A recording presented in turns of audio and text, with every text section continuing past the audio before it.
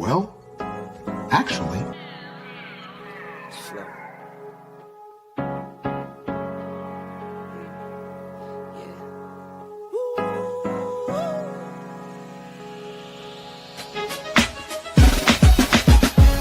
Yeah, I'm watching the rise, and I wouldn't say I'm shocked cause I'm hardly surprised.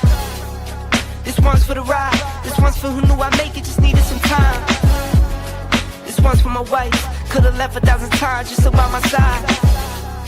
This one's for the grind, I knew it would happen, just had the strength in my mind. It's the Travel OG, and welcome to the Black Manosphere Conclave 5.0!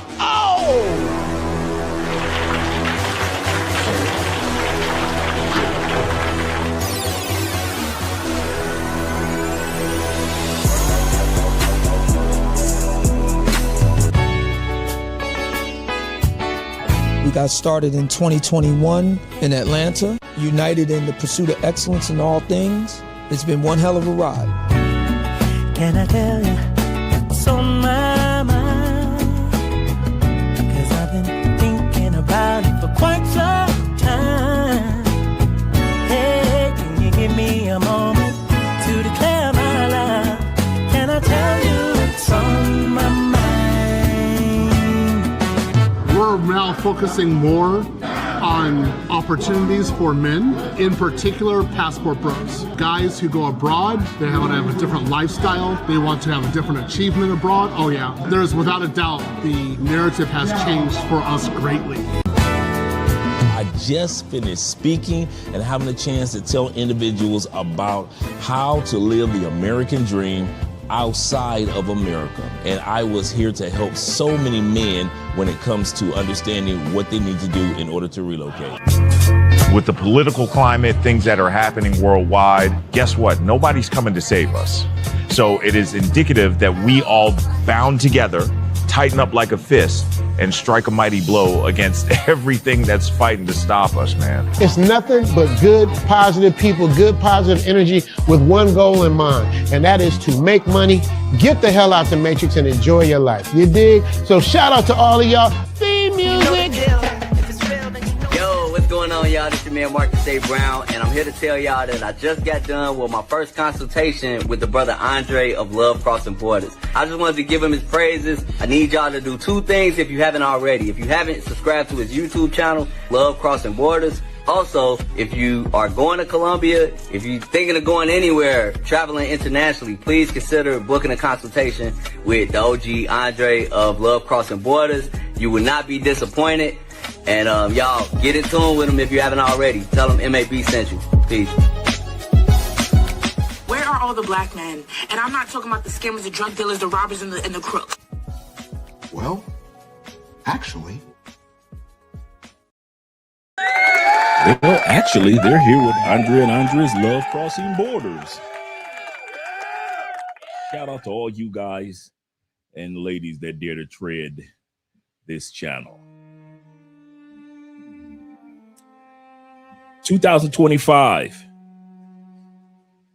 Congratulations to President Trump and all that he's been able to accomplish for the MAGA and for the Republican Party.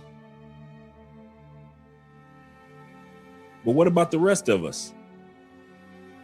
I'll say this again. Congratulations to President Donald Trump, Donald John, that is.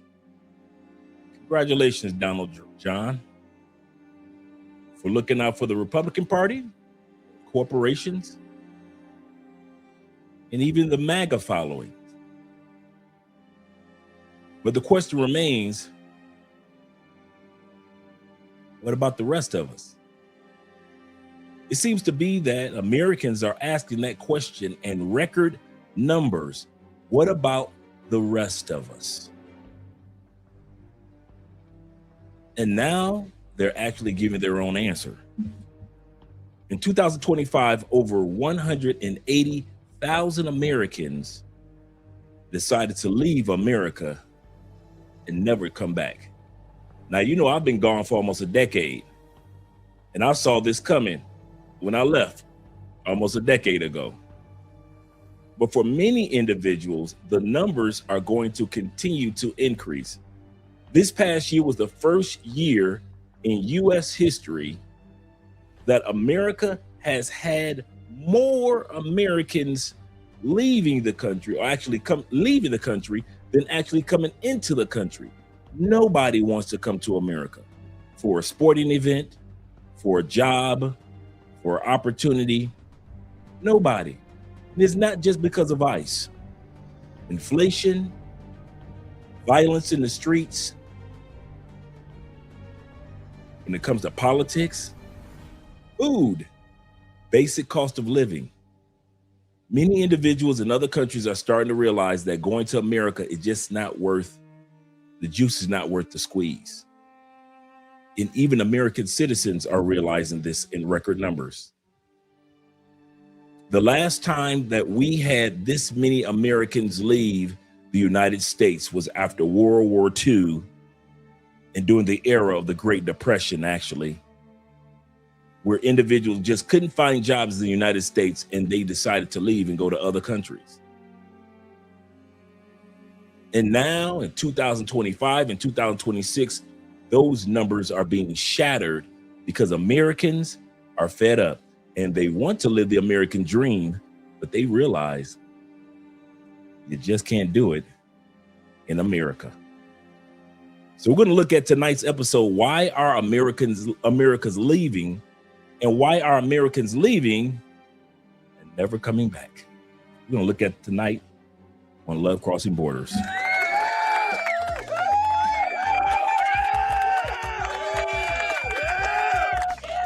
But first, we got shout outs to do.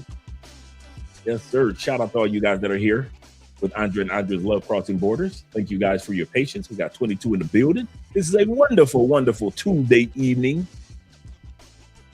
I hope you guys who are thinking about relocating outside the United States, tonight's episode kind of gives you some motivation, let you know that you're not alone. You're not by yourself in regards to your decision of thinking about relocating outside the United States, whether it be full-time, whether it be part-time, whether it be for a short time, or whether it be permanently.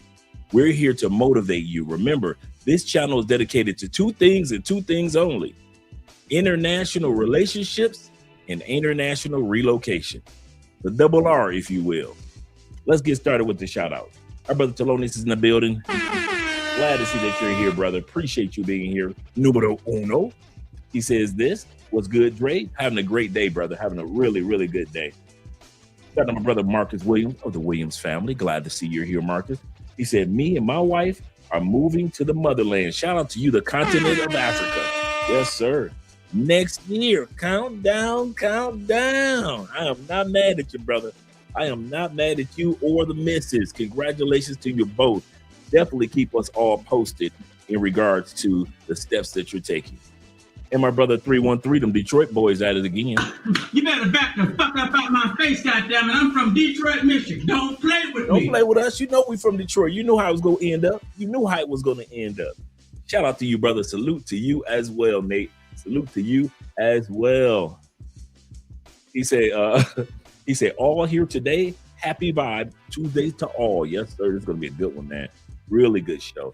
And shout out to once again David Dice of the Dice family. Glad to see you're here. He say, family, Andre and Andrea, salute to you as well, Dave, the collector of the real. Hey, I'm ordering that chocolate bar cologne. I'm going to be ordering that this week. So yeah, that's been on my mind. Out of all the colognes we had, I say I gotta get that chocolate bar. That's kind of novel. That's a nice little novelty to have. Dave says this. He said Americans are leaving America in large numbers because I'm saying this as an American. This is a degenerate, depressing country with no class or standards. And you know why I was kind of stuttering for a second, Dave? I was having flashbacks. You notice as I was reading your message, I was kind of stuttering. Truth is, I was having flashbacks about how depressing America was when I was in America.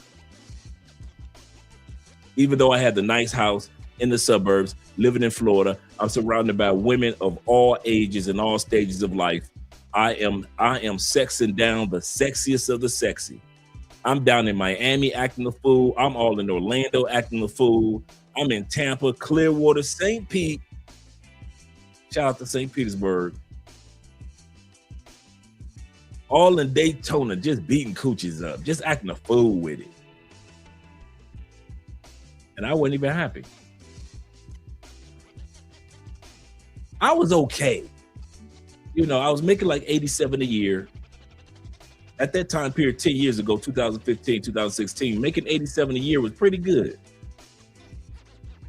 I was riding my convertible and I had my Ford F-150, Harley Davidson edition, right? So I should have, in all things, I should have been happy. Nah, I wasn't. I ain't gonna even spread that lie. I was so stressed out in the United States. And I realized now that I'm out of the States, most of the stress was not stress that I created. It was just being in the atmosphere of a stressful country. It was just, I was picking up stressful energy from other people's stresses. I'm stressing on your stresses. You stressing on my stresses. Sometimes we all stressing at work, we stressing. We get home, we stressing. We stressing about food prices in the grocery store. So all of our energy is in that one grocery store. We stressing about how these prices are going up. We stressing about sending kids to school because you know if they ain't gonna make it out of school or not, because some food and shot up to school. We all just stressing. You stressing off of my stress. I'm stressing off of yours. I might have a day, ain't nothing going wrong. I'm gonna say this again. I know this about my life in the United States. I was having days where nothing went wrong, and I am stressed the heck out. I'm literally living off of whatever's stressing you out. You're having a good day. And you're wondering, why am I having a good day, but I'm still stressed or depressed or tense? Because you stressing off of my stress. What's got me stressed out? Man, I left the United States, man. First thing that left me like a bad relationship. Stressing. Does life happen outside the United States? Ask anybody that lives outside the United States and they will tell you, life gonna keep lifing. Life gonna keep lifing. But it doesn't have to be stressful. It does not have to be stressful. You in the United States, you one paycheck away, the average American, from losing your home, whether it be mortgage or rent.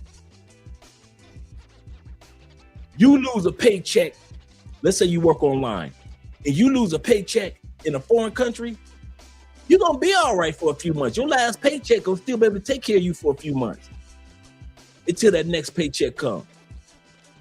The stress ain't stressing. I'm telling y'all the truth. The stress ain't stressing like when you in the States, bro. When you back home in the States, man, it is a whole nother level of stressing. I kid you not. So, hey, this particular live stream is not to let you think that you can't accomplish something.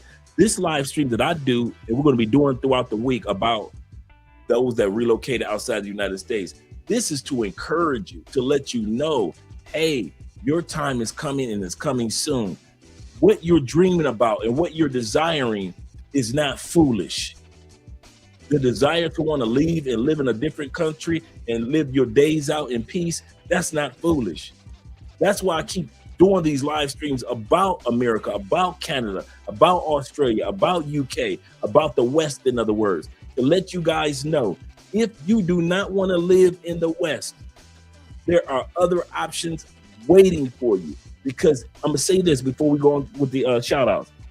If you wait on the United States or Canada to let you know about all the other benefits that you can get in other countries, you will never make it out. America is never going to tell you about the medical benefits that you get in Portugal, Spain, Thailand. They will never tell you about the Philippines, all the benefits you get. They will never tell you about the cost of living in Kenya, South Africa, Morocco. They'll never tell you about that. They will never tell you get a bang for your buck in Colombia, Brazil, Mexico, Costa Rica, Panama.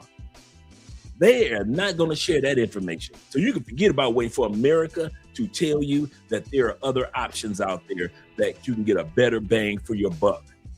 They will never tell you that your kids can go to school in Germany and go all the way through college for free. They ain't going to tell you about that in Germany, in Norway, in Poland. They gonna tell you that your kids can get some of the best education and a great cost of living in China. What? Bali? Mongolia? They are gonna tell you that. They are not gonna tell you those things. So you might as well stop waiting for the United States, for Donald John to hold a press conference and give y'all the truth about other countries. It ain't gonna happen.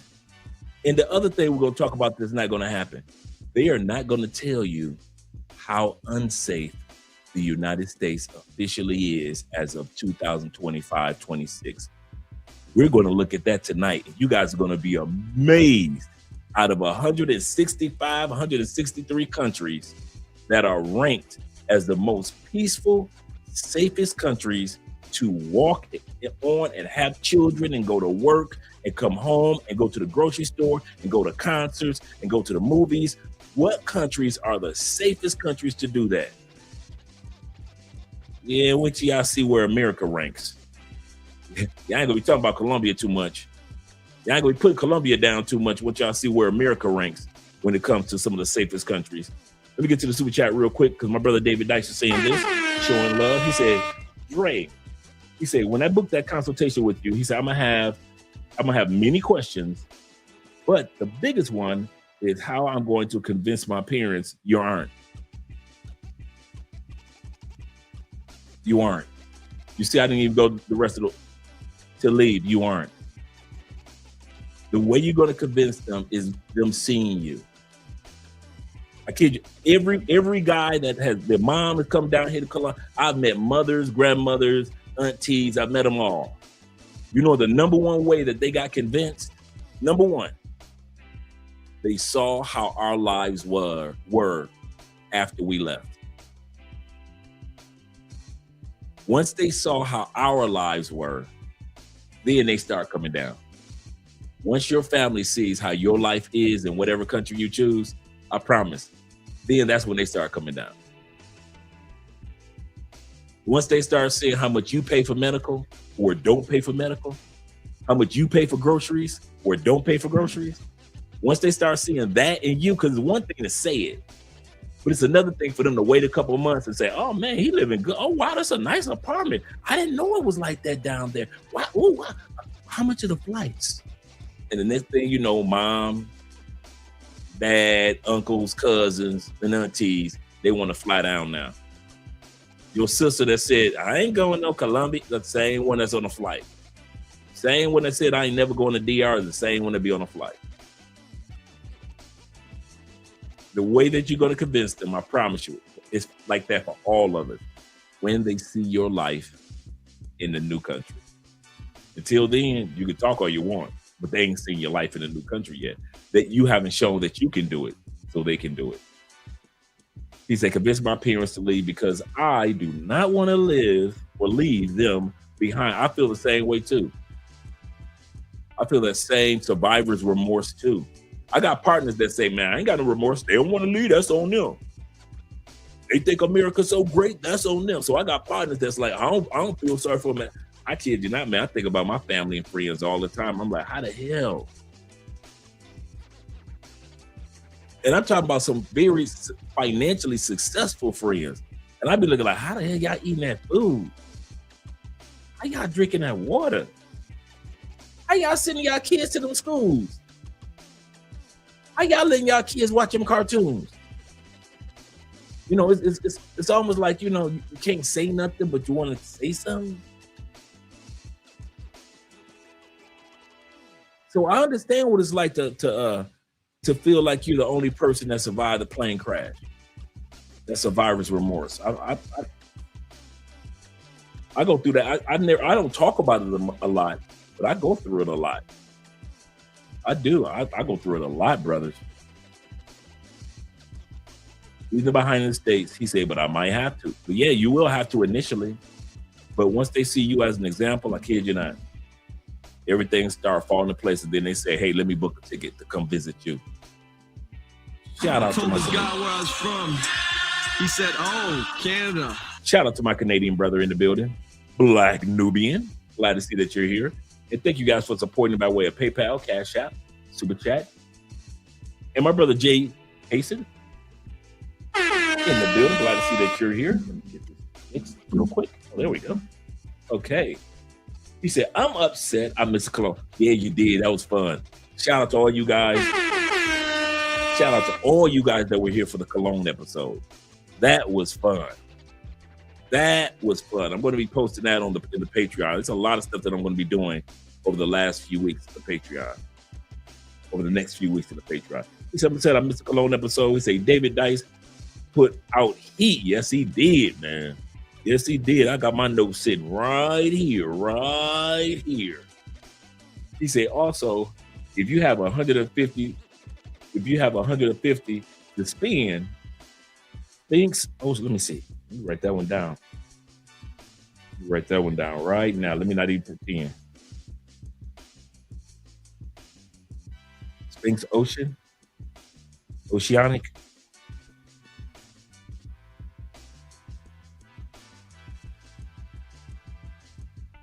Oh, Oceanic Symphony. Okay.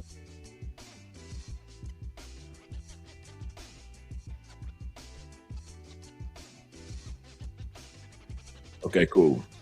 Cool. He said it's Pacific chill with a beautiful twist. I'll take that. I will take that. Thank you very much, brother. Let me scroll back up right here. Make sure I got everybody. I see Ronan here as well. Got to catch with you, Ronan, so we can schedule the day. I got to catch up with you, and I got to catch up with Faulty. PDP was in the building. He said, good evening, Avery. He said, good evening, Dre. He said, whenever you give away some clothes, do not want to hook me up, dog. You don't want to hook me up, dog.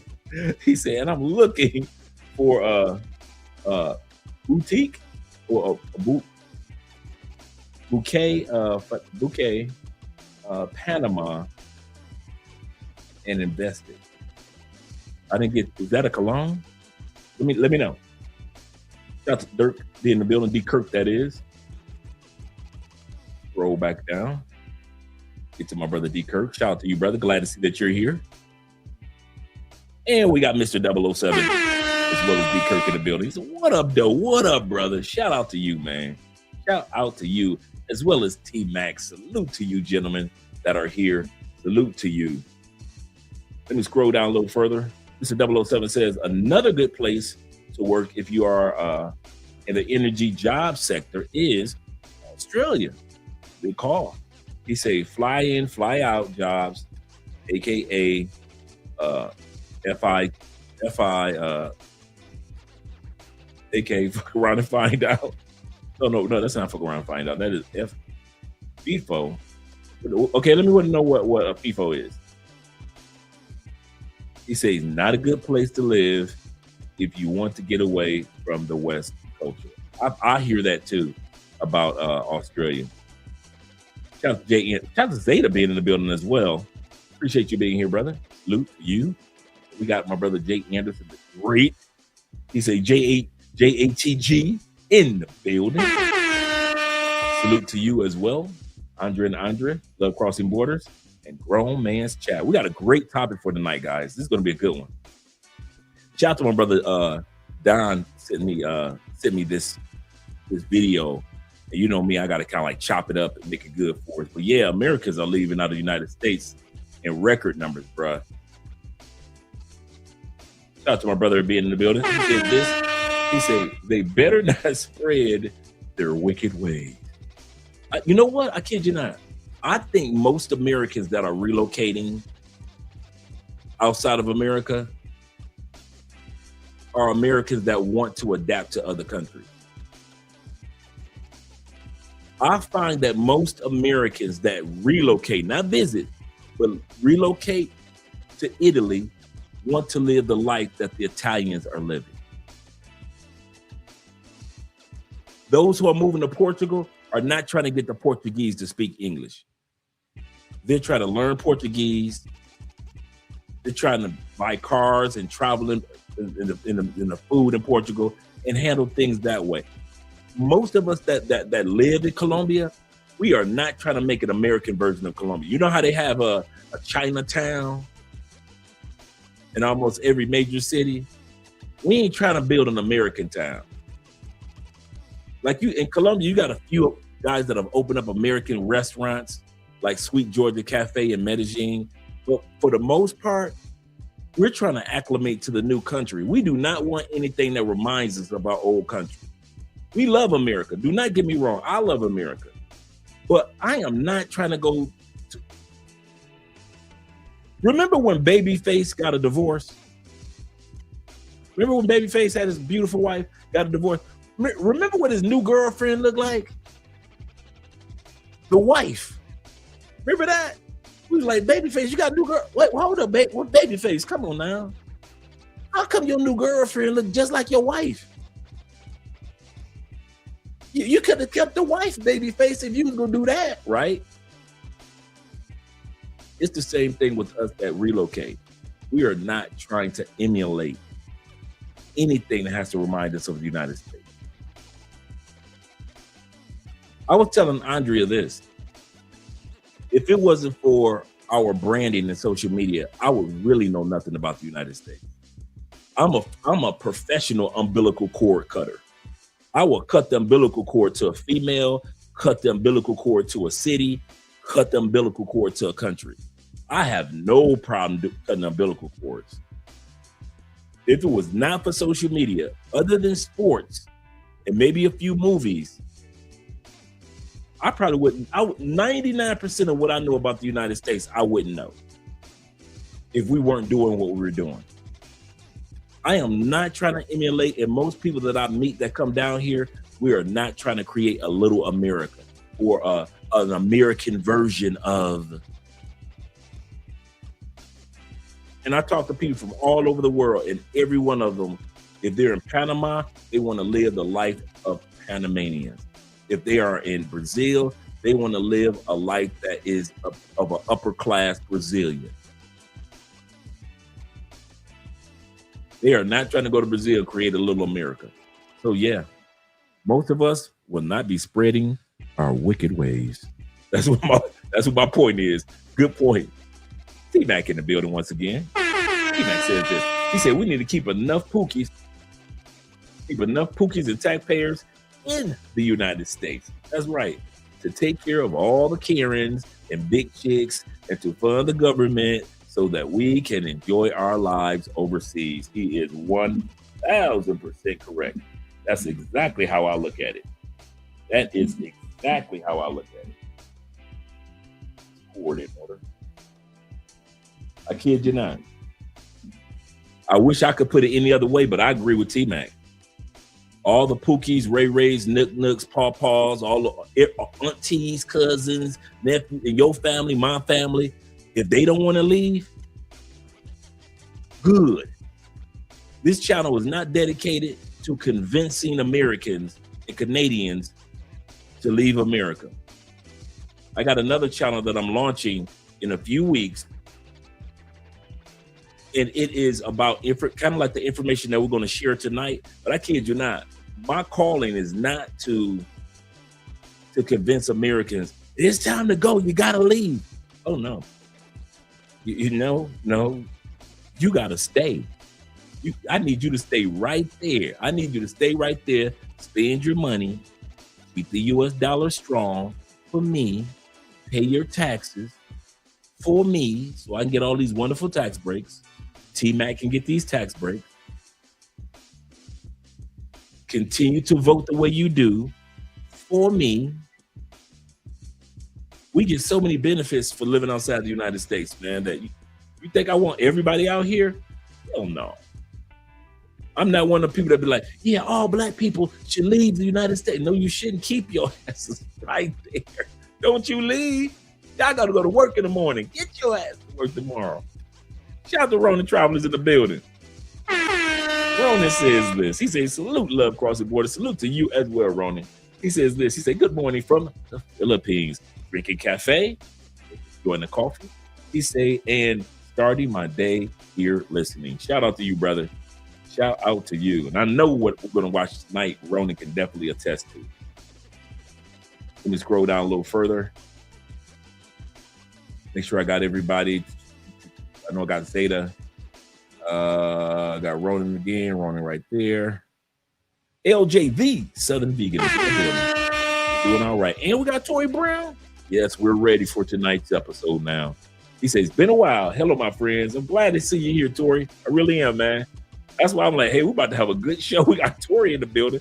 And we got the African Wolf in the building. He said 2026 Exodus from the United Plantations. Yes, sir. All 50 of them. Yes, sir.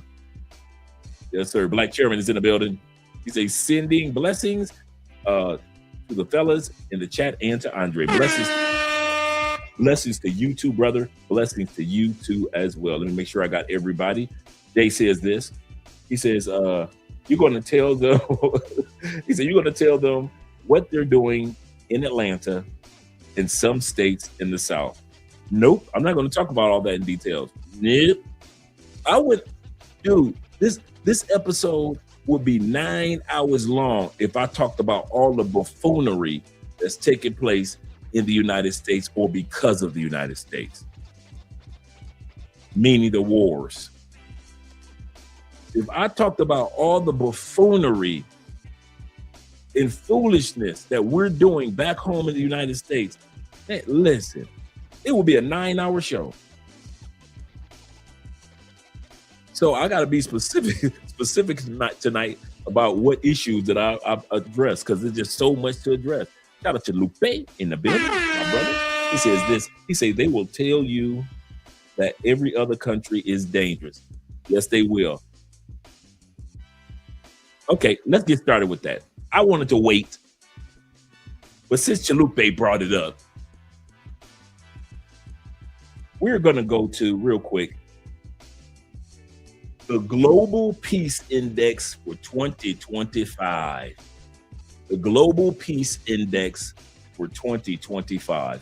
Let's see, when it comes to safety of going to churches, safety of going to grocery stores, safety of raising your kids, safety of theft and crime, or away from theft and crime, say just all around safety.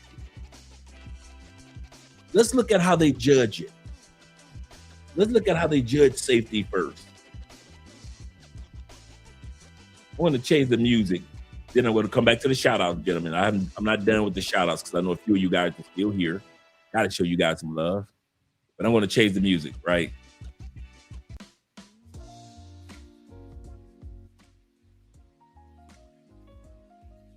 I'm going to blow this up just a little bit more. Just a little bit more. Okay. This is how the Global Peace Index that's put out every year at the end of the year. So this came out in 2026 regarding 2025. This is how they judge peace for a country. 2025 Peace Index reveals a continuing decline in global peace. I'll say this again. When it comes to our planet as one, we are declining in peace. This is hard to find peace just as a planet. With the key indicators that predict major conflicts that are higher than times since World War II. We have more conflicts, more wars, more internal conflicts. A country within a country dealing with conflicts, like Colombia has its own conflicts. I kid you guys not, man. There are more conflicts in the world today than any time since World War II. Rising conflicts, deaths because of the wars and other things, accelerating geopolitical tensions. Iran, anyone? Iran. The middle power assertiveness are driving the great fragmentation. Not the Great Depression, but the great fragmentation. In other words, a fundamental reshaping of the global order. And this is what we're talking about today, that people are leaving the United States, going to other countries. And a lot of this is reshaping the country's global order and marking the emergence of a new geopolitical era. We know that America petrodollar is not as strong as it used to be. We know that most countries don't look at America with that reverence and fear anymore. We know that the term American doesn't hold that weight that it used to. Now, right now, I'm just laying a foundation of what are the most peaceful countries in the world and how they judge it. So when we sit back and we see America on this list, you'll realize why America sits where it sits on this list when it comes to peace and safety. Once again, peace and safety. Is America peaceful enough to live in? Is America safe enough from sea to shining sea? I'm not talking about a couple cities. I'm talking about the whole country. Is America a country where you will recommend somebody to go to from another country if they want to live in a country that's full of peace and full of safety? Let's see where America ranks. Now, what they're saying is this. What they found in 2025, we already talked about that is more conflicts since World War II. The Global Peace Index has deteriorated since 2014, with over 100 countries deteriorating when it comes to the peace over the last decade. So it's not just America deteriorating when it comes to safety. A lot of countries have deteriorated, almost 100 when it came to peace. There are currently 59 active state-based conflicts. That's the most in the world since World War II, right now. So when we sit back and say, has World War III started? Yes. And remember what I said, World War III will be conflicts among smaller countries, not large ones. With over 52,000 conflict-related deaths in 2024. Because the peace and the safety globally is not there like it used to be. Another thing that they found out, there were 17 countries with over 1,000 internal conflict deaths. 17 countries, the highest since 1999. And further, 18 countries recorded over 100 deaths because of conflicts. The world is at an inflection point that they discovered, with global influence and power fragmenting. The countries that were the superpowers are at that point where they do not intimidate smaller countries like they used to. Have you guys noticed small countries aren't scared of America as much as they used to be? America has to prove itself now. But smaller countries don't care about America having this and having that. We're not going to go all the way down through everything, but the one thing I can say, in 2024, because of wars and conflicts and because of lack of peace and a lack of stability and a lack of safety, it cost us as humans almost $20 trillion in 2024 because of wars and the lack of peace in our cities, in our communities, whether it be mass shootings, whether it be police brutality, whether it be wars, whether it be conflicts. All of this just in 1 year globally cost all of us almost $20 trillion. That's 11% of our global GDP. With the military expenditure alone, just how much we spend globally in military in 1 year, almost $3 trillion. Almost $3 trillion just to fight each other, just to cause fear with each other, just to be afraid of each other. So let's look at the countries. We about to have some fun. We're about to have some fun, fellas.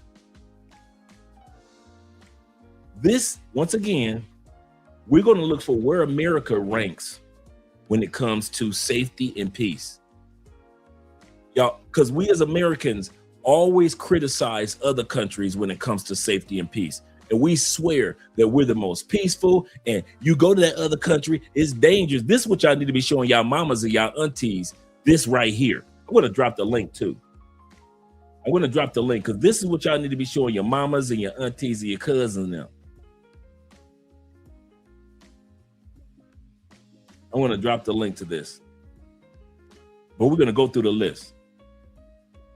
We're going to look at the safest and the most peaceful countries in the world as of 2025.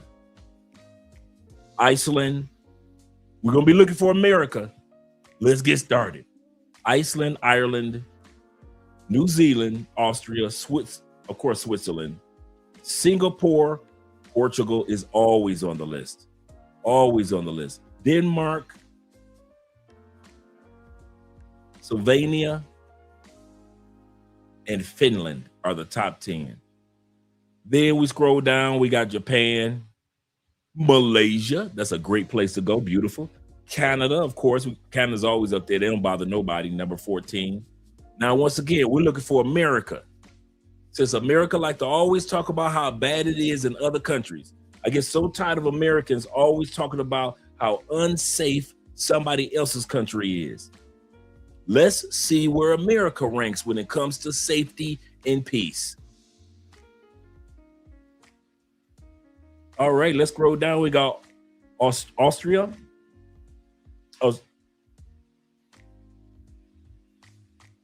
This is not Australia. Is right here. Croatia.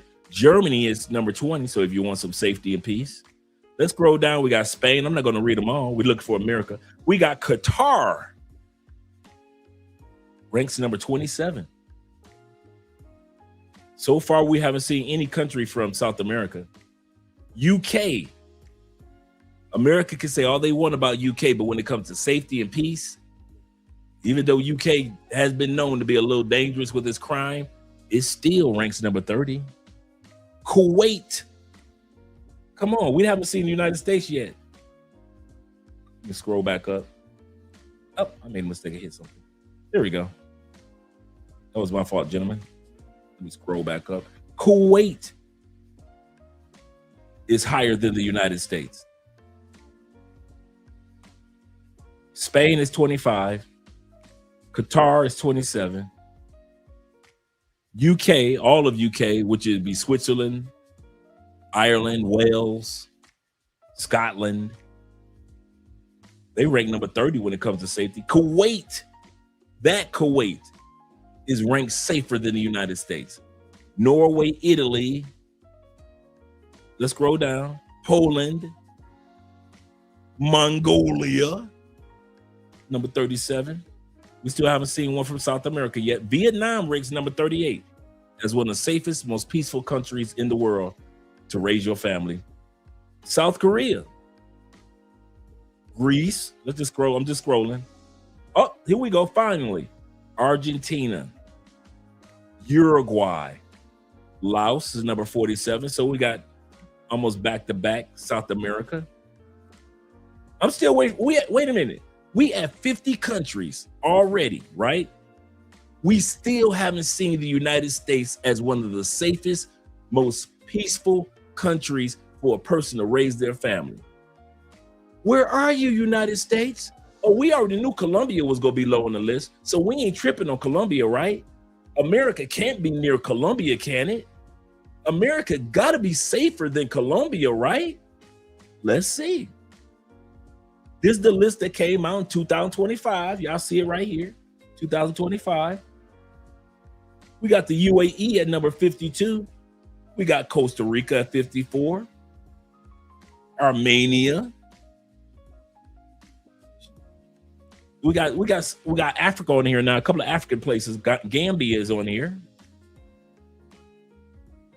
So we got we got Madagascar down here. We got Ghana down here. Ghana is safer than the United States, more peaceful than the United States. Chile, if you will, Chile is more safer than the United States. Where are you, United States?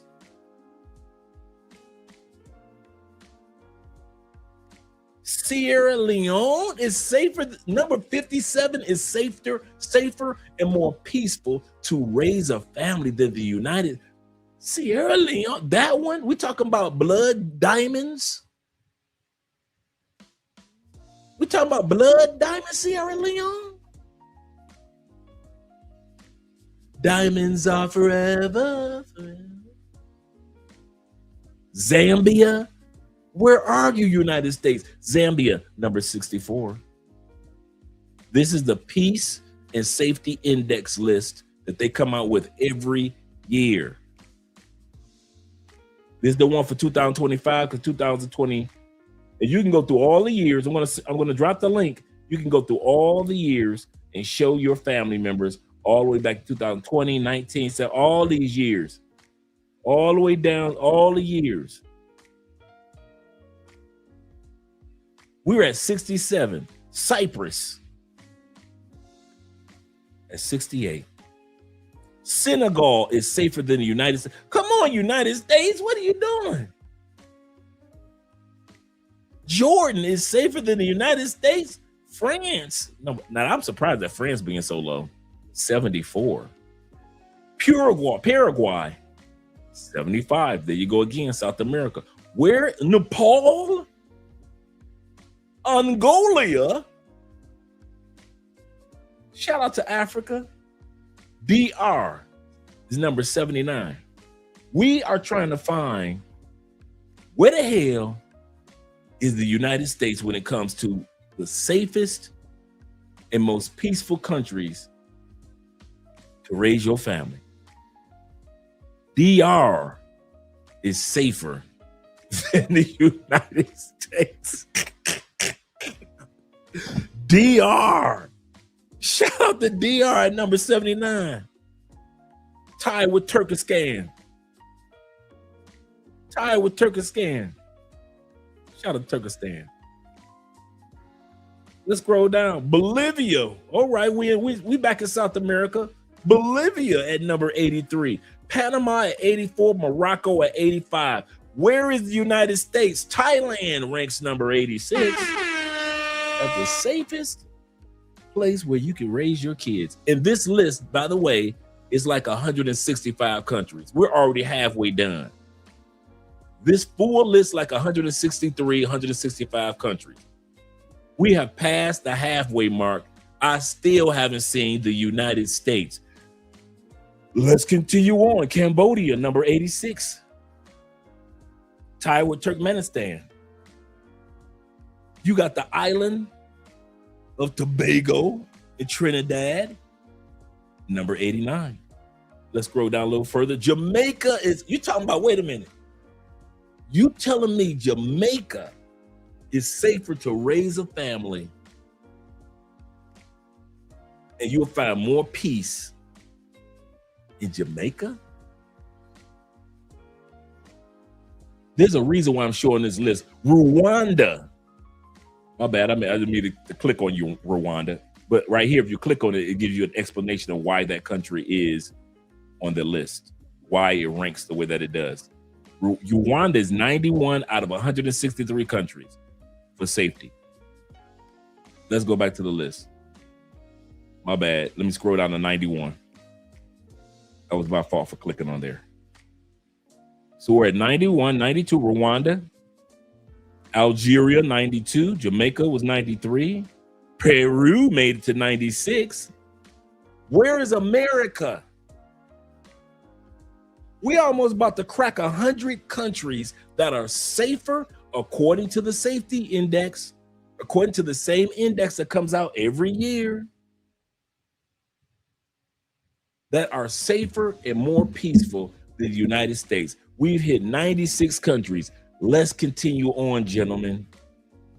Sri Lanka, 97. China is 98 when it comes to being safer than the United States and more peaceful.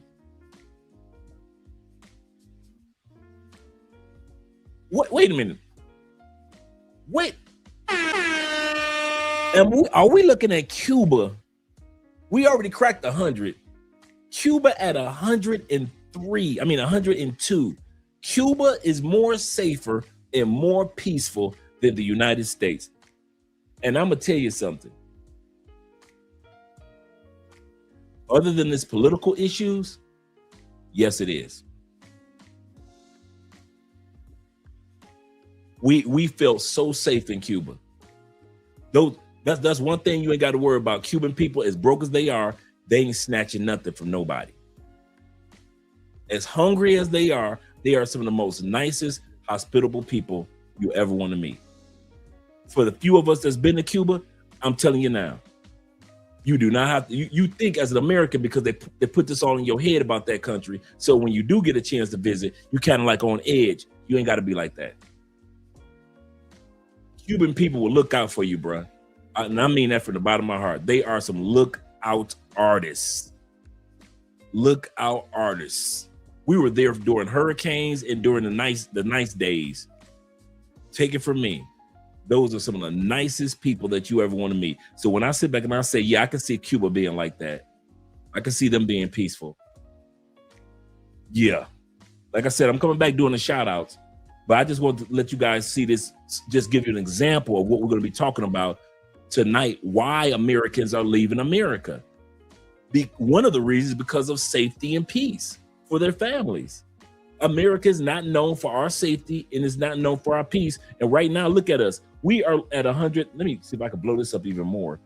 We are at 105 countries. Philippines made it. I don't know why I keep clicking on that. Philippines made it to be 105 of 163 countries when it comes to safety. Philippines made it.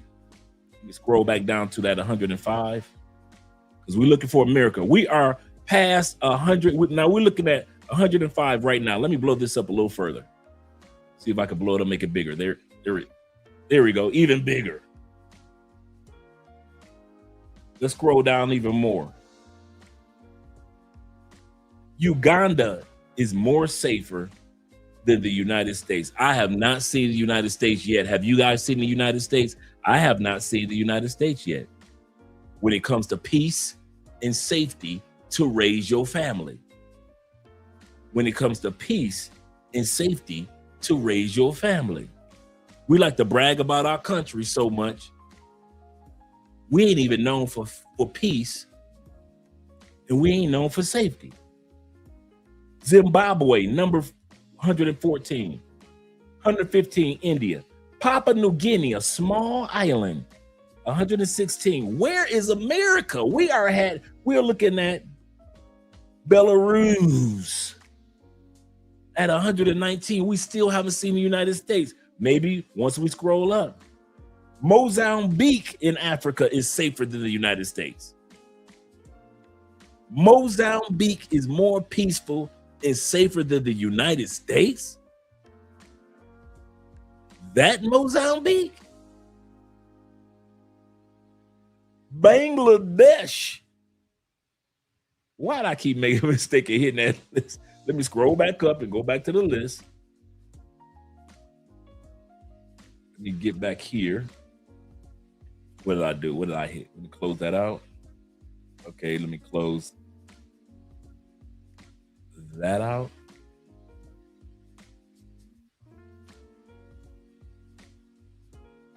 I'm gonna have to shrink this one. That was my fault, gentlemen. That was my fault. Let me shrink this back down and close this out right here. And now scroll back down. That was my fault. We are at 120. We were at 121 countries that we already looked at. America is not on the list for safest and most peaceful countries in the world. So let's continue on. Okay, here we go. We're at 124. Oh, there we go. Out of 163 countries, the United States just edges out Honduras, South Africa, Togo, Kenya, United States. Don't tell me or ask me why Americans are leaving America and are never coming back. I know why. One of the reasons why, because it is not known and nowhere near known as a safe country. We got too many guns. It's one thing to have guns, but everybody got artillery in the United States. It is not safe to have artillery in everybody's hand. And that's what makes our country have a lack of peace and a lack of safety, to where we're barely edging out Ecuador. We barely edged out Brazil. We barely edged out Liberia. Let's look for Colombia. We barely edged out Mexico. Cameroon. We barely edged out Ethiopia, Venezuela, Mexico, and Haiti. Haiti's at number 141. America is at 120, at 128. We barely edged out. So when we talk about we're more safer than Haiti, are we? We're more safer than Colombia, are we? Are we that much more safer than Ecuador, Brazil? Are we?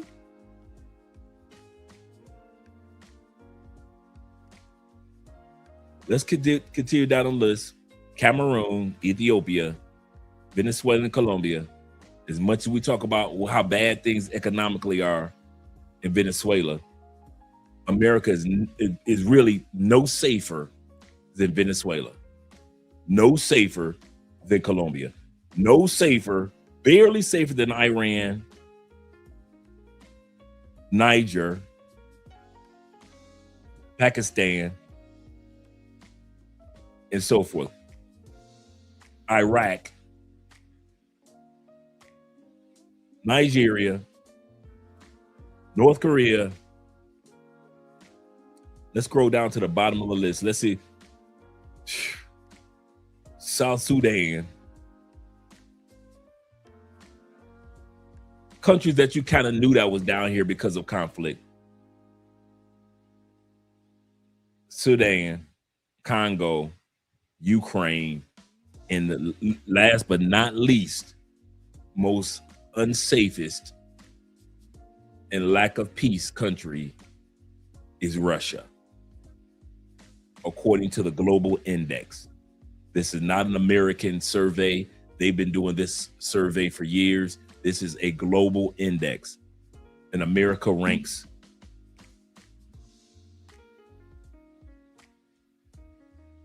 number 28, 128. Let's click on it.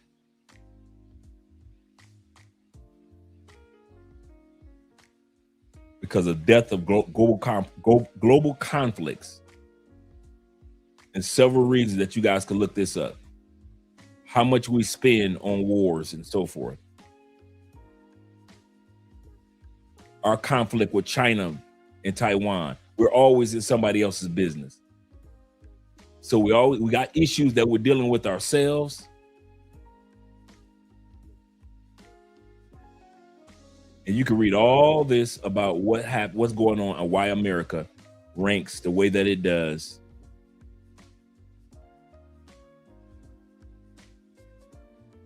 Shame. Just a shame. Let's take a look at it.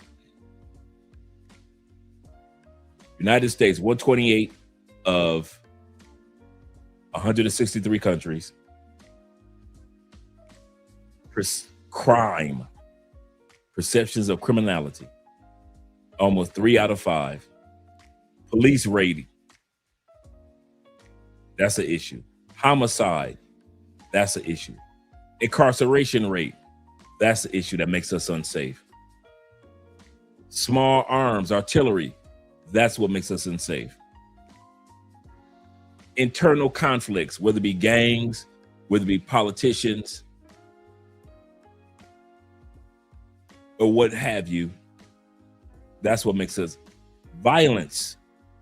That's what makes us violent crimes, political instability, political terror scale. That is high. 3 is high. Imported weapons, terrorism impact, death from internal conflicts. That's not too high. We don't have too many internal conflicts other than, like I said, a few. The military expenditures, how much we spend on our military. Armed service personnel rate, and so forth. Another thing, nuclear weaponry makes us extremely unsafe.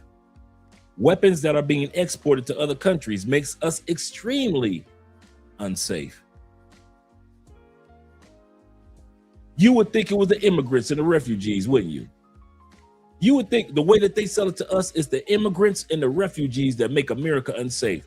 Actually, we only get a rating of 1 when it comes to refugees and the immigrants.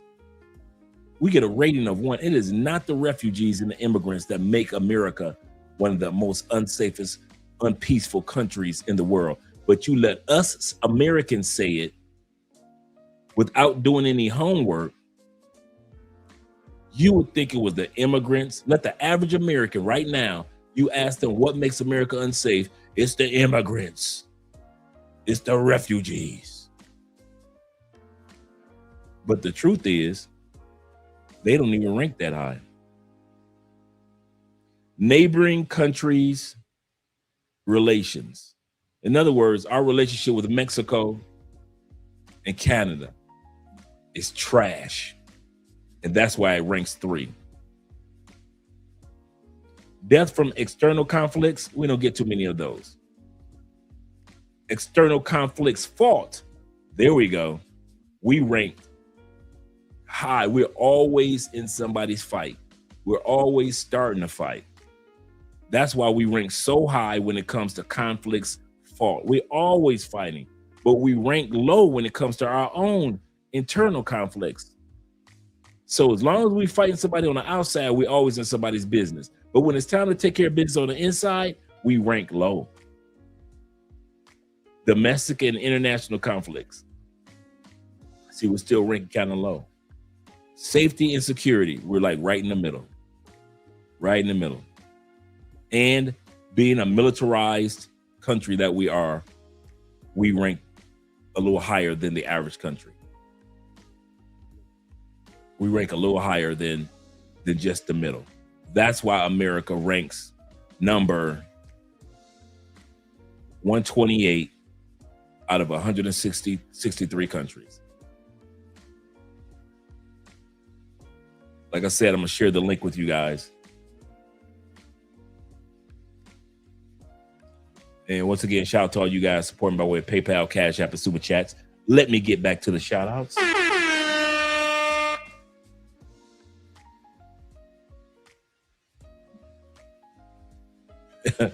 Jay says, I'm upset. He said, I've read that one already. Let's go down here. Let's see what T-Mac has to say. He said, I just had that attack at the mosque in San Diego. Was this just recently? Wow. He said, I'm very familiar with that place. He said, no one in the U.S. can't lecture anywhere about safety. Wow. I didn't even know about that. Did that happen today, this week, this past weekend? Let me know, guys. Shout out to my man, supporting man with the $3 love. Appreciate that, brother. Shout out to you, T-Mac. Let me go back to the showing you guys some shout outs, showing you guys some love. We got 65 in the building. It's almost time for me to shut up.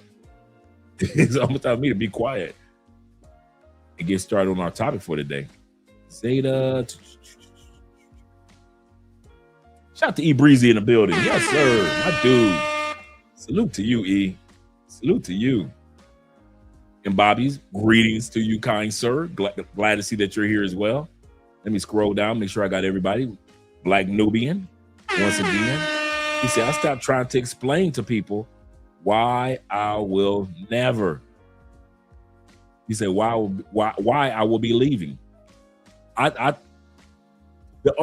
kid you not, the only way you can explain to people is when they're watching your life in another country.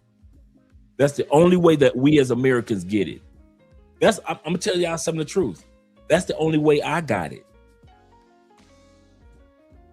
When I was traveling, I was visiting other countries on vacation. That's different from you guys that are living in other countries. When I first started traveling, I was not looking at content creators that were living in other countries. I wanted to know where the party was and this, that. So I want to know what's popping in other countries. So I'm not being serious about the countries, not really, because I'm just visiting, right? But once I got serious, I started looking for content creators that were living in that country, and I want to look at how their lives were. And that's what encouraged me. The Passport Heavies, the Ace Lives, the I Am Marwas, the Tailor Made Dreams, the Brother in the Philippines, More to Life. Those brothers encouraged me, man. I kid you not. Because there wasn't that many content creators that were living in the other countries full time. Once again, shout out to LJ, the Southern Vegan, and Mr. Milner himself. Glad to see that you're here, sir. Shout out to Armand being here. And Ellis, appreciate you. He said, I have 0 survivor's remorse. I know a lot of brothers are like you. It's more brothers like you than like me. I have a little bit of, I'm be honest. My survivor's remorse is like that big, but I got a little bit. But most dudes that I know have no survivor's remorse. Because we all feel that you could have left the United States at any point in time, just like we can. Do not use your family as an excuse. Okay, here we go. The 4 F's of why Americans don't leave. We always talk about this, right? 4. First of all, family.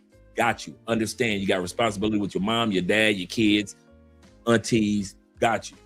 You close to your family. Understand. Number 2 reason, friends. Friends fall under your comfort zone. Some of y'all ain't leaving the United States because you're comfortable. Whether it be a girlfriend, your homeboys, your job, whatever it is.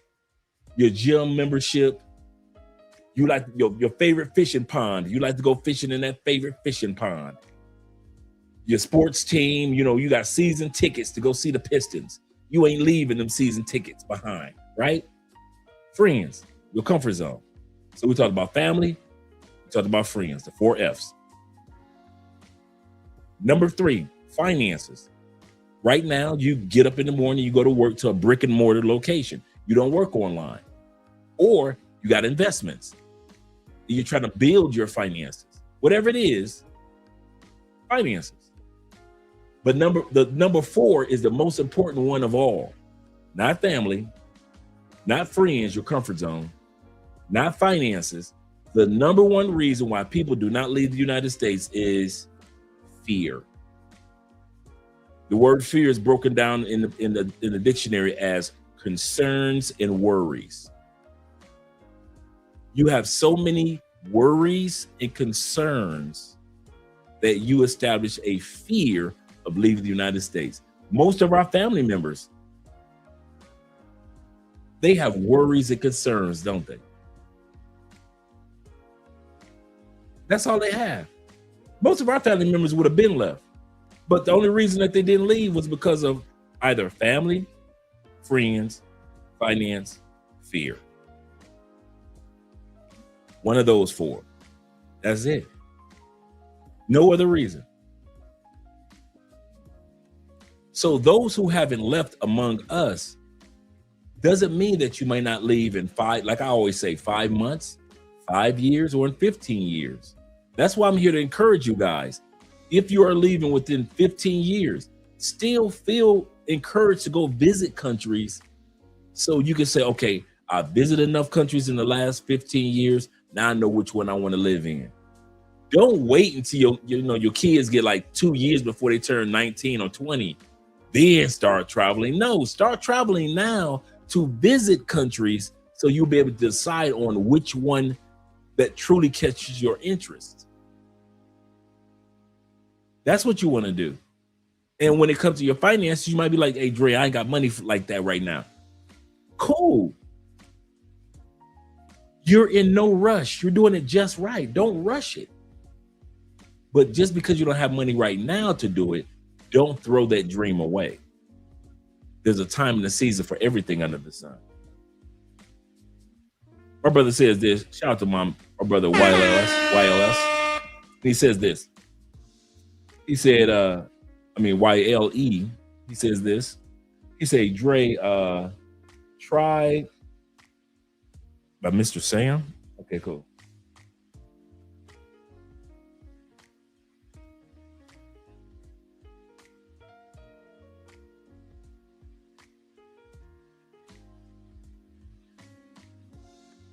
Cool. Writing it down right now. Cool. Good looking out. Let me scroll down a little further. Shout out to Will in the building. He said, "Nah, Will is the ultimate OG with the I know, right? We'll be doing it big." Let's see. Let's scroll down a little further. Shout out to my brother AMSM in the building once again. Thank you again for the $3 love.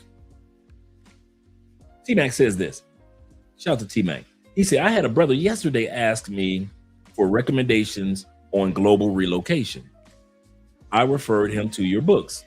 Good looking out. Yeah, good looking out. I got 3 more that's coming out. One that I owe you guys, but I got 2 more after that that's coming out in the next couple of months. So I'm excited about that. That means I'll have 6 books that I've written over the last 2 years. And I'm really excited. And then I also found out, hey, T-Mac, I found out about this. You know when you have your books, right? On the back of every book, there is let me show you guys. On the back of every book that you acquire around the world, there is the ISBN number. Well, we have to buy those. ISBN numbers can be expensive. Like, I was able to acquire 100 of them for $565. That's how much they cost in the United States, right? If you get your book with Amazon, you get an ISBN number, but Amazon doesn't allow you to sell it any other way, any other place but Amazon. Now, the ebook you can, and the audio book you can, but if I want to sell my actual book on any other platform other than Amazon, as long as it has an Amazon ISBN number, I can't do that, right? So I purchased my own ISBN numbers. So I'll be able to sell them on every platform any way I want to. So I'm very excited about that. So I'm just saying that for some of you future authors that are out there.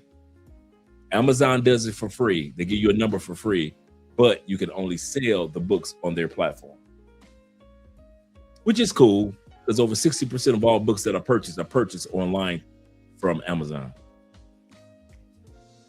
But yeah, shout out to you, T-Mac. Appreciate that, brother. Let me scroll down a little further.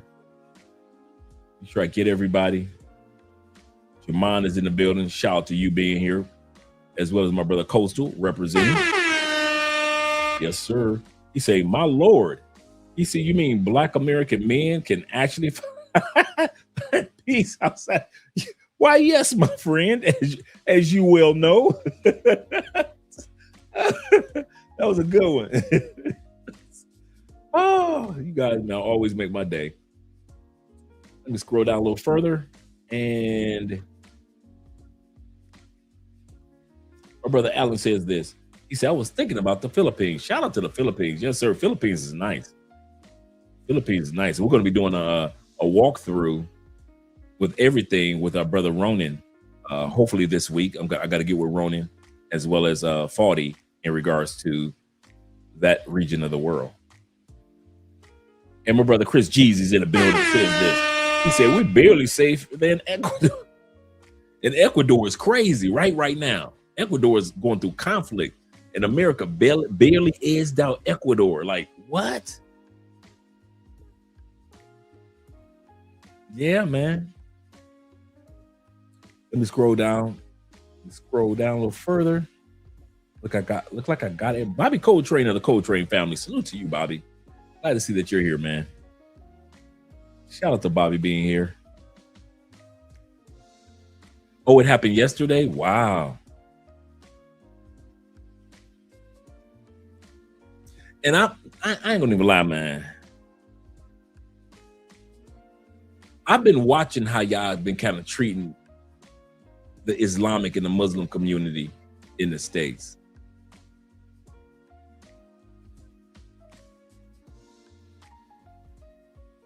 You know what? I might feel a little bit like my brother. I might take that buyer's remorse back. I might not have any buyer's remorse.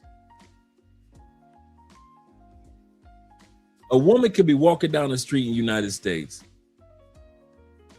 with her hair garment on, ain't bothered nobody.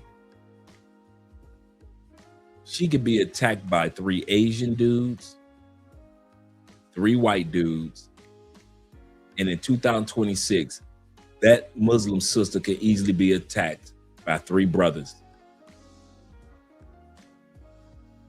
Easily. We ain't never been known to be attacking people because of politics.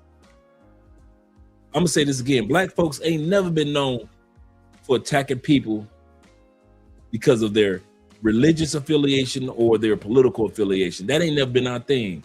Lately, y'all be out there with the white boys. Y'all be out there with pitchforks and axes with the white boys. So I don't feel sorry for you brothers and sisters back home. Hell no. And I'm not Islamic, but I got enough sense to respect somebody else's beliefs and not attack a single woman just walking down the street minding her business. I have seen enough of those clips. So to see y'all attack a mosque, yeah, I'm like my brother. I'll take my buyer's remorse back. I officially announced that my survivor's guilt is gone. I don't feel bad for Americans now. It's gone. It's officially gone. Thank you for letting me know about that mosque. It's officially gone.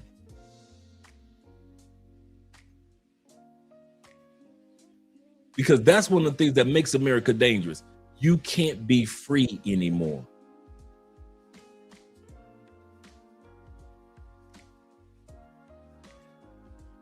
You blow up the mosque and mess with them people.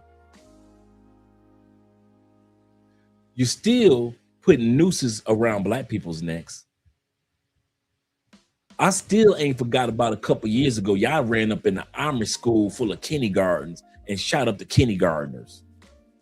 Y'all thought I forgot about that, Americans. Y'all ran up in a Amish school and deleted the shorties in kindergarten.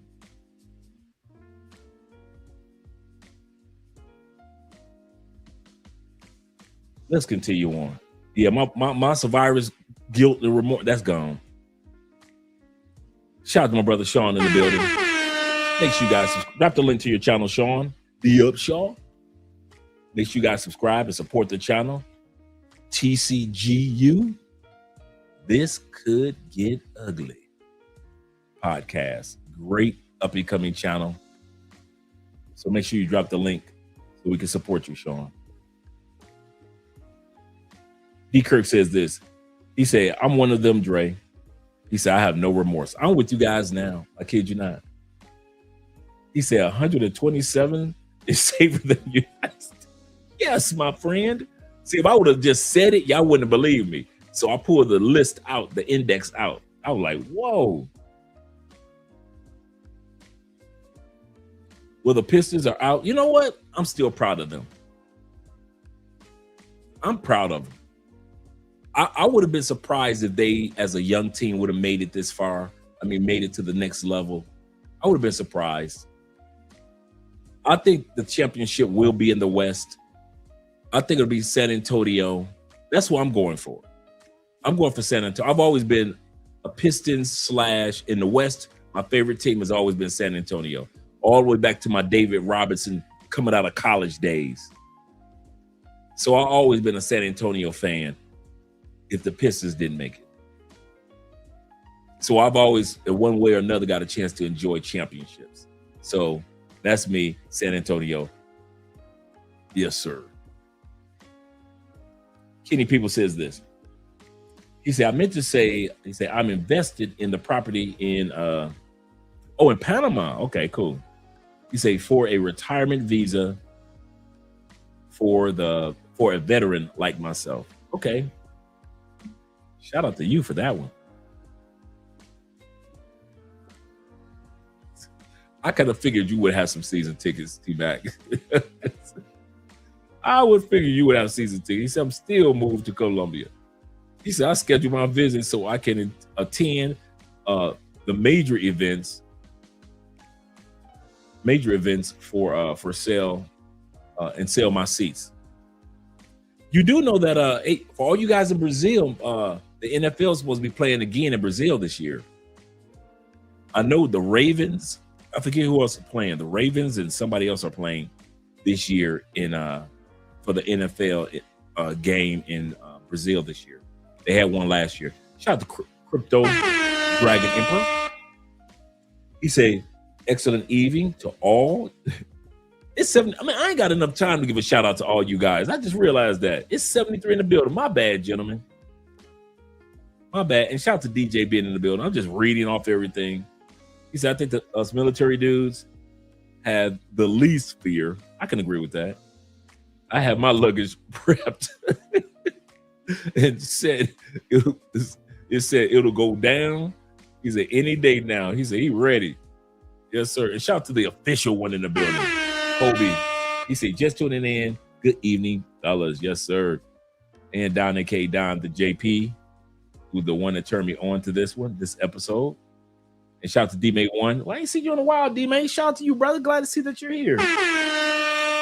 Glad to see that you're here, man. D-Mate says this. Shout out to Andre. Shout out to you, Dre. Shout out to you, D-Mate. Appreciate you being here, brother. Let me make sure I got everyone. Looks like I did.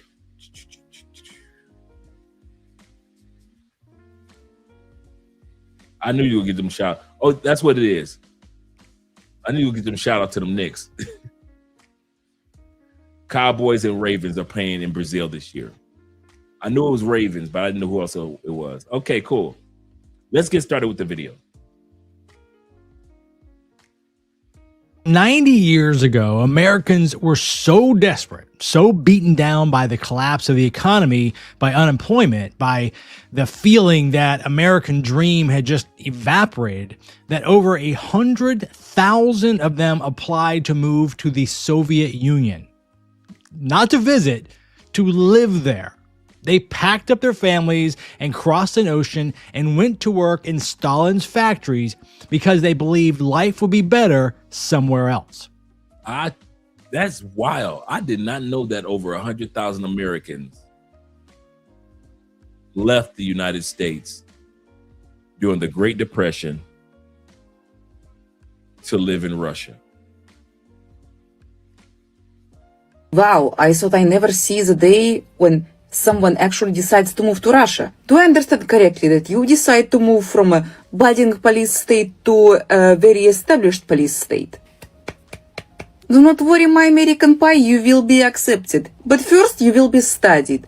Not in a hostile way, but more in a wait, you came here voluntarily way. Because right now Russia is complicated. Politically, economically, internationally, very much. So when people hear that you moved there from America, there will be a pause and then a question. Why? It is just a genuinely confused curiosity. Many Russians assume that the West is easier, richer, freer. Whether this perception is accurate or not, it's another conversation. But it exists. So someone choosing to move into Russia now, that requires aura, my friend. I actually recommend watching Laura Pickens. She's an American living in Russia, and she describes her experience in a genuinely very interesting way. But if you go to Russia and you say you're American, don't be surprised if you get raised eyebrows, and then long kitchen conversations, philosophical debates, and at least one taxi driver will give you a geopolitical analysis for free. You know, curiosity turns into warmth pretty fast, but you also need to understand what you're walking into. Russia has always been bureaucratically very heavy, and even more so right now. It is very politically tense, and it is under sanctions. So, and remember this, of the 163 countries we looked at, Russia was ranked as the most unsafe and unpeaceful country in the world. Banking is tricky, international travel is complicated, propaganda and limited information is everywhere. This is not a neutral time. So research visas, research your contract, get exit plans, learn about healthcare, money transfer and the legal realities. Socially though, Russians love a story, and an American who moved here during war is definitely a story. You will be asked questions. And if someone eventually says, "No, ладно, he's strange, but he's ours now," congratulations, you made it. I really don't know why would you do it though. I'm very interested in the values visa that President Putin has decreed. America is in a state of absolute decline. The LGBTQ situation is absolute madness, where you can say that young boy can cut off his private parts and become a girl. They're actually allowing this in hospitals to be done. Then you have the high levels of crimes in our cities. The risk of being, murdered, robbed, beaten, it's extremely high. Also, the taxation, in Russia is much more reasonable. So my hope is to start over here in Russia. Also possibly bring a business here. If I'm granted a 3-year temporary residency, then that should be enough time for me to learn Russian language, Russian laws, and basic Russian history. And that's what I'm looking forward to. That was in 1935. That was the height of the Great Depression. Now, not all 100,000 went, but 100,000 applied. Now, I want you to hold on to that image for a second, because something just happened in 2025 that hasn't happened since back then.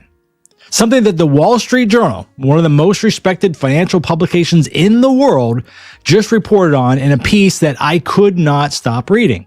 More people left the United States last year than moved into it. So this is me at the Secretary of State office in the United States. I am getting my documents authenticated so that I never have to return here ever again. This is it.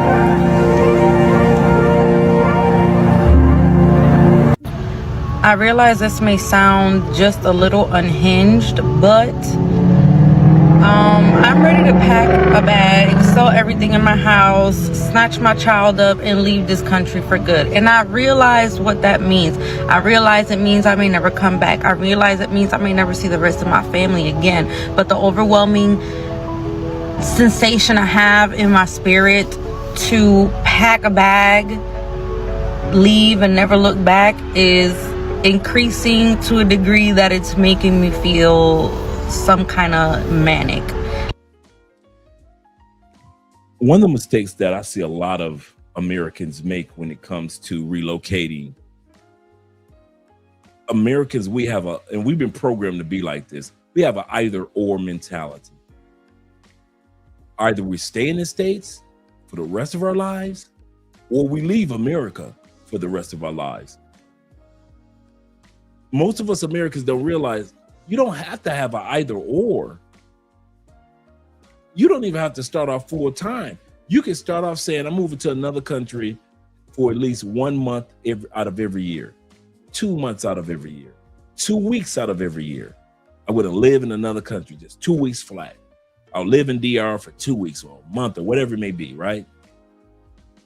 It's not either I'm going to live full time out to the United States and I'm never going back, or I'm going to live in the United States and I'm never going to go visit another country, right?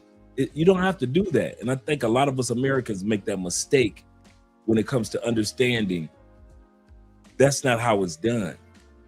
You can still come back and visit your family. Like she was saying, I may never see my family again. Why? What makes you think you will never see your family again? The only reason you will not see your family again is because you decide not to come back to visit. So don't get caught up in what we've been programmed to think, gentlemen, that it's either or. It's not either or. You can live in America and another country. You can live in a country and still go back to visit America. Let's go back.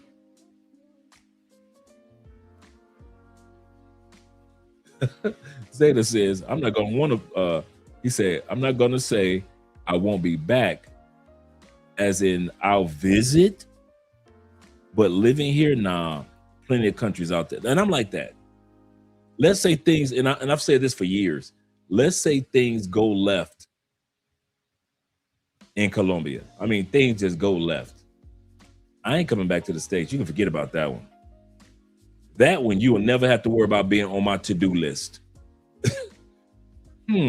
Laundry, breakfast, move back to the United States. No, that's not on my to-do list. That one you can forget about. That one, that you can put that far out. Dre, would you ever know?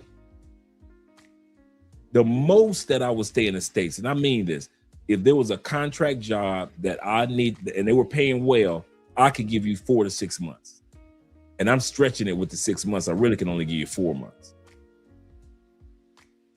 That's it. That's the longest I'll give you back in the States.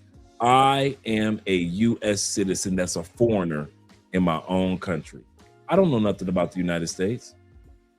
I know I love the United States, but most of my United States, true story, is all nostalgia. My United States doesn't exist.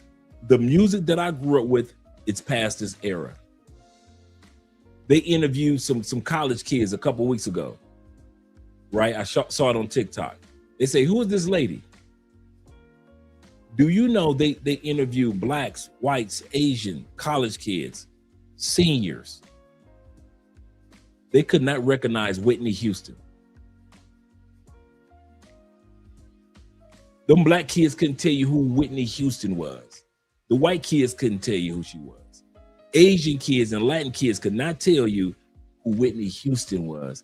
My America has already passed on.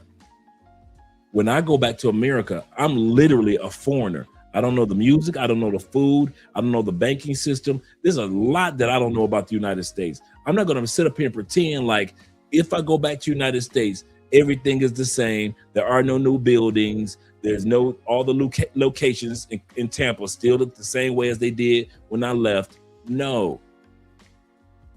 It's a whole new Tampa.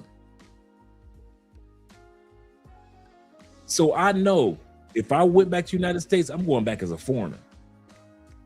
I don't know nothing about the States. Let's be real. So I can give it 4 to 6 months as a foreigner. After that, I know I'll be itchy day one. What'll keep me going, I kid you not, what'll keep me in the States for 4 to 6 months is because I know so many people be asking me about life outside the United States. I remember the campus hired a guy that was a like tech type guy, right? And he lived in Japan for like 6 years. And I was amazed at the fact, like, man, he lived in Japan, wow. Now, mind you, I'm 37 years old. I shouldn't be acting like that. But I had been traveling and being in the travel space and hearing that somebody actually lived on the other side of the world. I was amazed by it, right? At 47. And I was asking him all type of questions about his life overseas and so forth and so. I know people would do that with me, right? So that would be kind of fun and entertaining, things like that. And then do the channel from the United States for a couple of months and showcase how I would adapt to America if I was back in America, type of thing. But after 6 months, I would quit that job. I wouldn't care how much they was gonna give me a raise. Andre, if you stay, you can keep it. I was stretched 6 months in the United States. After that, I couldn't do it. I couldn't do it. No.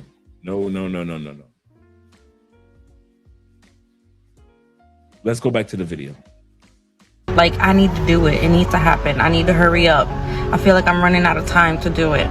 And it's been sitting in my spirit for so long now that I don't know how, I don't know when, I don't even have the funds. I am a single mom on a stupid, strict budget, and I need to go. I need to go. Does anybody else feel like that? Is it just me? It can't just be me. Anyways, but if you got any information that could help me out, drop it in the comments, send it to my DMs, something. I need to get out of here. I need to get out of this place. I need to get out of this place, and I don't know how I'm gonna make it happen. And I know it may sound extremely irresponsible, but it's time to go.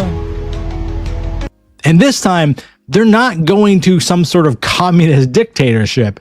They're going to Lisbon, to Berlin, to Barcelona, to Thailand, to Mexico, to a little apartment in Algarve with a view of the Atlantic and a healthcare system that doesn't bankrupt you. They're going because they did the math, they did the research, and they decided that the life they wanted, the life they deserved, was more available somewhere else. Now, MJ said something to me when we finished reading this piece. She said, that's not giving up on America. That's just finally believing that you have a choice.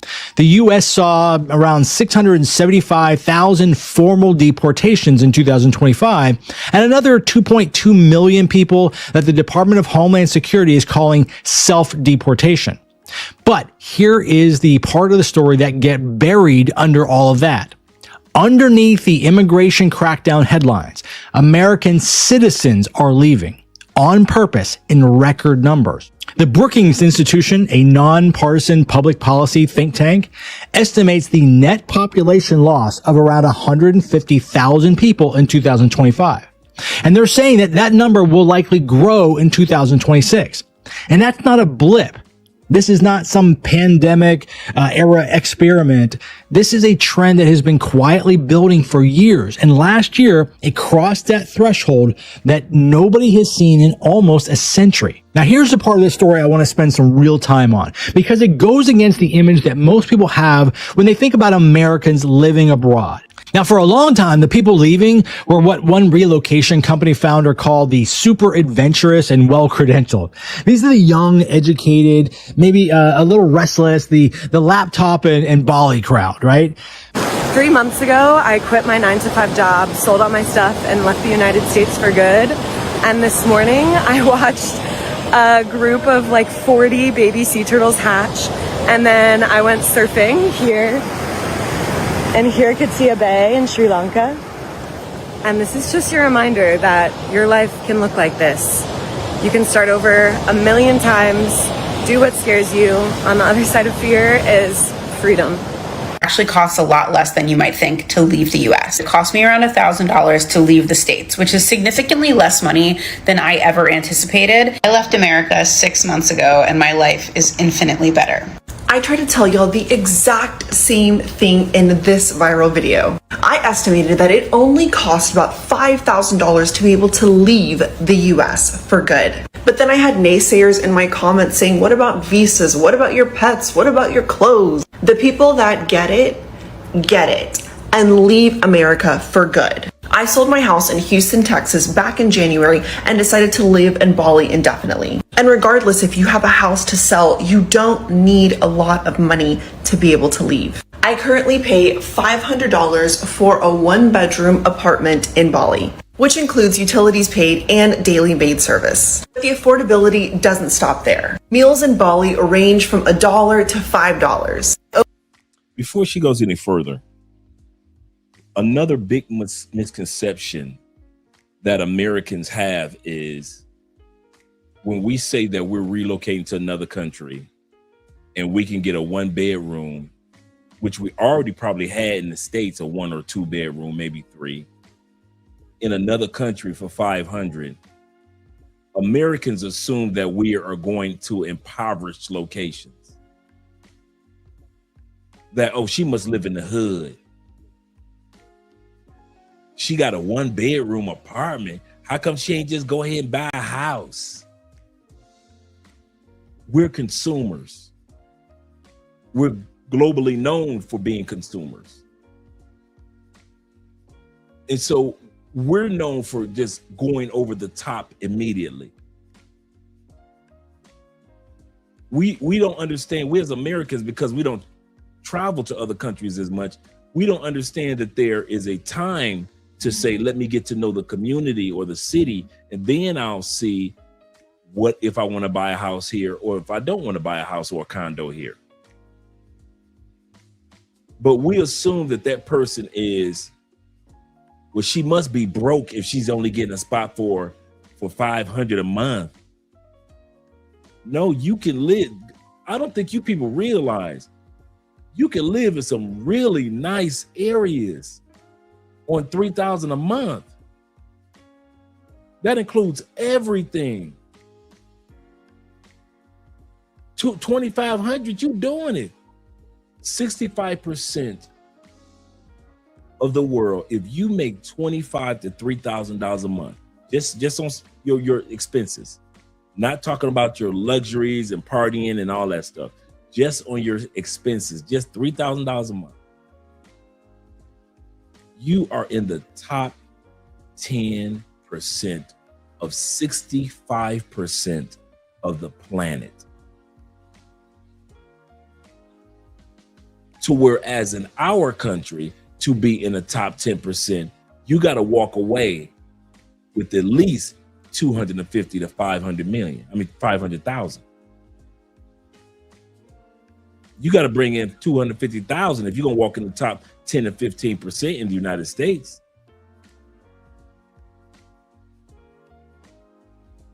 And a lot of Americans don't understand that. You actually think that you have to be as extravagant in the United States. That's the funny part that gets me. Americans think like, yes, $500 I can afford with the money that I make. I make $250,000. If I was living there, I'd rent a castle. No, you wouldn't. I'd be living in a space shuttle. No, you wouldn't. I'd have me a 5-bedroom mini mansion off the beach. No, you wouldn't. You wouldn't. Because economically, it doesn't take all that. There are people in certain countries that are spending $1,000 and they have a nice villa right off the beach for $1,000. That if you were in California, you know that's an arm and a leg. If you're in Florida, you know that's an arm and a leg. If you're in the coast of Alabama or Louisiana, you know that's an arm and a leg. Americans assume that if it looks extravagant, it has to cost extravagance.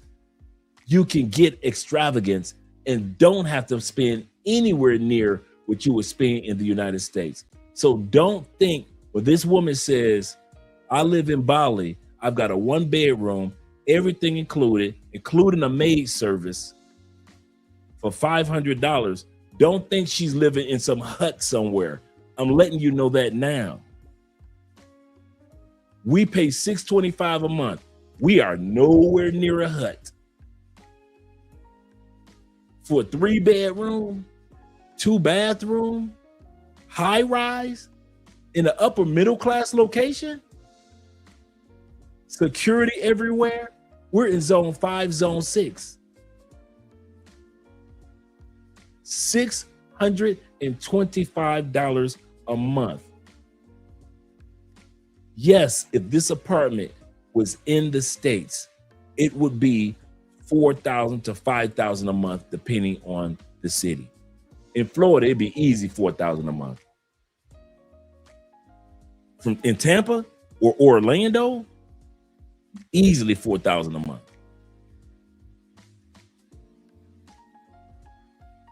But we only pay $625. But Americans think that if you pay that low, it must be shabby or poor. That's not true.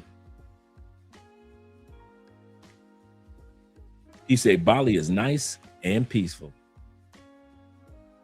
He said new generation of in Colombia has fallen in love with Michael Jackson after the movie. They have claimed Jafar, I know, right? Since his mom is Colombian. They really do, man. They love it. I saw a video in Venezuela, just to let you see how they still got things to work on in Venezuela and how the electricity across the country will just go out anytime. I saw the video on TikTok yesterday, T-Mac. They all sit up there watching the Michael Jackson movie, having a good time. Electricity goes out in Venezuela. They had to wait for the electricity to come back on, which could take an hour or two. Then the movie was back on. People waited, but goodness gracious, you're in the middle of watching a Michael Jackson movie and the electricity goes out in the city. My brother Tim Howard says this. Shout out to Tim. Tim says this. He said, a great and affordable places are out in the East. He said they even got in Central and South. They even got it in Central and South America. He said, but in the East, talking about like in Bali, Malaysia, Vietnam, South Korea, Philippines, Thailand, the East, China. You get a bang for your buck in China. He say in the East is super cheap. Most people I talk to around the world, their rent is between $300 to $500 a month. That's global, just regular rent. Us paying $625 a month is splurging. Some of you guys that are paying $1,000 or even $2,000 a month in certain cities, you can say that you live in a really nice area in a really nice home. For $2,000 a month, you spending some money. So do realize that, guys. Do realize that. He said electricity or no electricity. He said, I'm going to Venezuela. I don't blame you, brother. I don't blame you. He said, I've never been to Bali, but it is on my bucket list. Yes, sir. And DJ says this. Shout out to DJ Davis. He says, U.S. is taking hella L's.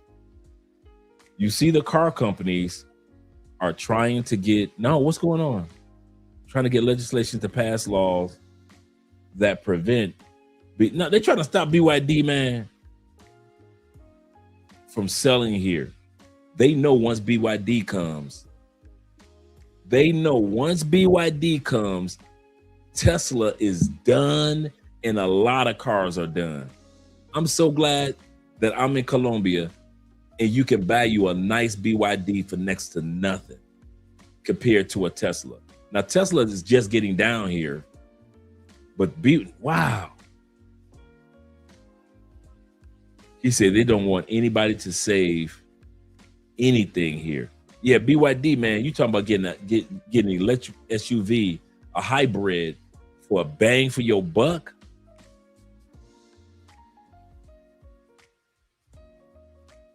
Yes, sir. Slim says this. He said, I had an efficiency when I was in the Peace Corps in Ethiopia. He said, my total rent and utilities was $200 a month. Yep. Zeta says that Vietnam had some wonderful places for $500 to $800 a month. with more than two or more rooms. Yeah, man. So there's a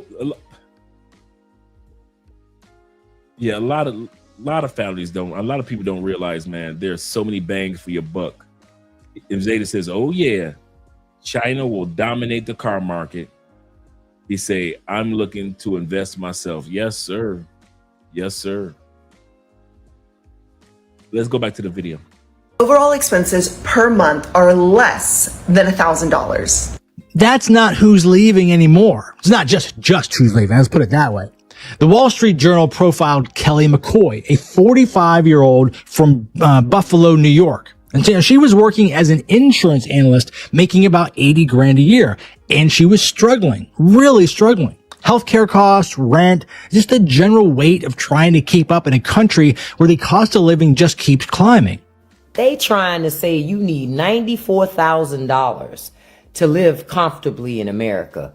What? Who the hell are they talking about? And then this study says if you are two working adults and you got 2 children, you need to be bringing in at least $209,000. Excuse me? See, the first thing I notice is they're talking about average instead of the median. The median salary for a single adult in America is about $42,000. And the median cost for a standard, like, family, right? 2 kids, right? Is about $78,000. See, this is the game that the media will try to play with you to make you think in your struggle, it's you. No, boo. It's the system. Because basically, the American life is becoming mathematically impossible for most Americans to even live. Right now, the American economy feels like, one of those claw machines. You see the prize, you reach for it, but that claw never actually grabs tight enough to pull it out. So I'm asking, when you hear numbers like this, do they feel realistic to you? Or does it sound like they're describing a life that most Americans will never live? People are fed up, especially this guy, because everything is so expensive that it's impossible to live a decent life. Can somebody explain to me in crayon eating terms why I make over 3 times the federal minimum wage and I cannot afford to live? Because job stands for just over broke, and they intend on keeping it like that. When my parents were my age, they both made less than half of what I make, and they lived alone. I cannot afford to live anywhere alone. A 1-bedroom apartment, $1,800. 2-bedroom apartment, $2,200. Who the fuck can afford that? Unless you're making 6 figures a year, you can't afford to live comfortably like that. And with the prices of food, it's not even that comfortable. So mainly, it's people with mommy and daddy's money pretending like they earned it for themselves. It is embarrassing to come out and say that it is a struggle to survive right now. Nobody working a full-time job should feel this way. But what do you guys think about this? For veteran, before we go into the next part that kind of confirms this, shout out to my brother Black Scorpion over on the Cash App with the $5 love. I want to share something with you guys real quick. When we were talking about affordability that you can't afford in the United States, and this is why America does not want BYD to come to the United States. Let's just look at the cost. This is brand new in Colombia BYD vehicles. I had to put in Colombian pesos and euro and USD. A 4-door 2026 sedan straight off the showroom floor, only $30,000. You are not getting a car, a hybrid electric and gas vehicle in the United States, sedan, for $30,000. And I'm talking about BYD vehicles are nice. Scroll down. We got another sedan. You don't want to pay for the 30? Don't worry about it. They got one for $24,000, brand new 2026 sedan. Looking sporty. For the family 4-door, $32,000. And this is an SUV, a mini SUV for $32,700. You are not going to get an electric hybrid SUV in the United States for $32,000. That is not going to happen. That's why they don't want BYD to come. Let's continue on. Okay, the truck, the pickup truck, only $45,000. $45,000 for the electric vehicle. That's a hybrid between gas and electric. Let's go a little sporty with a sporty sedan. $30,000. This is how much Colombians pay for BYD. $20,000 for 2025. $32,000 for the 2025 SUV. 2024, same SUV, $32,000. So the price hasn't changed too much.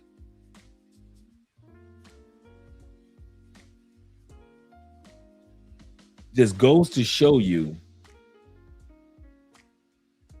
that these vehicles can be purchased and they are affordable. I just want to let you guys see the difference between the struggle and the stress that you guys go through in the States compared to here. AMSM says this, shout out to you, brother, with the $5 love. He say, now we all know, even if BYD vehicles came to United States, it'll be high as F to purchase. You better believe. And it won't be because of China. It'll be because the United States adds all those tariffs and taxes. Because the United States does not want you guys to have affordable vehicles. That's why. That's the sad part about being in the States. When you know you live in a country where everything is this is probably the number one thing that kind of throws me off about the United States. I kid you not. This is my number one thing. The fact that you know that the exact same item is 4 to 6 times less in another country. You're like, if I get these pair of glasses in the United States, they may cost $200. This same pair, nothing different, $40 in another country. When Americans, I hear Americans all the time, oh, just say you can't afford to live here. Just say it's stupid to be able to afford to live there. If you can afford to live in the United States and you balling like that, cool. Here's the stupidity in that. Everything that you paying for, from a banana to a pair of glasses to a wallet, you're getting charged 4 to 5 times as much as the rest of the world. That's the stupidity in it. The stupidity is not the fact that I'm balling, I can afford it. Just say that y'all broke. It's not the fact that a person is broke. It's the fact that you know that the rest of the planet is not getting scammed and robbed through tariffs and taxes. That blows me away. You could take an avocado. In the United States will charge you $1.50 to $2.50 for an avocado that you can get in Colombia for 17 cents. And the one in Colombia is healthier.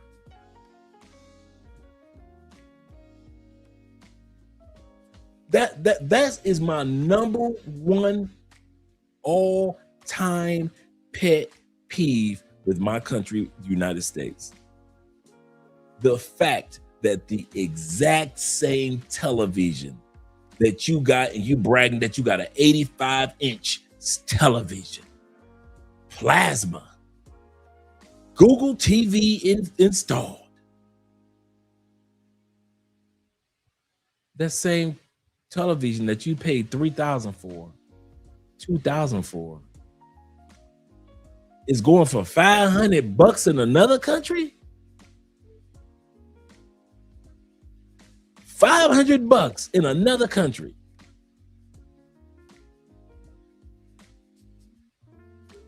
But in the United States, yeah, that's probably the part that pissed me off more than anything else. Nothing else, not the ladies, not the politics, not the food, not the health, the cost of what we pay in the United States.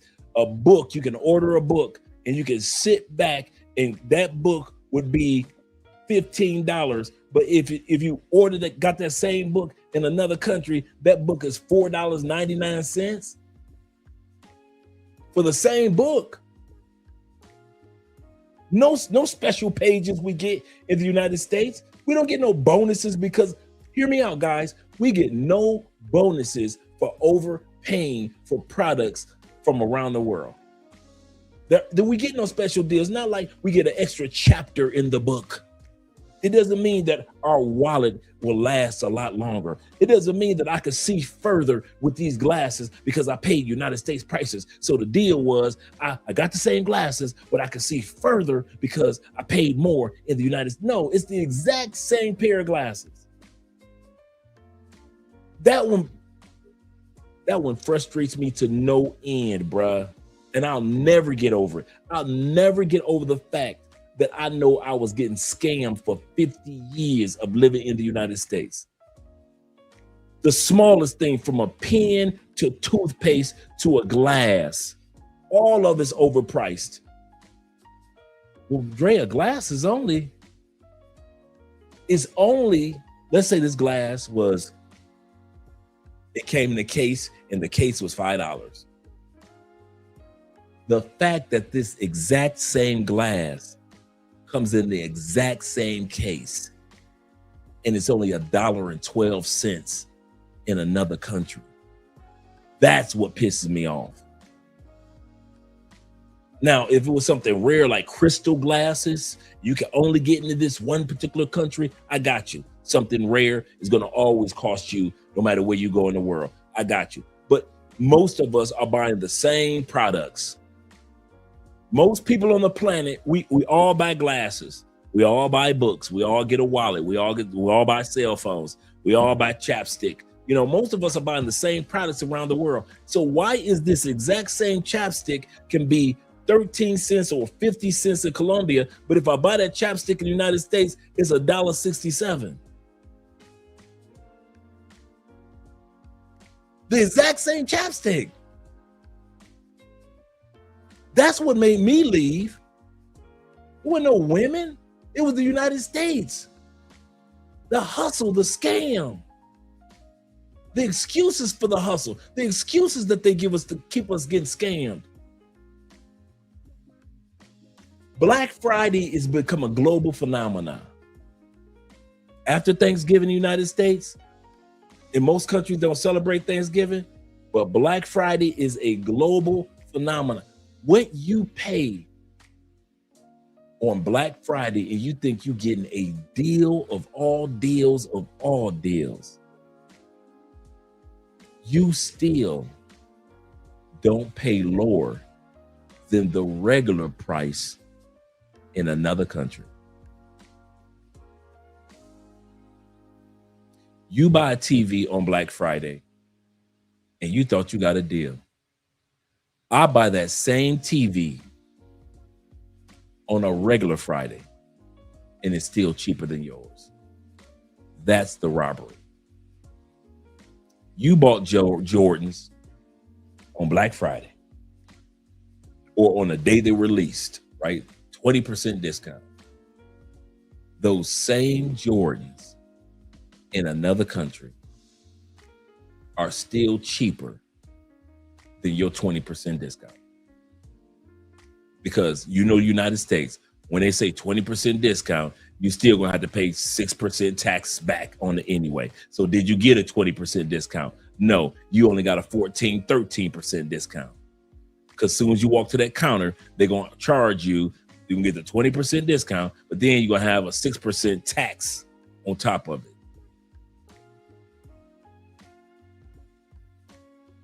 Colombia and other countries, whatever you see on that price on the tag, when you walk to that counter, that's the price that you're going to pay. Taxes are already included. So when they tell us in Colombia, there's a 10% or 15% discount, it's a 10, 15% discount on that sticker price or whatever that item is. There is no, when we get to the counter, then they add taxes on. That's another reason I wouldn't live in the United States again. I can't stand that when you think you got a deal and you got to always calculate what the tax is going to be. Taxes. Okay, I buy this car for with the taxes. Now Colombia says that car is $40,000. With the taxes, no, that car is $40,000. But what about the taxes? With taxes, sir, it's $40,000. In America, it's $40,000, and then you got to add the taxes on top of that. So was it $40,000? I got tired of that scam. Don't stop playing with my dude. I'm a mature man. Stop playing these mind games with prices. I got tired of that bullshit, man. I kid you not. Man, I wouldn't go cuss tonight either. I got tired of that. So all you do is that be hollering Republicans, Democrats, Republicans. I don't care nothing about that. None of that made me leave. I got tired of being scammed for the prices of the exact same items. My number one reason for leaving America was I knew I was getting scammed for a quality home. I was getting scammed for quality cars. I was getting scammed for the price of my clothes. I was getting scammed for the price of a cell phone, a wallet, potpourri. Everything is over freaking priced because of taxes and tariffs. And I got tired of it. I got tired of knowing the fact that if I bought a cologne in the United States, and this is this on discount, I bought this cologne for $40 in the United States. This same freaking cologne goes for $15 in another country. $15 for the same scent that I'm paying $40 to $60 in the States for. Oh, I gotta add tax to that. I got tired of that, man. That's my number one reason why I left. Give me the actual price. Stop playing these mind games of, along with the tax it'll be. And if the manufacturer says, listen, this book goes for $10, stop trying to charge me $40 for it. Just because I live in America. Just because I live in Canada, just because I live in UK, just because I could go to Mexico and get the same dang book for $10, but if I cross the border to the United States, the exact same book is $40? The same book that the Mexican dude is reading at this moment, I'm reading at this moment, he paid $10 for it, I paid $40 for it. I got tired of them games, man. I got tired. I said, enough is enough is enough. America is never going to be honest with us when it comes to our cost of living. That is not the cost of living that the rest of the world is living. That is not the cost of medical. Tylenol should not be $100+ or $50+ per pill in a hospital. That same damn Tylenol pill, if you go in the hospital in most countries, is either free or it's either in the cents, 75 cents, 50 cents, maybe $1.10 per pill.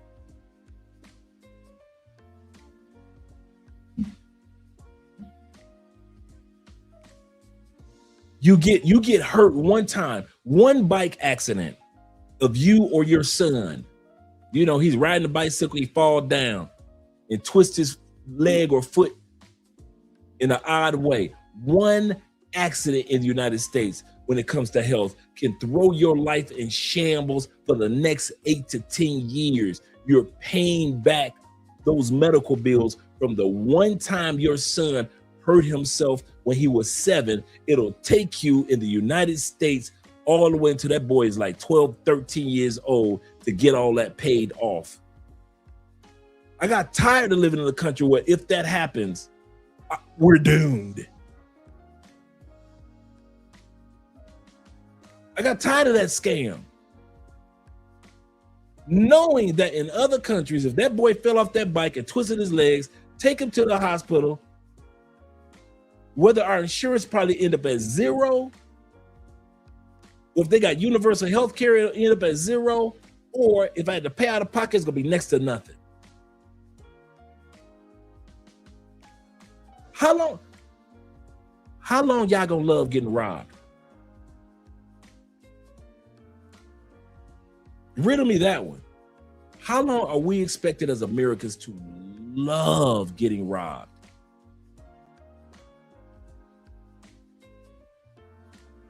Because that's what they expect of us. That's why they will never allow BYD in the United States unless they go to court to fight for it. Damn shame. He said, don't forget car insurance goes up every year statewide.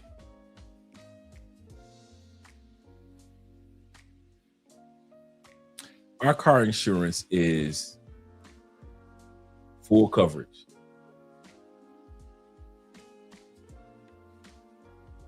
It is like $50, $60 a month. Like between 40 and 60. That's our full, I'm talking about full coverage, bumper to bumper, everything. If anything happens to our vehicle, like $50, $60 a month. I can imagine what you dudes are paying. And we got the top car insurance company in the country. I can imagine what y'all paying, man. He said, even the drivers with no accidents. He said, I pay $135 for liability on a 2026 Lincoln Zephyr. I mean, 2006, I say 2006 Lincoln Zephyr. Just for liability insurance. Our full coverage, like I say, $50, $60 for everything.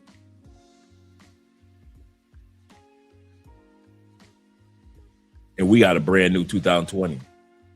We got it right off the lot.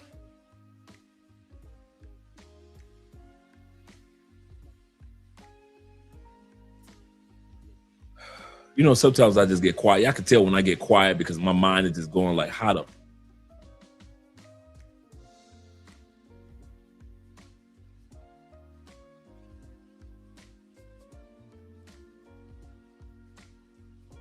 Yep. So could you imagine having a used vehicle, how much lower your car insurance would be? Just imagine if we got a vehicle that was used instead of right off the lot. Our insurance would be a lot lower. He said, if I tell my mom, he said, I'm so glad that I ignored her when she got mad at me for joining the Marines. I know, right? He said, I would never have been able to retire early. Shout out to you, brother, and the military. And my chronic health issues, absolutely correct. Slim said this, he said, most I've ever paid for insurance in Tampa is $149 in 2016. The least I've paid is in Cincy, shout out to Cincy, $62 a month. He said, Philly is currently at $66 a month. So that's not bad. That's not bad.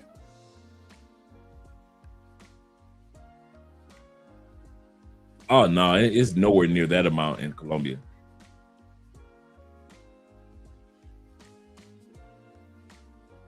It's nowhere near that. Let me check it out. Let me ask Miss ChatGPT how much it costs to deliver a child in Colombia.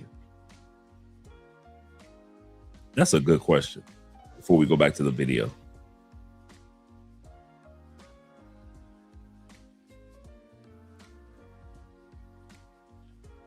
How much is the cost of child delivery in America versus child delivery in Colombia?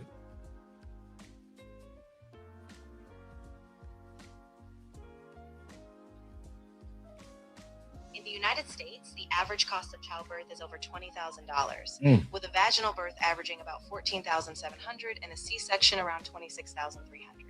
In Colombia, the cost is much lower, about $2,200 for a vaginal delivery and around $4,237 for a C-section.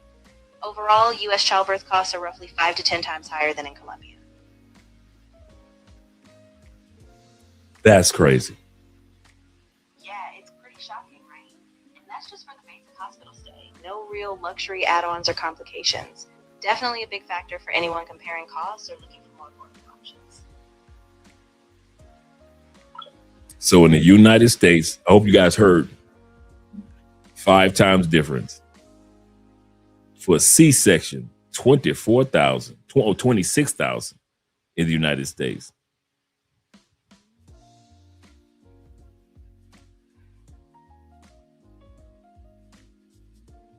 That's wild. But in Colombia, it's so the same C-section. Nothing different. Quality doctors, quality hospital, giving birth. Let's say, the same scenario with mothers. In the United States, that same C-section that costs $26,000 in Colombia, $4,200. I'm done. I am done, bruh. I'm done with y'all looking at me like I'm crazy. Now y'all see why I left. I'm no longer stupid enough. It wasn't about affordability. Like I said, when I left, I was making $86,000 and that was in 2016.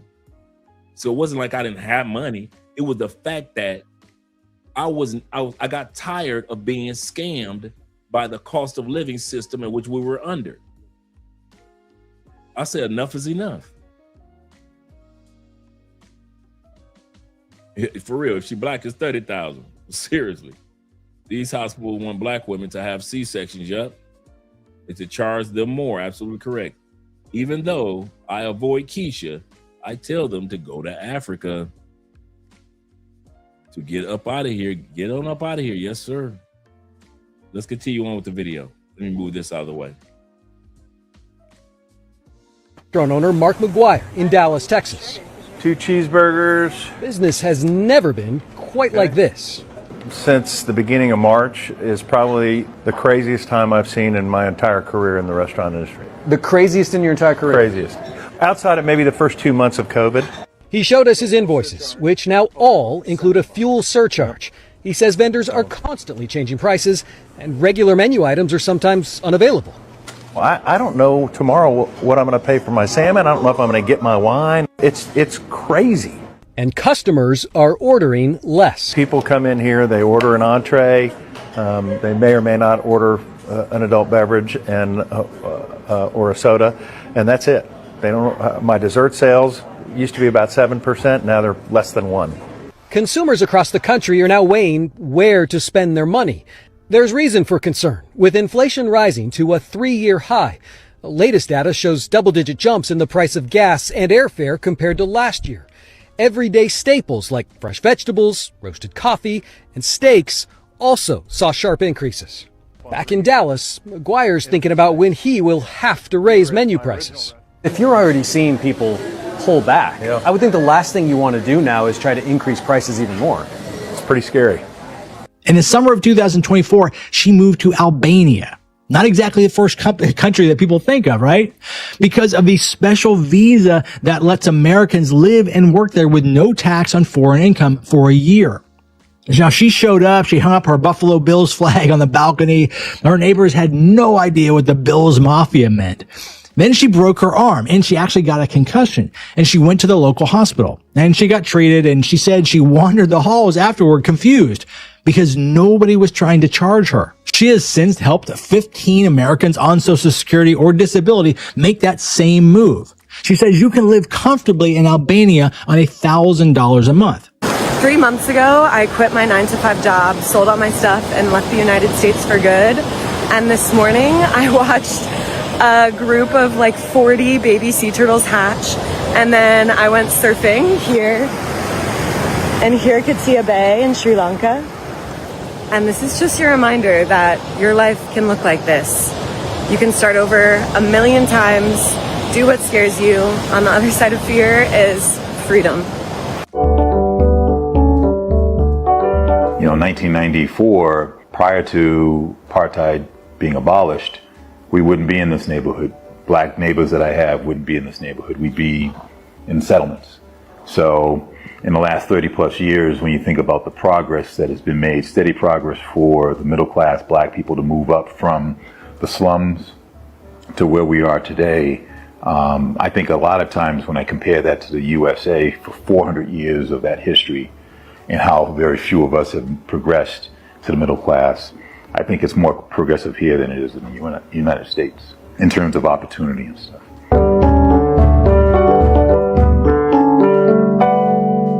Billy, my name is Ken Williams. I'm from Boston, Massachusetts in the United States. Brother Hayford, welcome to South Africa, man. Come on in.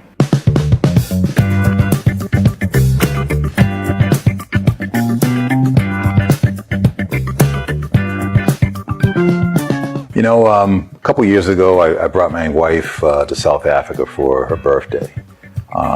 It was a chance for us to visit the continent, get a chance to be here for the first time, see the people, the culture, enjoy the weather.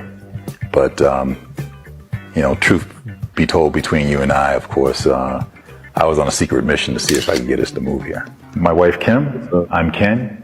We're the Williams family here in South Africa. I showed my American parents medical care outside the U.S., and now we're wondering why they pay $22,000 a year for insurance when health vacations cost less. My parents just retired, so we kicked off a healthcation with 2 weeks in Portugal. We used points to get there, shared an apartment rental in Porto for $770 total, then caught $200 flights to Turkey for full-body longevity checkups. Over 3 days, they met with a cardiologist, dermatologist, internal medicine doctor, ophthalmologist, gastroenterologist, general surgeon, gynecologist, urologist, and did a breast ultrasound, thyroid ultrasound, mammogram, dental examination, bone density scan, ECG, treadmill stress test, a skin cancer screening, colonoscopy, endoscopy, colon and stomach biopsy, 4 cancer marker tests, 47 labs, a hereditary cancer panel genetic test, and a full body MRI, all for $5,500 each. No insurance needed and HSA eligible. That would have been like $100,000 in the United States. Airport transfers and translators were also included in the checkup price. We paid $117 a night to stay at the 5-star Radisson by the hospital and still had time to explore Istanbul. Then Cody and I flew to London while my parents caught $150 flights to Spain, spent 3 nights there for $370, then boarded a 19-day cruise from Barcelona to Miami for just $930 each. Obviously, some of those tests they did are once in a lifetime, and if you don't need all that, you can spend way less, since even the $1,200 checkup I did last year is super comprehensive. People ask me this all the time. Are you going back to America? Nope. And I want to explain why, because it's not what most people expect. When I was in San Diego, I was depressed. I didn't even realize how depressed I was until I left. I was working constantly just staring at 4 walls, walking to my desk every morning and not leaving until 7 at night. $9,000 a month, all in just to do that. I moved to Da Nang, Vietnam at 51. I live 2 blocks from the beach. All my expenses is $1,400 a month. That weight that I was carrying in San Diego, I didn't even know I was carrying it until I was gone. I'm not going back. So let's look at where these people are actually going, because the Journal did some serious work here. Before they go off into that, we're about to go off into this. I'll be sharing the link of this with you guys. We went to this a few years back, but we haven't been here since they've updated everything. This is a cost of living indicator where you could put in any cities and compare those cities to another. So what I did, I just put in Chicago. Let's scroll back up. And then you guys can let me know if you have a city that you want me to compare a city and a country to, or a country to a country, or whatever it may be. The cost of Chicago is 146% higher than Cali, Colombia, just on the rent side, or excluding rent. When it comes to rent, 207% higher for all you Midwesterners. So just cost of living. And then here's the rent price right here. Rent price is 406% higher. Restaurant prices in Chicago are 201, almost 202% higher than Cali. Groceries, the exact same groceries, 156% higher. Local purchasing power, the power of the dollar. The US dollar purchasing power is 213%, almost 214% higher in Cali, Colombia than it is in the United States. Let's just start off with restaurants. Like I said, I could change whatever city. I could choose a city, so I could change the city.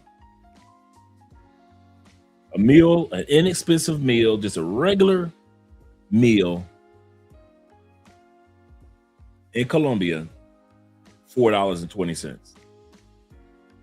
But in Chicago, that same meal is $20. A 300+ increase, 375% increase. Meal for two without drinks, $31, almost $32 in Cali. But you're gonna pay $90 for that same meal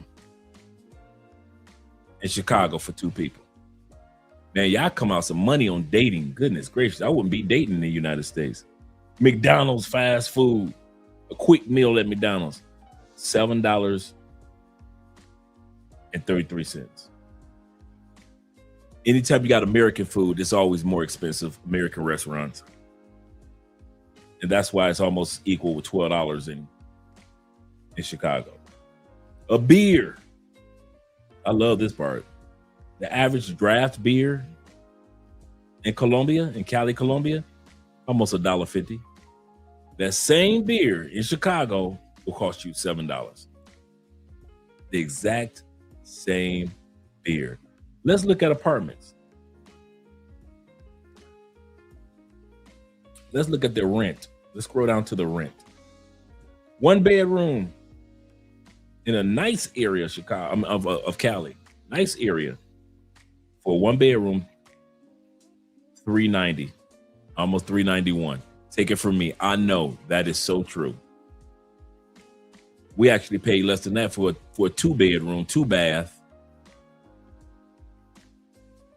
and it wasn't far from here in Zone 5. That same apartment in Chicago, in a nice area of Chicago, just like with Cali, almost $2,400. $2,400 for the exact same square footage. One bedroom outside the city. So you're on the outskirts of Cali. $245, almost $246. That same apartment outside of Chi-Town, $1,700. 3-bedroom, Cali, Colombia. If you're in the heart of Cali, $1,300. If you're in the heart of Chicago, $4,800.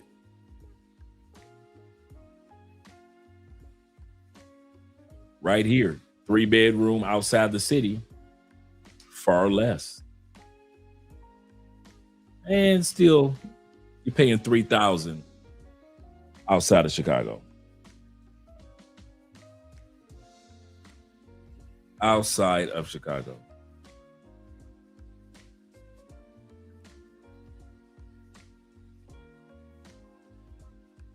Yeah. Yeah, we've been using this one for about a good 6 years too. It's a good website. He said I was showing my cousins and coworkers. Shout out to you, Black Chairman.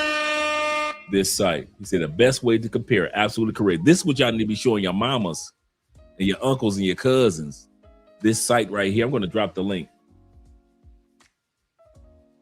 And like I said, you can change the city to whatever city you want. But I've got Chicago up there. Let's choose another city. Okay, what city I want to compare? Give me 2 cities. Give me a city that's in the States and a city that's outside the States.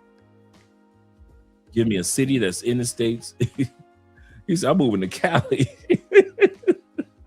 He said, I have become so cheap. And Medellin feels expensive to me. Even though, okay, Irvine, California. All right, give me Irvine, California. We're going to pull Irvine, California right here. So we will add Pierce, another city. Now I want to change this one. So let's go back. Chicago. Let's change that to.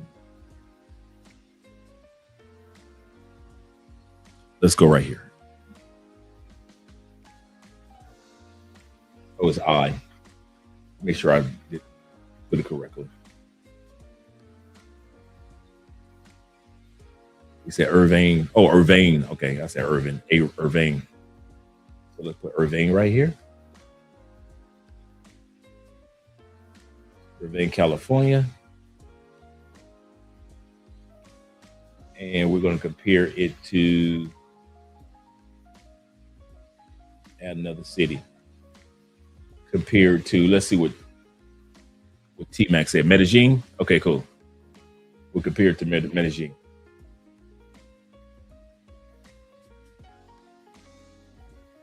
Medellin, Colombia. All right. There we go. So cost of, look at, goodness gracious. Cost of Irvine, California is,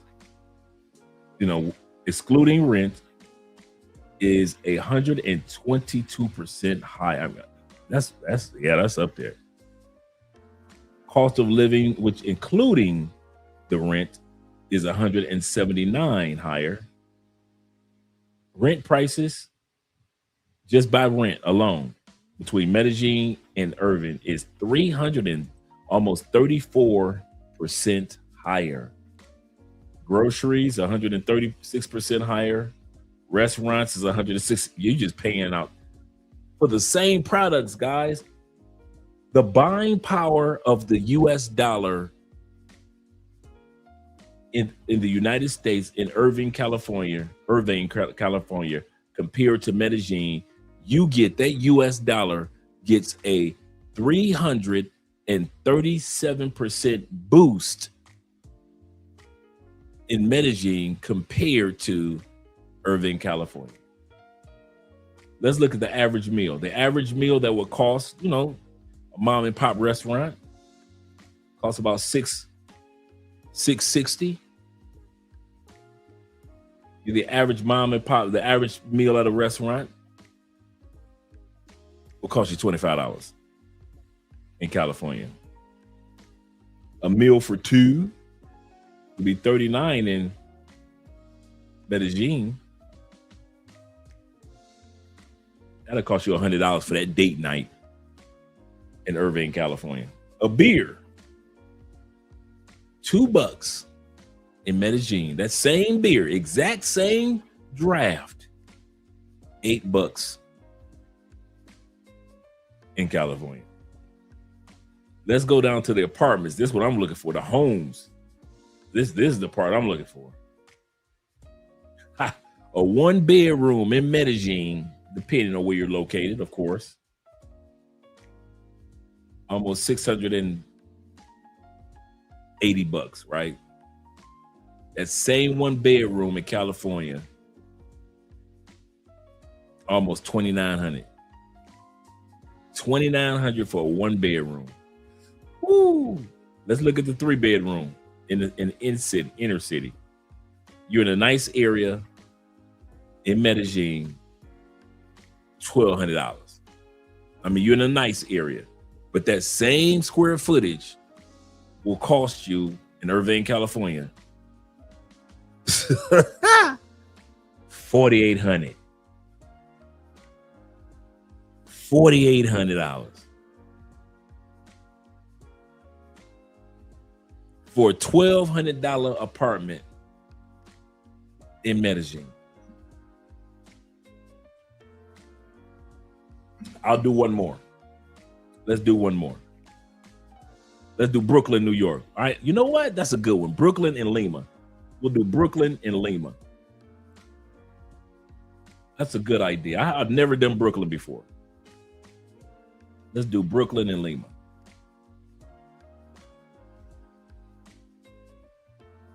My bad. Wait a minute.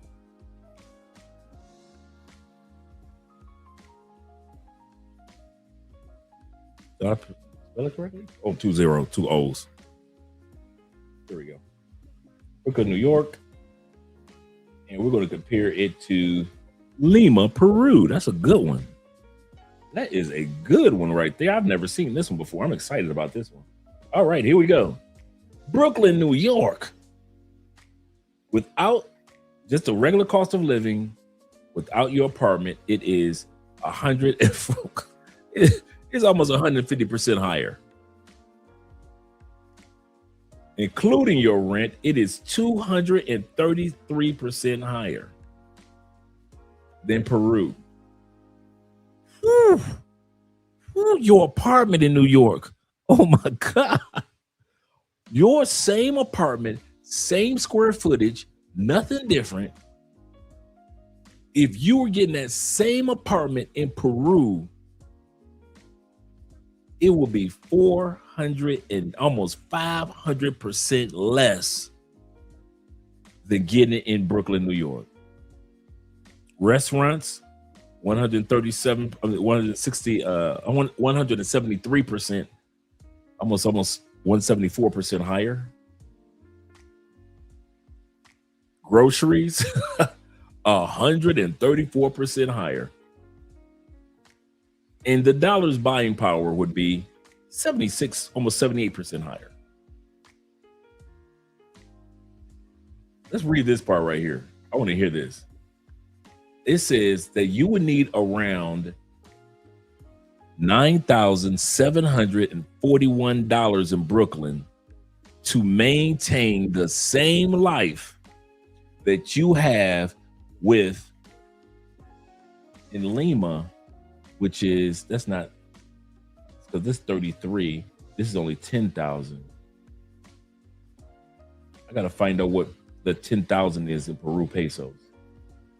What is that in Peru? Let's see what that is in USD.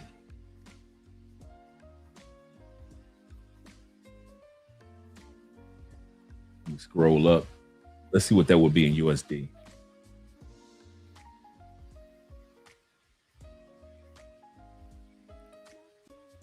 So that, oh man, I think I kind of throw it off in US. Let's go back here.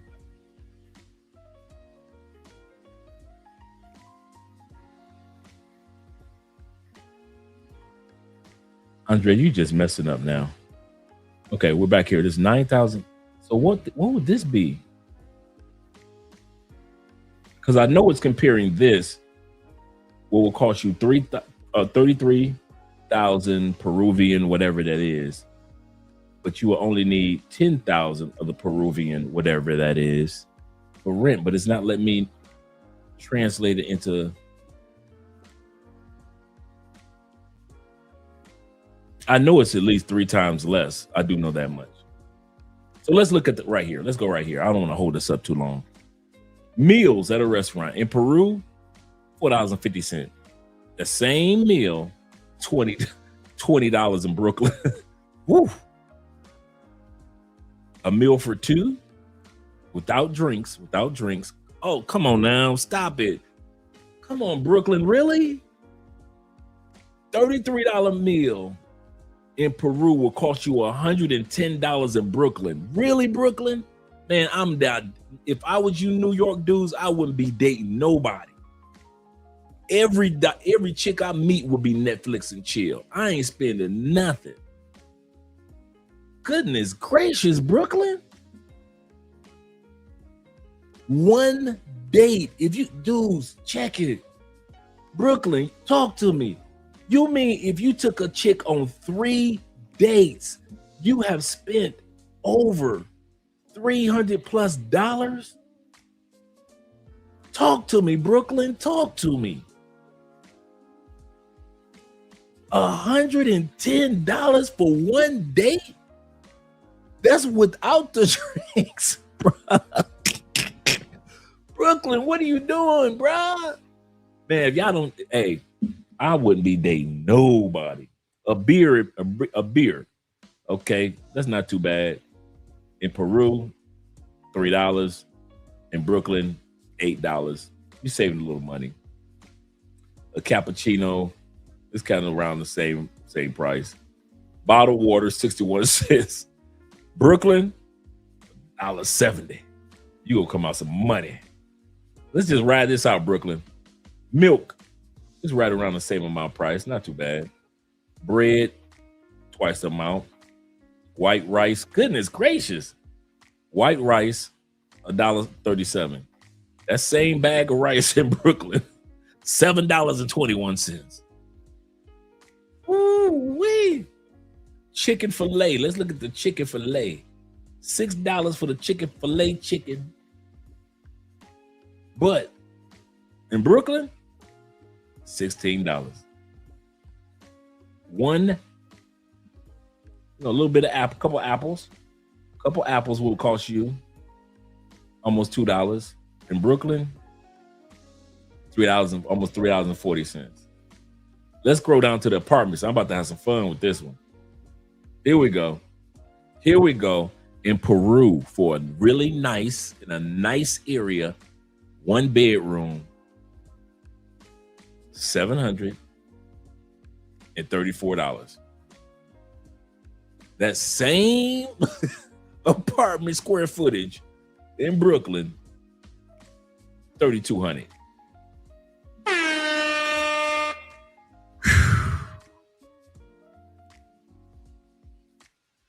If you outside of Lima, Peru, on the outskirts, it drops down to $354.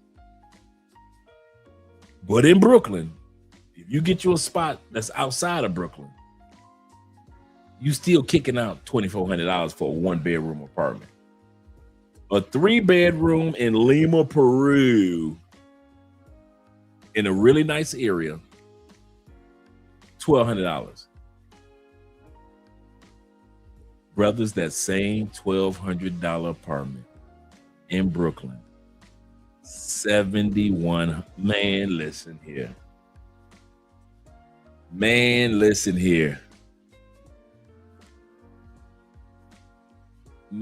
Brooklyn, we got to talk, man. We got to talk, Brooklyn. Shout out to all you guys that are watching from Andrea's channel. I appreciate you gentlemen over there. We got to talk, Brooklyn. Even if you buy a house, price of square footage in Peru, and this is high to me, $2,300, right? That same apartment square footage,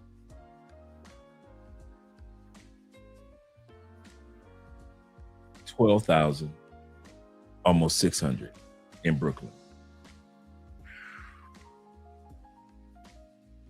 In order to survive in Lima, all you just about need about 600 plus. You gonna have to walk into the house with at least 3,700 in Brooklyn just to walk into the party. This is Lima versus Irving versus Medellin versus Chicago. Of course, Cali is going to be lower. Just New York in general. Prague, Sydney, and London. Goodness gracious, bruh. Let's head back to the video. We probably pull this listing up more often. I always like going to this listing when you guys put up the cities. Goodness gracious. Woo, Brooklyn, stand up. He say, yes, fellas. He say that's where I live. Brooklyn, New York. We might do. I'll save those toward the end of the show after we get done doing this live. Doing the video part. We'll come back to the list because that's fun looking at the different cities. They analyzed data from more than 50 countries, and the pattern is consistent and undeniable. In nearly every one of the European Union's 27 member states, the number of Americans arriving to live and work is at an all-time record. So let's start with Portugal. It's someplace that we are planning on visit probably later this year, if not early next year. The number of Americans living there has jumped more than 500% since the COVID pandemic. I don't know if you heard, but everybody's escaping America. Here are the top 5 countries that American expats are ending up in. If you didn't know, now you know. Mexico is one of the places people have chosen to settle down. With Mexico's low cost of living and beautiful weather, people have chosen this as their new home. Mexico ranks very high because it is a country that's easy to settle in. It's very close to the United States, just in case American expats do want to head back. The cost of living is low, and people seem to have a very fulfilling lifestyle there. And it also could be the trips to Cancun. Next on the list, Portugal. Portugal is a place that leaves people feeling very welcome, and they love the overall quality of life. And the cost of living is something that probably sells them every time. And while we're still on the topic of Europe, let's talk about Spain. España. As a person who lived in Madrid, I can definitely agree. Spain has a long list of things that attracts you. Madrid is nice, bro. I ain't gonna even lie to you. Madrid is nice. You would think that you was in the States in Europe. Madrid is considered like the New York of Spain. Dude, the roads and the freeways, bruh. I kid you not. In Madrid, I won't lie, I felt like I was in the States, even though I was in Europe. But their roads and I swear, there is nothing different. They got wide roads, wide freeways, even though they got a train system. So Madrid has that historical European side, but you can tell it is very modern throughout the city. But the cost of is like, yeah, he said, I'm more of Barcelona. I like Barcelona too, don't get me wrong. Barcelona reminded me of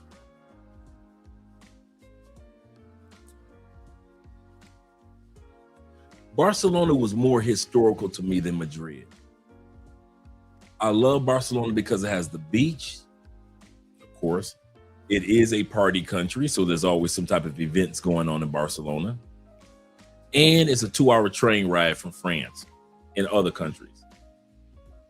So if I want to shoot them, that's probably my favorite part about being in Europe. The fact that I can get on a plane for $60 and be 3 countries over. Me and Andre can get on a train for $40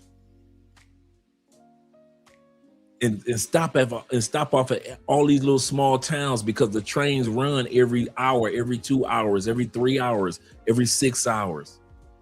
So you can stop, get off a train in a small town, enjoy that small town, and the next train is going to be coming in 6 hours. You just get back on the train and keep it rolling. Either you take the train going back to where you came from, or you keep the train going to the next destination. And listen, if we had that system in the United States, you know how many states Americans will have enjoyed if we just had the same train system that Europe has, just in our country. But our infrastructure wasn't set up for that. Yep. The Bengals and Falcons are going to be in Madrid this year. Absolutely correct. Absolutely correct. Yep. He said for a couple, southern Spain is great. Sylvania and Valencia. Yes. We've already been looking, my friend. You telling me and Andrea's secret spots, man. Let me let you go. You telling me and Andrea's secret spots. Yeah, the NFL's got 9 games globally this year. 9 global games. 1 in Germany. Paris is this year. They got Paris this year. Shout out to the NFL. They got 2 in Mexico. They got 1 in Brazil. They've got Madrid. Yeah, they've got 9 games. I don't have them all memorized, but they've got 9 games this year. Yeah, Australia. That's right. They got Australia this year. And what they said they're going to do in the future, the reason why they're doing all this, you say, what the NFL is trying to go international sports now? Actually, they plan on creating an international division. You know how you have the West Coast, the AFC West, the NFC East? They plan on creating 4 teams that'll be able to compete and as a division with the NFL teams that come over.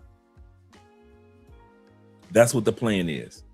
Create like 2 or 3 divisions in Europe or in other countries and have those teams compete against each other and at the same time compete.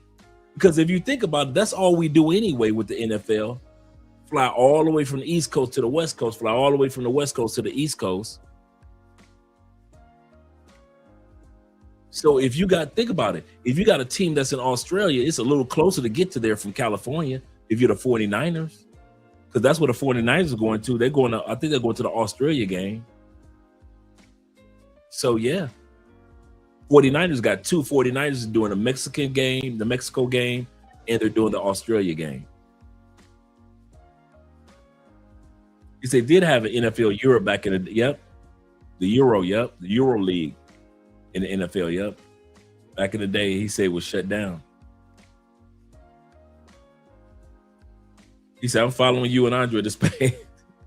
Hey, bruh, we got fam over there. Hey, man, listen, we are serious about it. He said, wait till I get my citizenship. Hey, bruh, I already know hey, like I said, you telling all our secrets. Just imagine having your Colombian citizenship and then going to Spain. 2 years after that, you get your Spanish citizenship because you got your Colombian citizenship. 3 passports, 3 thrace. Oh man, yeah, man. Yes, sir. And the plot thickens. You definitely know. He said you have pieces in places now. He said, yeah, in places now, and they have games played on YouTube. Absolutely correct. Absolutely correct. Yeah, so they're doing big things. He said, I'm going to back to Madrid. To Marbella, Spain. He said, I'm trying to keep that spot low key. Okay, let me write it down because there's a couple of spots over there that we've been looking at.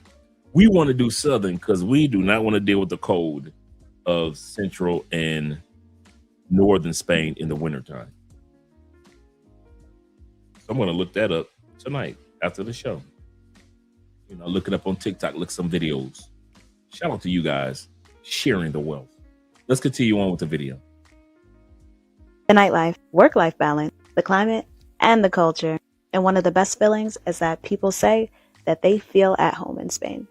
Moving on, Indonesia. We've all heard of Bali. Bali is a place that a lot of expats go to due to the very low cost of living. If you do stay in Bali, Indonesia, and you're living off of an American income, you'll probably have one of the best lives here, as your money will go a very long way. As well as that, the weather is to die for. And the culture and the animals and all the things that you'll see every day is something that you'll never get tired of waking up to. And last on the list, Pura Vida, Costa Rica. I was surprised at this, but people love Costa Rica due to the low cost of living and the beautiful weather. As well as that, they have a very rich culture and history that you have to see. Americans are picking up selling their cars, their houses, they're selling everything. If you're scared about moving to Europe this year, please remember that the United States is not even in the top 100 safest countries in the world. Out of 131 countries ranked in the Global Peace Index, the US ranks around 120. Yeah. If you've never heard of the Global Peace Index, let me put you on. The Global Peace Index measures how safe countries actually are, and they base it on crime, political stability, conflicts, and overall safety for residents. The safest countries in the world consistently are countries in Europe, and Portugal consistently ranks in the top 10 year after year. So when people ask me if it's safe to move to Europe right now, statistically, everyone living in Europe are much safer than anyone living in the US right now. So if you're researching which countries to move to because you're ready to leave the US this year, make sure you look up countries that rank in the top 10 in the Global Peace Index year after year. Then you want to look for countries that have residencies that you can qualify for and that you can add your family as dependents as well. There are currently an estimated 4 to 9 million Americans living outside the United States. That's a country the size of Ireland living elsewhere. I'm just going to say it because nobody else is saying it, even though we're all thinking it. The American dream is to leave America. Nearly 9 million Americans have left the country. And if there were a new state called Expatland, it would probably be more populous than Vermont, Wyoming, and Alaska combined. After all, what made citizens of the world's richest nation, once hailed as the land of the American dream, choose to leave their own homeland? Let's look at the small details in life. A supermarket bill for almost $300 for just 1 week of groceries. A retired couple has to count every penny to pay for health insurance that costs as much as their rent. A family in Chicago is teaching their children how to duck when they hear gunshots, instead of how to cross the street. Maybe I'm just speaking for me here, but I feel like the new American dream is to leave. We don't want to be here, bro. The new American dream is to live somewhere else. Well, don't let us stop you from achieving your dreams, bro. If you don't want to be here, then we are not going to try and make you stay. But don't just talk about it, be about it. You could go north, you could go south, you choose. Just go. People keep saying that the new American dream is to leave America. And coming from somebody who's had the American dream, you know, the house, the pool, the land, the marriage, I feel like they may be right. When you have all of that and you realize that that doesn't make you happy, then you start really thinking about like, okay, what can I do to make me happy? And for me, happiness was time and freedom. Ultimate currency is time. Having the time to actually live this one life that you get on this earth. I would have to agree. The new American dream for some people is to leave America and not live a life that is a part of the rat race of America to get an American dream that is basically unattainable. We moved out of our house and we're renting it out, and we're actively trying to leave the country so that we can experience life where you have time to do things that you want to do in life. When Gallup surveyed Americans during the 2008 recession, which, remember, was a genuine economic catastrophe, they asked how many people wanted to permanently leave the U.S., and the answer then was 1 in 10. Last year, not during a recession, the answer was 1 in 5. That number doubled. 40% of American women between the ages of 15 and 44 said they would like to permanently move overseas if they could. And before we go off into that, I just asked ChatGPT, what is now they said between 4 to 9 million of us have left. That number has been used since I left. Right now, it's more like 11 to 12 million Americans have left. This is the question I asked ChatGPT. I said, of the expats, the 9 million of us, or 4 million, or 12 million of us that have left the United States, what percentage of us have said that we'd go back and live in the United States part-time or permanently? Out of 9 million people, 12 million people that have left and build lives in other countries. The percent is 11. Only 11% of us have said that once we have left the United States, we will never come back to the United States to live, ever. It said because of work-life balance, where they've gotten used to work-life balance in other countries, they have gotten used to having access to health care in other countries. Remember, America and the island of New Guinea are the only countries in the world that don't have some form of universal health care on a federal level. Also said that these were the major influences of why, and cost of living, of course, why these expats said, I'll never live back in the United States again. Let's continue on, because right now, the people that are paving the way, and I've been saying this for years, fellas, the women.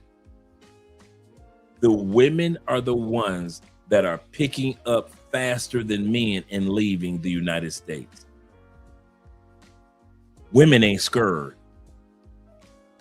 Men will visit a country. Women will visit and relocate to a country.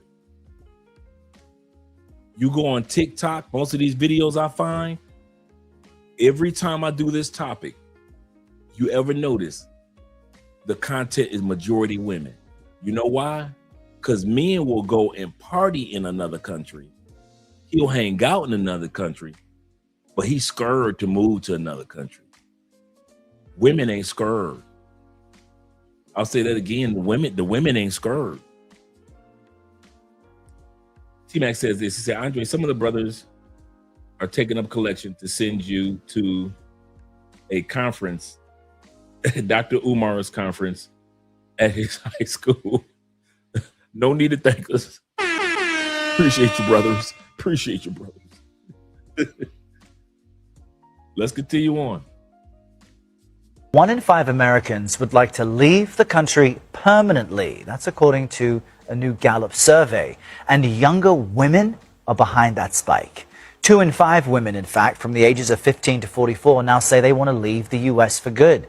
That's 4 times as many from 2014, when just 1 in 10 wanted to live abroad. Renunciation of U.S. citizenship jumped by 48% in 2024. In fact, the backlog for appointments to officially renounce is now months long. Americans are applying for British. Don't let that slide what he just said. He said there's a backlog of American citizens trying to renounce their citizenship. It is up 49%. And it keeps growing since I've been here, year after year after year. So when I hear Americans, because I see them on TikTok, but you should just give up your citizenship. There are so many people doing it. The line is backlogged. You literally have to wait and wait and wait to renounce your citizenship. That's how many people are renouncing U.S. citizenships. One of the reasons why I do these episodes of this is to pull the curtain back and showcase there is no perfect country. It's just a country that's perfect for you. I'll say this again. We have been conned into thinking that we live in a utopian, almost a utopian country. There is no perfect country. But we have been programmed to compare ourselves. Hey, that country, hey, Congo is going through war. I'm glad I don't live in the Congo. Italy is going through Euro issues. I'm glad I don't live in Italy. So we have been programmed to compare ourselves to the worst of the worst situations. You ever notice Americans don't compare themselves to Thailand? Americans don't compare themselves to Philippines. Americans don't compare themselves to the cost of living and the lifestyle of China. Have you ever heard Americans compare themselves to the lifestyle of Norway and any of those Scandinavian countries? You know why? Because when it's time to compete with the big dogs, we can't compare. We can't compete. And so that's why whenever Americans always talk about other Americans moving, they be like, y'all going to those third world countries, because we have been programmed to compare ourselves to countries that we think can't compete with us. But as you can see, when you get to Costa Rica, when you get to certain parts of Mexico, when you get to certain parts of Colombia, I'm gonna say this now, and I'll put this out here right now. When it comes to infrastructure, I don't know too many American cities that can compete with Medellin. When it comes to infrastructure, I don't know too many. Y'all gonna have to put in the comment section for me. Name the city that you guys think, infrastructure wise, that can compete with Medellin. Just Medellin. I don't know. Detroit, no. Chicago, hell no. Miami, you ain't been to Miami. I'm not talking about South Beach or Miami Beach. I'm talking about the real Miami. Hell no. Maybe Dallas or maybe Austin, Texas, or Houston. Maybe those cities. I'll give it to those. So I'll give it to Dallas or Austin or Houston. I can't think of any. Maybe Phoenix. Yep, because I like Phoenix. Maybe Vegas. Absolutely correct. But you see, yep. You see how we got to reach? Yep. That's what I was thinking. The same cities. Yeah. It's kind of crazy that we have to reach to think about, like, wait a minute. Can be Kansas. Yeah, with the metro cables. Denver. I could give it to Denver because of because of the beauty. Downtown Tampa. I could give downtown Tampa. I could give it to downtown Tampa. Tampa is probably one of the best. A lot of people sleeping on Tampa, bro. Tampa just all around one of the best cities that you will ever see in the United States. Its location, its infrastructure, it is a really, really beautiful city. Even the hood, you be like, that's the hood? This ain't no hood. This is not the hood. You say Denver somewhat. Denver somewhat. Shout out to Bronx being in the building. Yes, sir. You say Denver? Charlotte? I haven't been to Charlotte yet, so I'm not sure. Montrez. Shout out I still got a video to send you, Montrez. I was just thinking about that today. Shout out to Montrez in the building. He said in the words of Dave Chappelle, he said, I plead the fifth. I plead the fifth. Yeah, man. So he said Charlotte definitely. I wouldn't know. I haven't been to Charlotte. And I think Charlotte's beautiful, but I haven't been there yet. He says one of the most beautiful. I can believe that. I can believe that. But you see how we got to look for it? We got 50 states. We haven't even been able to pull out 50 cities that can compete with just one city in this so-called third world country. In 2 years, Medellin will blow out. I kid you not.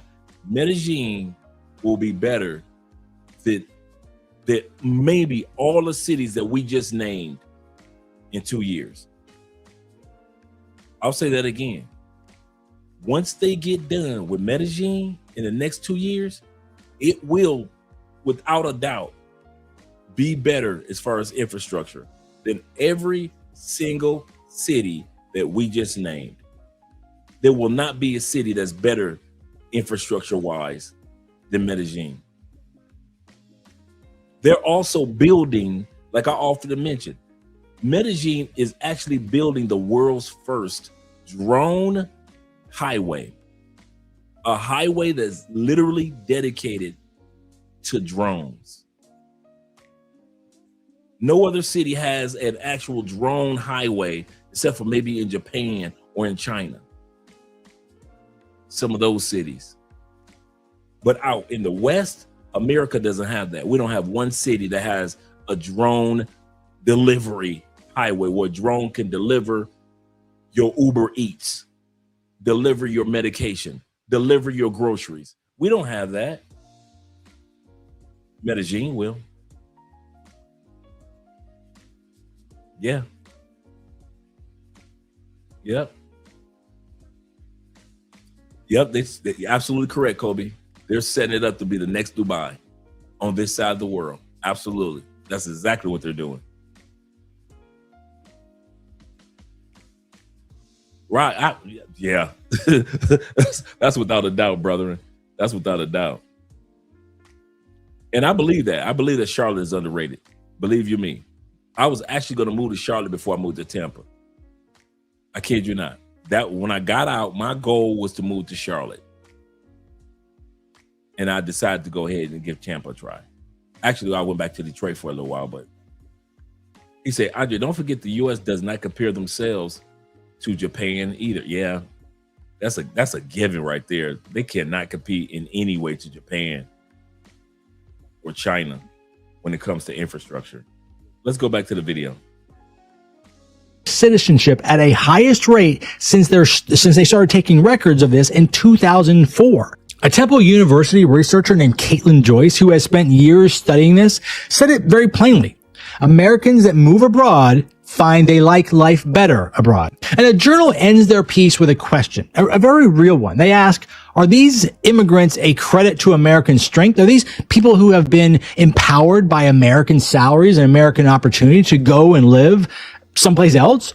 Or do they represent something else? A loss of faith, a vote against the direction the country is heading in. And I've been sort of sitting with that question ever since I read it. And I don't think it's one or the other. I think it's, for most people, it's a little of both. For MJ and I, we're not planning to leave because we hate America. We love where we come from. We love America. We love the people we're leaving behind. That part isn't simple. And anyone who tells you what it is, they're not being honest with you. The people in this Wall Street Journal article are not radicals. They're not un-American. They're people who did the research. They looked at the options and they made a decision that made sense for their lives. I read this article recently that left me, I would say, pretty shocked. Now, we all know that more and more Americans are choosing to leave the USA for a better life. But here's something that I wasn't aware of. Currently, the US government has months-long backlog of Americans asking to renounce their citizenship, not moving temporarily out of the country, but to renounce their citizenship. Big trend for expats right now is renouncing US citizenship. Last year, over 4,000 people decided they were not proud to be an American and formally cut off all ties. Now, and I think that is a misnomer right there. He said they renounced their citizenship because they were not proud to be an American. I'm in the expat group on Reddit, as some of you guys know. In the expat group on Reddit, that question came up a few years back. And most of the responses were, I've been out of America for 35 years. I've been out of America, I'm 80. I've been out of America for 15 years. I've been out of America for 27 years. I'm 70. They knew that they like, listen, the way that I'm aging, I'm not going back. And the other reason was America is the one of two countries in the world that still has you file taxes even though you don't live there. Even though we get a tax benefit this past tax season. Actually, our tax season has not come up yet, my bad. Our taxes are due. If you are expat from the United States, your taxes are due June 15th, not April 15th. We get an automatic 2-month extension. You don't have to file anything. It's just automatic. If you file them in April, cool. If you don't, you actually have to June 15th. 98%, as you guys often hear me say, 98% of expats don't owe back federal taxes. We pay towards our Social Security and things like that, yes. But actual federal taxes, no, we don't owe that. Why? Because of the breaks that we get. When you're American and you live in the States, the breaks that I always mention, you don't even know exist. You didn't know that living outside the United States give you so many tax breaks to where 98% of us don't owe any money. 100% of us have to file taxes. Yes, according to your passport, line 4 or line D, you must file your taxes. Does not mean you owe your taxes, because we get so many tax breaks. This year, it's 130,000. Just one of them. Just one tax break is 130,000, meaning that as long as, for example, as long as in 2025, I didn't go over 130,000, all my money is free, tax free on the federal side. I'm from the state of Florida. There is no state tax. A lot of expats, to keep from paying state taxes, they just transfer their residency to a state that doesn't have any state tax. And so that's how they get around with paying state tax, and we already get the tax breaks for federal tax. And that's why 98% of expats don't owe taxes, because most of us don't make $130,000. Why? We don't need $130,000. You do. I'll say this again. It is not a flex to expats that y'all make more money than us. The same restaurants in Cali that the richest person in Cali can go to, we can go to too. The same restaurants that the richest person in the Philippines goes to, you guys can go to too. The richest and fanciest restaurants in Thailand, you guys, because you make American dollars and you get a bang for your buck, you can go to too.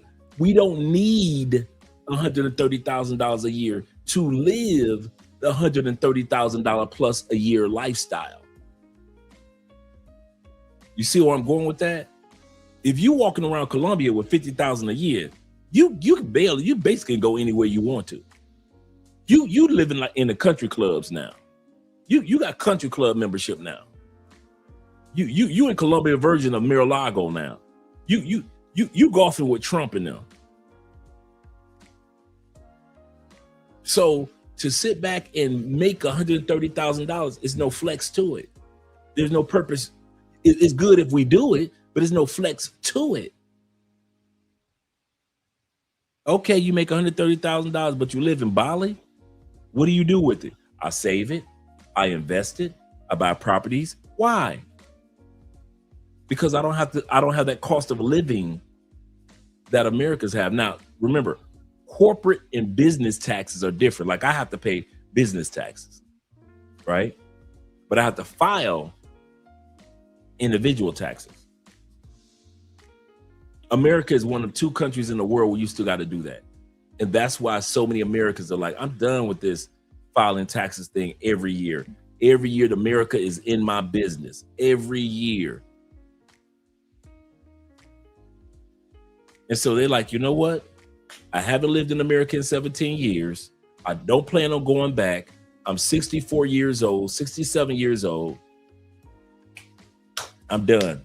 I can still get my Social Security money because America owes me that. That's my money. But I renounce my citizenship. I'm done. I'm through. And that's why a lot of people renounce their citizenship. Because they feel that because of taxation and America being so nosy in their business, it's just uncalled for. America's like, we did good business this year. Where's my cut? Yep, that's how America is. That's how America is.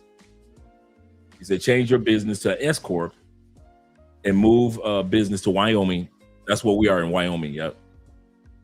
And I do plan on changing ours from a a S corp. I mean, LLC to S corp. I already have planned that out. Good call to avoid corporate tax. He said Bogota is more dangerous than Medellin. Oh, okay, talking to the brothers. Let's go back to the video. What's going on? By far, the biggest factor is taxes. According to a new survey of all the U.S. expats that are considering renouncing citizenship, 61% cite filing and paying U.S. taxes as the main reason. Of course, if you do give up citizenship, you'll be treated just like any other foreigner, and there's no guarantee that you will ever be allowed to return and visit. So what do you... And just like with any other foreigner, a lot of people don't want to come back. Usually when people give up their citizenship, they don't want to come back.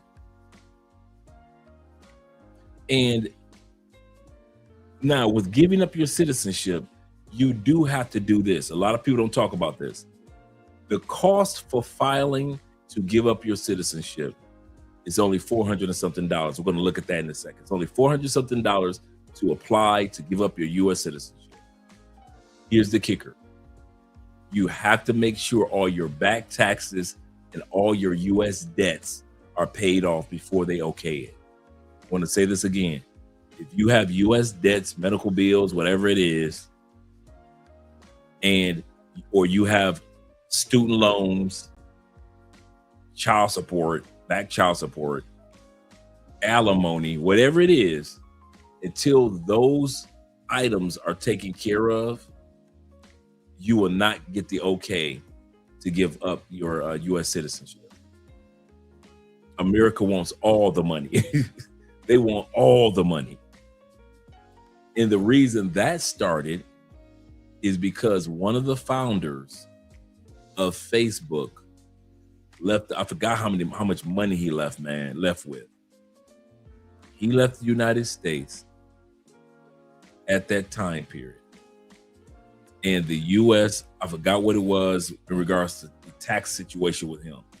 But he, like I say, he was one of the founders of, that's what it was. One of the founders of Facebook, he left with so many millions and billions, right? Here's what dude did. He shot to Brazil real quick, transferred all his money internationally, didn't have to file taxes yet. It wasn't tax season yet.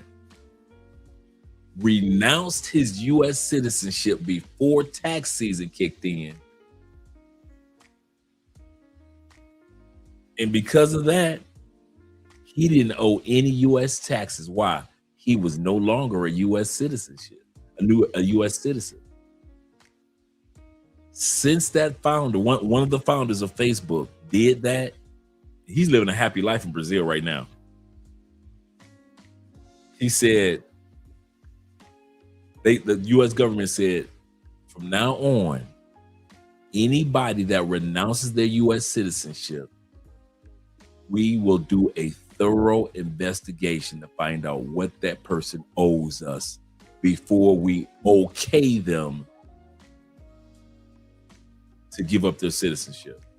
Because at that time period, when the Facebook guy did it, there was no checks and balances. It was just, oh, you don't want to be a U.S. citizen? Stamp. Okay, cool. Don't come back. But they didn't realize, wait a minute. Well, hold on. These are hundreds of thousands, hundreds of millions of dollars in back taxes we're not going to get from this guy. Why? He renounced his citizenship before tax season. And U.S. was like, what? And since then, because of him, that's why they have a checks and balances now because of that. He said, I'm not giving up my U.S. citizenship because they have too many global benefits for veterans. I wouldn't give it up either. I've done my part. I won't lie. My goal is to collect passports like baseball cards. So I'm going to have fun flexing a European passport, a Colombian passport, and then flexing and using my U.S. passport. I ain't going to lie to you. I won't lie to you. I love it. Yeah, yes, he did. There we go. Thank you very much. Facebook guy left the U.S. with $4 billion. He's worth $37 billion now. Yep, that's what happened. Thank you very much, Kobe. I forgot the amount that he left with. Tax-free. Because as soon as they split the money up for Facebook, my man said, I'm going to Brazil. I'm out. Y'all can have that U.S. citizenship. And America was like, okay, stamped him, bam. And then tax season came. And they were like, wait a minute. We forgot to tax that $4 billion. Well, you can't tax him now. He's no longer a citizen. And my man got his citizenship in Brazil and kept the whole $4 billion. Kept the whole $4 billion. Yes, sir. Yes, sir. Denounced. Wouldn't you? Now, I'm tell you something. I wouldn't denounce my U.S. citizenship, but for $4 billion and saving the taxes, I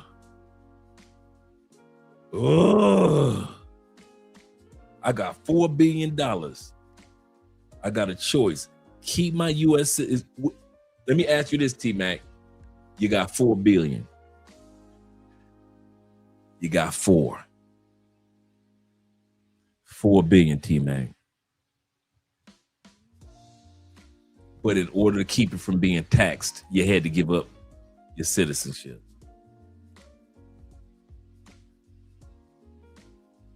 I think I'd have gave up that citizenship. I think I'd have, for the taxes that gonna hit you for $4 billion, they gonna hit you for $1 billion. Is the U.S. citizen, okay, let's be honest. Is the U.S. citizenship worth $1 billion? You got 4, they gonna tax you for like 1.5, 1.7. Is American citizenship worth $1.7 billion?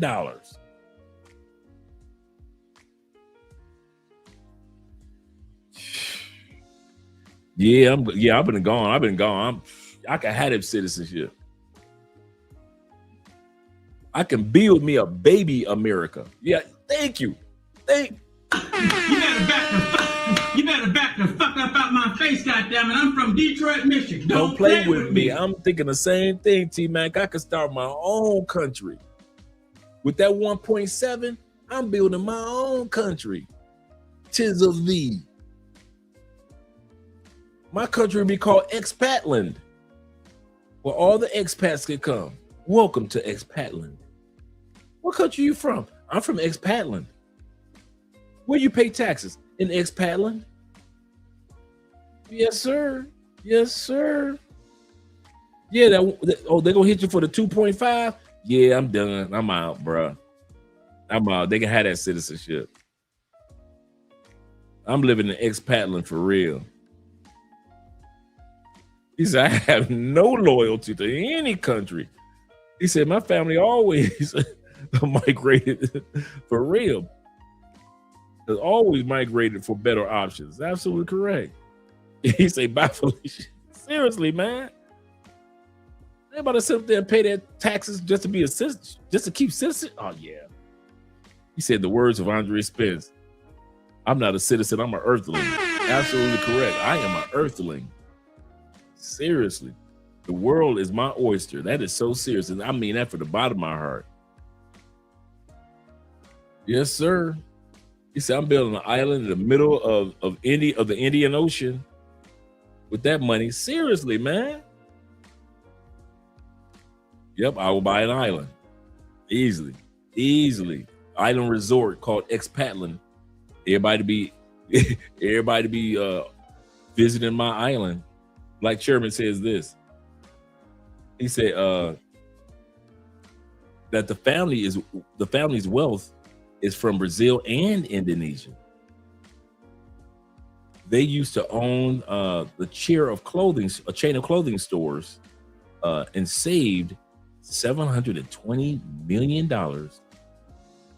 by giving up his U.S. citizenship. He married a wealthy model. You know what? I ain't mad at him. I am not mad at the brother. He said, hey, can you be mad at him? I can't. He's married into wealth? Seriously. Let's go back to the video. What do you think about all this? Would you ever want to give up your American citizenship? Let us know in the comments. On April 13th, 2026, 4 days from now, it looks like the processing fee for renouncing U.S. citizenship is going to change. For many years, it was $400, but conspicuously, one day it was $2,500, and it looked like the direction was always going to go up. Like the United States was shutting the door on Americans renouncing citizenship. Even during the pandemic, they shut down many consulates, particularly the service where they allow Americans to renounce. The line to do that became months long. But in 4 days, the price will return back to $450. It looks like they're closing down the door for immigration from the outside, but they're opening the door for expatriation from the inside. I'll let you decide which direction you think is the best one. But if you need help with this process, there's a lot of details that you have to get all of them right. We can connect you with somebody who can help. Comment help below. A group of expats sued the United States of America over the $2,000 plus fee that they charge to renounce U.S. citizenship. And guess what? They won. On March 13th, 2026, the State Department published a final rule reducing the fee to renounce your U.S. citizenship from $2,350 down to just $450, and that's going to be effective on April 13th, 2026. But let's be clear, this is strictly an administrative fee reduction. All the tax obligations, all the requirements related to renunciation, those are completely unchanged. You can use the foreign earned income exclusion, which for many expats will eliminate federal income tax under $130,000. And if you are still paying state income taxes, which we highly recommend not to do, you can change your domicile from a high income tax state to a low income tax state. Walk away from being American permanently. Prior to 2009, the number of Americans renouncing their citizenship was averaging under 500 a year. But in 2025, that number jumped to 5,000 a year. And the number is expected to go much higher in 2026. But that's not even the number that shocked me. During the 2008 recession, the worst financial crisis most of us had seen, Gallup asked Americans how many would want to leave the country permanently if they could. And the survey showed that 1 in 10 said yes. They asked the same question last year, and the number has jumped to 1 in 5. Now, that's not a trend. That's a signal of the reality of the USA. This is a vulnerable statement for me to make, but since TikTok is going away, I'm just going to let it rip, okay? I feel so much resentment towards people who are leaving the United States or have already left the United States. And I've talked about this with my therapist since November 5th, but I feel so much just resentment and jealousy, seething jealousy like I've never felt it before for people who are fleeing to another country. It's a complicated feeling to hold, and it's a yucky feeling for me to feel because I don't want to leave. I like my life here. I like my life where I'm at. There's so many people here that I love that I don't want to leave. If I had it my way, I would stay right where I am. And I'm going to, because I don't have the money or the means to move. But I'm so scared. I never thought about that till its fullest extent. That there are Americans that have something to say about us moving to other countries because deep down inside, they're jealous and they wish they could do or had done what we've done. Man, I was 50 years old when I left the United States permanently. I don't want to hear no excuse from younger people. If I was patient enough to say, okay, I'm 46, 47, think I was 45 when I decided that I was going to relocate to out of the United States. And I was patient enough to wait those 5 years and do what needed to be done. I don't want to hear no excuse from nobody that's 30 that can't wait until they're 35. I don't want to hear no excuse from nobody that's 25 and can't be patient enough to stack your bread and decide on your country by the time you hit 30. I don't hear nothing from you dudes that are 40 and aren't willing to take those 5 years to travel to different countries. And so by the time you're 40, 45, 50, you're ready to relocate to another country. Spending time being jealous and envious of what other people are doing, you just wasted time. She's letting expats live rent-free in her mind when she could be doing something to say, okay, how do I become an expat in the next 5 years? Instead of talking about, well, I don't have the money today. I got you. You don't have the money today. I'm so afraid. They programmed, did I not say fear? Family, finance, friends, and fear are the 4 reasons why Americans never leave. Fear. They have programmed most Americans to be scared. Oh man, where I'm gonna go? Man, ain't nobody going nowhere, man. That's crazy. Ain't nobody going no rush. Ain't nobody going to no Indonesia. That's crazy. That's on the other side of the world, man. The people that go chop me up, man. The people that go chop me up. I just said Indonesia. They ain't chopping people up in Indonesia. What are you talking about? Oh man, I ain't going down to Colombia, man. They go chop me up. Americans think every country somebody gonna chop you up. Man, I ain't going to Poland, man. I ain't going to Poland. They ain't gonna chop me up. I think one of the greatest things America did was to convince Americans to be afraid of leaving America.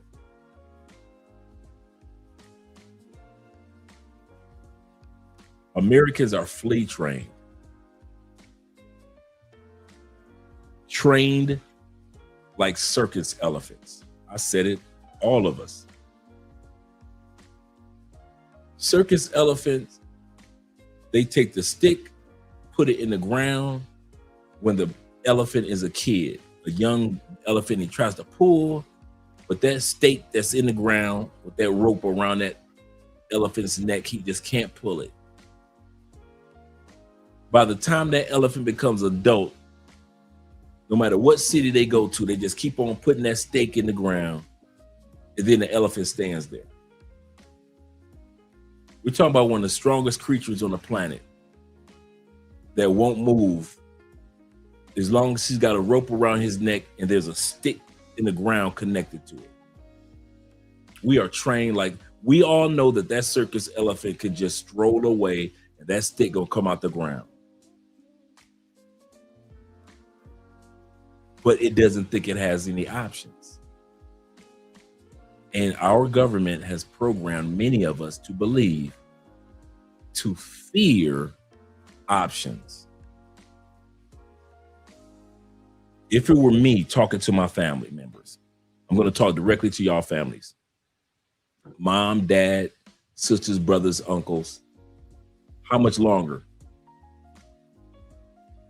How much longer would you want us to stay there and deal with the madness of cost of living, high medical costs, violence in the streets, violence in our schools? Mom, you said you want me to be better and live a better life than the life that you had. Dad, you groomed me to be a better man than the good man you are. Then why are you surprised when I want better and you raised me to want better? Mom, auntie, cousin, better is no longer only in the United States. I didn't say better was outside of the United States. I said better is not only in the United States. Mom, Could you at least allow me to show you the difference between cost of living in another country? Sis, I know you got all these narratives about all these other I'm not moving to Italy, them white people racist. I'm not moving to Spain, them white people racist. I'm not moving to Africa, them black people racist. Let me show you some facts. Because the one thing I keep noticing, we as Americans are trained like fleas. If you put us inside of a container and cover it up, we jump to the top trying to escape. Once we've been trained in this glass called America, we try to jump to the top and it doesn't work. They could take the top off the jar and give us options to leave. And we still won't leave, Mom. Mom, how many years did you complain and pray to God about rent? Dad, how many years did you complain to God about car payments and car insurance? Sis, how many men that you keep dealing with that you say there are no quality men here? Cuz you my dog, you like a brother to me. How many times are we gonna keep on dealing with these same little scattywags, smelling like dish rags, rolling up zigzags? How many years we'll keep on dealing with these chicks? If you don't understand why I'm leaving, you need to ask yourself, Mom and Dad, just take a look at why you're staying. Whatever is making you stay, Mom, Dad, uncle, cousins, best friends, what's making you stay in the States, that's literally what's making me leave the States. You don't like the grocery stores, yet you'll keep on paying them, those high prices. That's why I'm leaving the States. You don't like the gas prices, do you, Dad? That's why I'm leaving the States. Everything that you're willing to accept and compromise on, bad relationships, stress, bad medical system, political upheaval between the Democrats and the Republicans, all the things that you're tired of and you're doing nothing about, I'm tired of, and I'm going to do something about it. That's the difference between you and me, Mom, Dad, sis, girlfriend.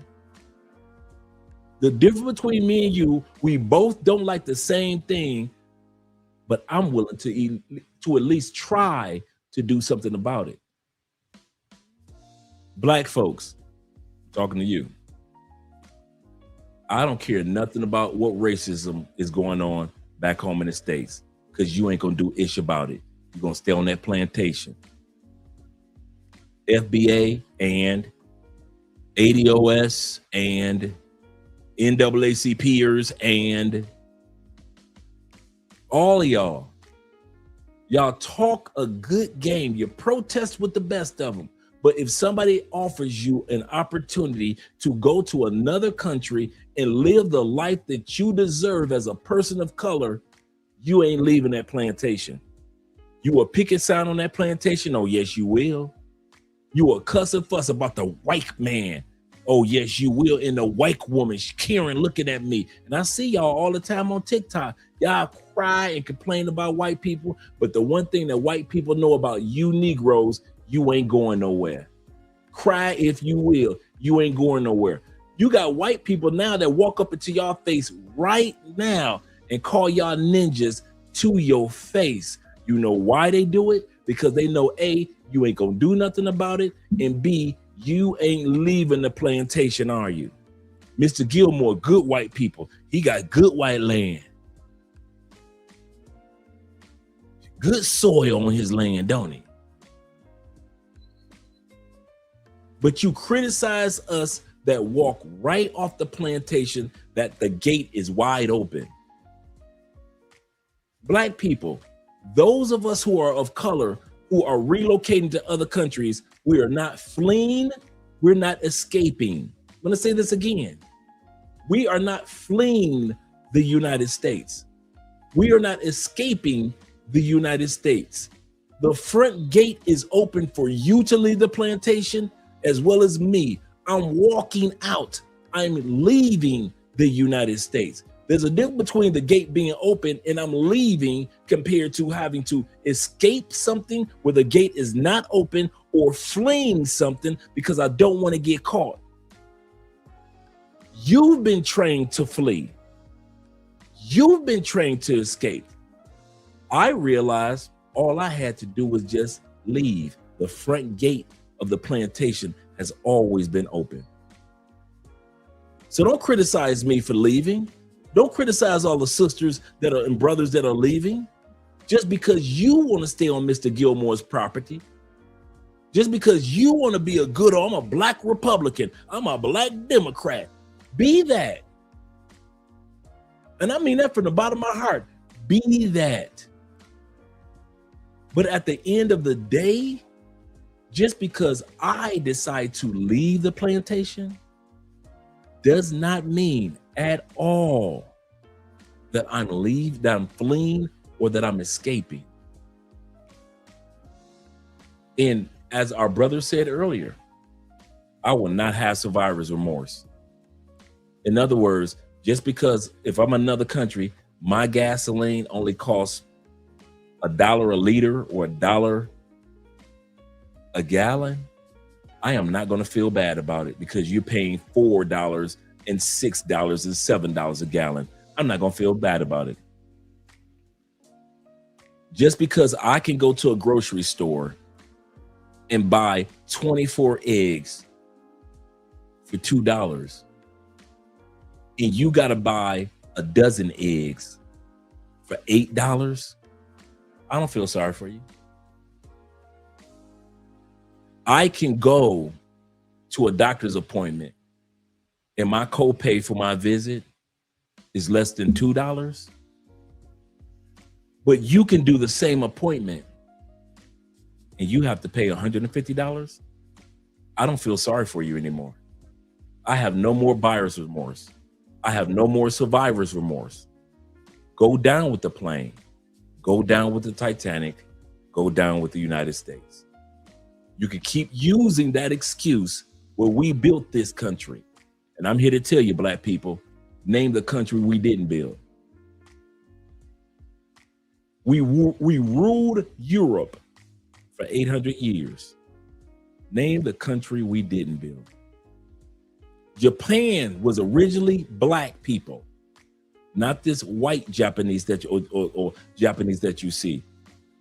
Name the country we didn't build. So when you want to cry and say we built America, you're correct. But America is not the only country that we built.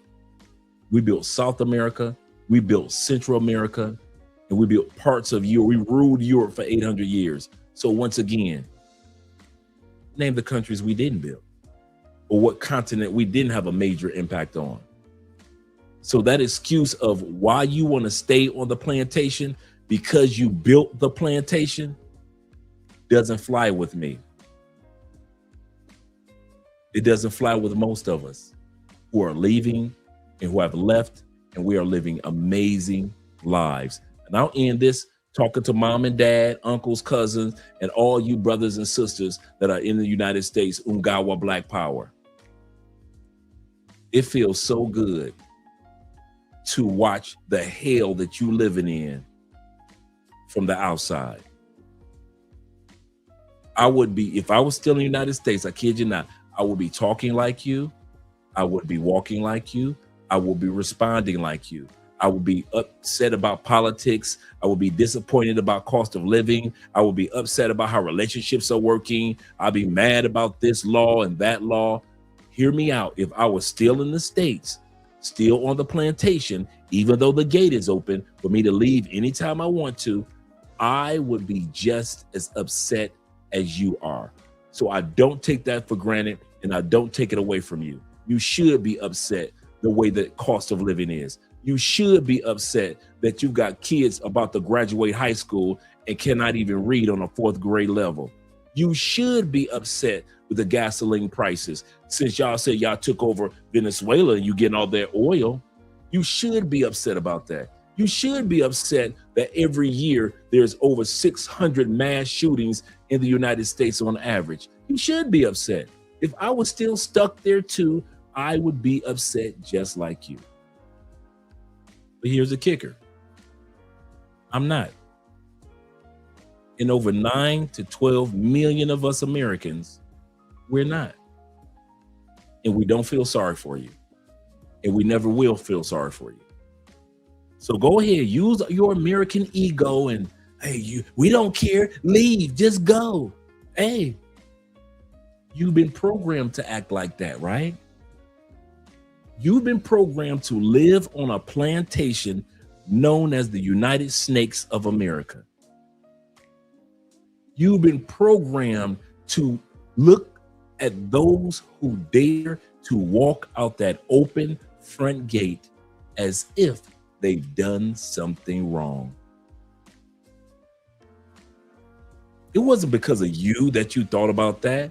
It was because for hundreds of years, they programmed you from the slave trade black folks all the way to today to always protect the white man's land. Always love the white man's land and always support the white man's land. So, and when I say the white man, I'm not saying just because of his color, because you can go to Europe and have a great life. I'm saying that you've been programmed to think if you leave America, you've done something wrong. And I'm here to tell you, so be it. 68% of you will never leave the same city in which you were living in anyway. So who am I to try to convince you to leave? I'm just saying stop, or if you can, try to not be so jealous or egotistical or misunderstanding those of us sisters and brothers and others that have left the United States. You haven't, so you don't know what the hell you're talking about, what takes place in other countries once we land there. You've never visited half the places that we've gone to. And yet you have the audacity to say that we're turncoats or we're traitors or we've given up. You're just fleeing the United States. You're escaping the United States. No. The front gate is wide open. You can leave too. You just decide not to. And that's the difference between me, and that's the difference between you. I no longer want to be a slave mentally for a country that did not have my best interests at heart today, in the past, and technically in the future. That's what I would say to older people, to younger people, to people of all races in the United States. Keep your ass there. Stay right where you are. Don't come off the plantation.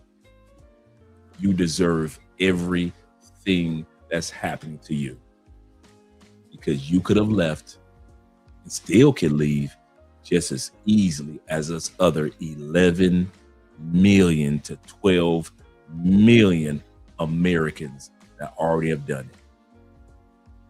So we don't feel sorry for you.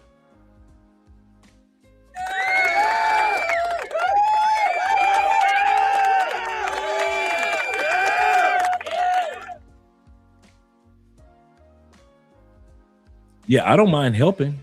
I kid you not. I'll donate from afar. I pray from America, for America, from afar. I encourage the great things and hope for great things for America from afar. From afar. But I'm not gonna spend time. I won't spend 1 minute trying to convince Americans. Not a minute. Not a minute. Not a minute. Statistically, that's impossible to do. That's why I don't do it. Just in case you guys are wondering, well, he must don't like Americans. No, that's not it. That's not it at all. Statistically, the probability to even get an American to, you can't get the average American to move from Philly to Pittsburgh, from New York to New Jersey, from Orlando right down the street to Tampa. That's just statistics. According to the, like I always quote, American Van Line survey that they do every year, the moving company, 68% of Americans will live and die within a 50-mile radius of the hospital you were born in. If you were born in a hospital in Philadelphia, 68% of you will die by that hospital within 50 miles. If you were born in a hospital in Brooklyn, 68% of you will die within a 50-mile radius of that hospital.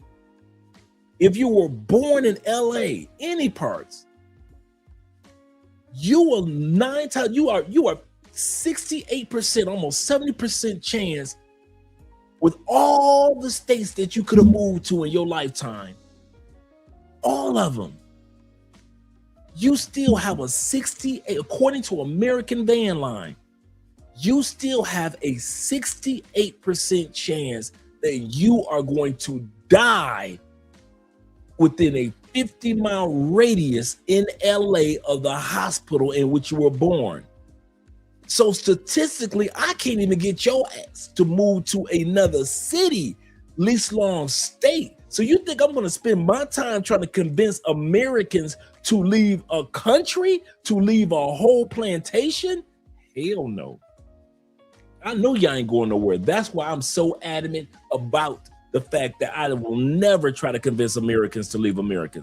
I will never try to convince Canadians to leave Canada. I will never convince Westerners in Australia and UK to leave the West and other Western countries. I'll never do that. That's statistically impossible. That's statistically impossible. America could catch fire, and Americans, most of y'all ain't gonna leave. I mean, it could literally catch forest fire, and y'all are still, we gonna rebuild America. We gonna rebuild it. Nothing can stop us. So be it. So be it. And while you spend the years rebuilding, I'll be spending the rest of my days, because I don't know how many I got left, enjoying them and living the life that I deserve as a man. And a lot of sisters and ladies are living the best lives that they deserve as women. I love the fact that women go on TikTok and tell the fact that I'm in Portugal and I can walk down the street at 2 o'clock in the morning and go get me a snack at the local 7-Eleven, and I don't have to worry about anybody attacking me because I live in one of the most safest countries in the world as a black woman. And everybody knows Portuguese was one of the first countries to start the slave trade. And then you fast forward almost 400 plus years, it's one of the safest countries for black women. I'm not mad at sisters for leaving the United States. I'm not mad at sisters when they sit back and say, I'm moving to Germany because I know my son will get the best education and he'll be able to get a certain amount of college education taken care of as well. I'm not mad at those women. I am not mad at white women when they sit back and they say, listen, I'm moving to France. I got 3 kids or I'm pregnant with one. And I know that we can do a lot when it comes to healthcare in France. I am not mad at those women for moving. Just because men are scared. That's the part that gets me the most. You would think men would be the adventurous ones and the ones that would be the pilgrimage of the family. No, statistics show that women are 4 times more likely to use their passports as well as relocate. So women travel more than men, and women, and don't sit up there with that lame ass excuse talking about well, they got child support, they got alimony. Bruh, did I not say most Americans don't move nowhere anyway? So we're not talking about Becky with the babies. She ain't going nowhere. So stop talking about the girls that's getting child support are the ones that are moving. Statistics show that most people that have a bachelor's degree are the ones that are moving, males and females. In other words, the people that got some dang sense in their head, we're the ones that's moving. Pookie and Ray Ray and Keisha and them, they visit countries. They don't move to countries like we do. And statistics show the professional, focused sisters are moving faster than the professional, focused men. We just got to admit, it is what it is. You come with all these excuses, but guess what the women are doing? They leaving. Well, she got the money in a divorce. Stop being a little bitch and just admit women are stepping forward when it comes to relocating. They taking what little money they got and they say, like, listen, I got an online job and I got 10,000 stacked. I'm out this bitch. I got an online company. I own 5 pieces of real estate and I got 300,000 stacked. I'm out this bitch. They leaving. What are we doing? We can have 10,000 in an online job that's giving you 10,000 a month. And what do men in the United States do? Stay there so we can flex for bitches. Yeah, I done bought me a Maserati. Yeah, you know, I'm making good. I'm making a little paper. I'm making a little paper. With a sister that's making the same amount of money that you making and stacking the same amount of money you got, she like, I ain't flexing for none of these motherfuckers. I'm out. We don't want to talk about that. You know how hard it is. You know, if y'all knew how many hours I put in creating these videos, and I try my hardest to find Black men that talk and move like this, like these sisters. Like the one white girl said, I took my parents for medical and they got check. I can find white women and Black women all day long that's doing that with their parents. You men, I can't find no footage. But when it's time for me to find footage of y'all throwing money in the air in different countries, I can find plenty of that. So it ain't like y'all traveling. It's just like y'all don't know, like y'all little ass boys when y'all travel. Buying an apartment. I could find plenty of footage of Black women and white women buying apartments around the world. Every blue moon, I come across a brother that's relocated and he's looking to invest in some property. Every blue moon. How to get out of the United States. When it comes to creating agencies to do that, Black women, white women got it locked down. I haven't found one, and I mean this, and I'm thinking about doing it myself because I already basically do it already when it comes to vacation part. I might as well do it myself. I haven't found one Black male agency on TikTok that says, I can walk you through. I've been living in Greece, or I've been living in South America, or I've been living in South Africa. I can show you how to relocate to South Africa step by step by step. Here's my website, blah, blah. I ain't found one of you motherfuckers. One. Nope, it used to be one. It used to be one. So when I hear men bitching about women traveling, I'll be looking at y'all like, and y'all ain't doing it. When I hear y'all fussing about the women getting all this online money, and y'all ain't doing it. When I hear about sisters buying apartments in Cartagena and shit like that, and Y'all ain't doing it. Everything I hear black men cuss and fuss about when they see sisters that's traveling and seeing white girls that's traveling, y'all ain't doing it. When it comes to setting up medical tourism, women, medical tourism. Men, ain't none of you motherfuckers doing it. But y'all cuss and fuss.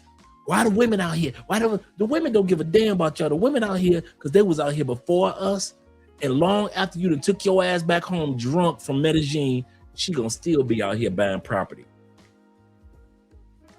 That's probably the most disappointing. It really disappoints me about how far I need to go